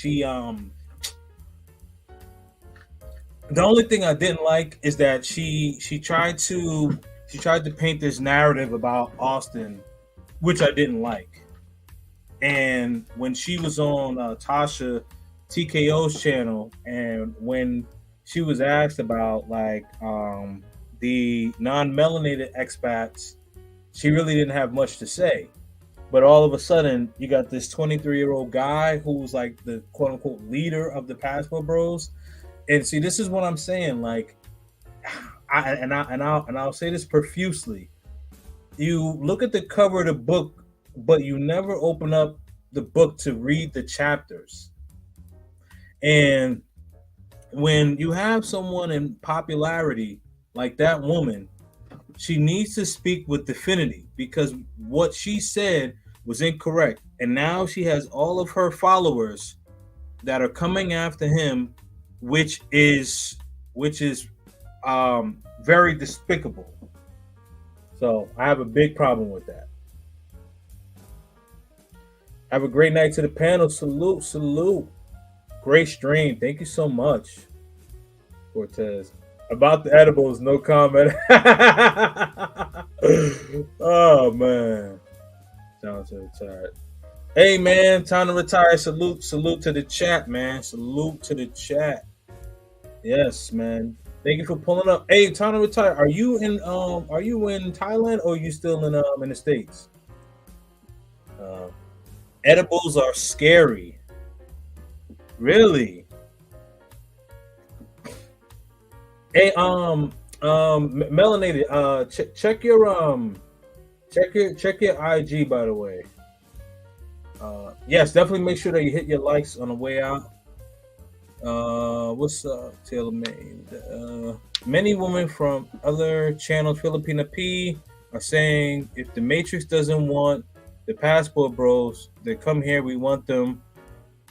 Excuse me. Same thing on a female African channel, saying the same thing. We are winning.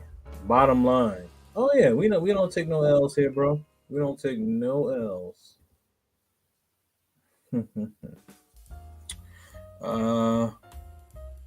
That happened to me when I was in Turks and Caicos. They shut my phone and computer off quickly. Yep. Gail about to hit 7K and don't want it. I did not get fired though. That's good. That's good. As long as you didn't get fired or anything like that.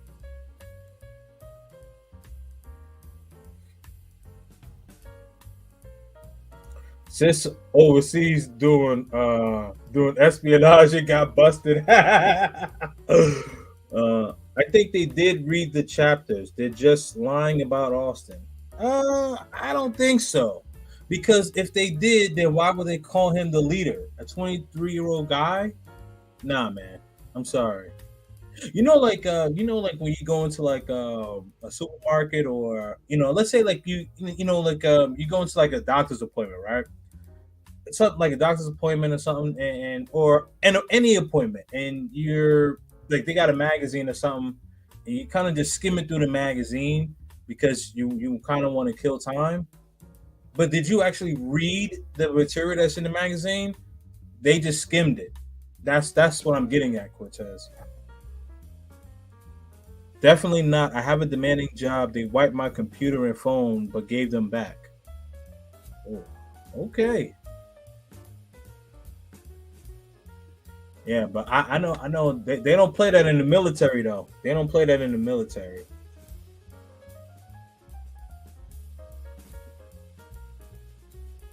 She was a solution for a hovering problem, and she targeted her hypocrisy on Austin. Austin is just fine, believe me. Oh no, come on, Russ. I mean, Russ. I was talking to Austin like throughout this whole thing, man. I know Austin is fine. He's definitely fine. I've been talking to him every day, so I know he's good. The whole thing comes from a place of anti-black male hatred. BH, salute to you. I don't think I've ever seen you before, but okay. Let me go follow Tobias now.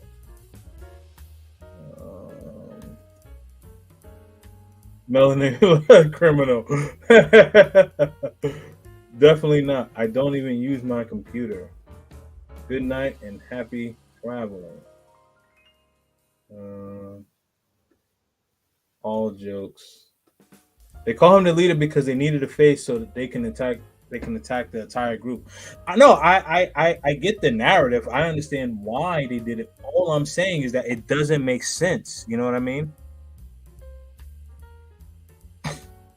It never makes sense to me, because it's like you need a face, but you use the face of a 23-year-old. Like that doesn't equate to me. That doesn't equate to me. I promise I'm pretty cool. It's all love. Yeah. She has a very laid back personality. Good night to the chat. Thanks for the stream. And good to have you back, Kings and Dreams. Yeah, thank you so much. I was out for 2 weeks, as I mentioned earlier, and I'll mention it again. So, reason why I was out, people who I grew up with ended up passing away, one reason or another. Family members ended up passing away. And friends of family members, people who I also knew, ended up passing away. And so I was using YouTube as an escape. I was doing a lot of interviews, back-to-back interviews, basically trying to keep myself busy while outside of my normal job and, me being a father. So when Felicia Jordan had passed away, I couldn't escape that reality, and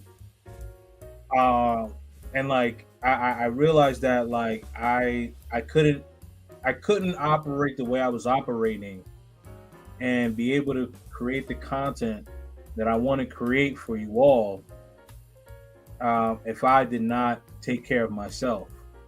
So I had to backtrack, take care of myself. I had, but I wanted the channel to keep going. That's why I had some guest hosts on here. So if you watch some videos and I'm not on there, it's because I had guest hosts on there. But thank you all for checking it. Thank you all for being there. And a couple of y'all reached out to me, and I definitely appreciate it. I appreciate y'all. My man Rich Free in the building. Yeah, thank you, man. Thank you. My man Todd Allen actually added this song here, to my repertoire. But anyway, all right. So we are about 4 minutes and 20, about 4 hours and 20 minutes. Thank you all for watching. Thank you all for appreciating. And I just want us to understand, like, when we travel, we want to make sure that we travel for peace. It's not because now some guys do it for the ladies, but I've had my passport since I was 3 years old, so I've been traveling internationally, all of my life. So I'm about to be 38 in 2 weeks. So this isn't a thing to me, right? Anyway, man, I appreciate y'all. Salute. Continue to watch the channel. Stay purposeful, and I am out of here.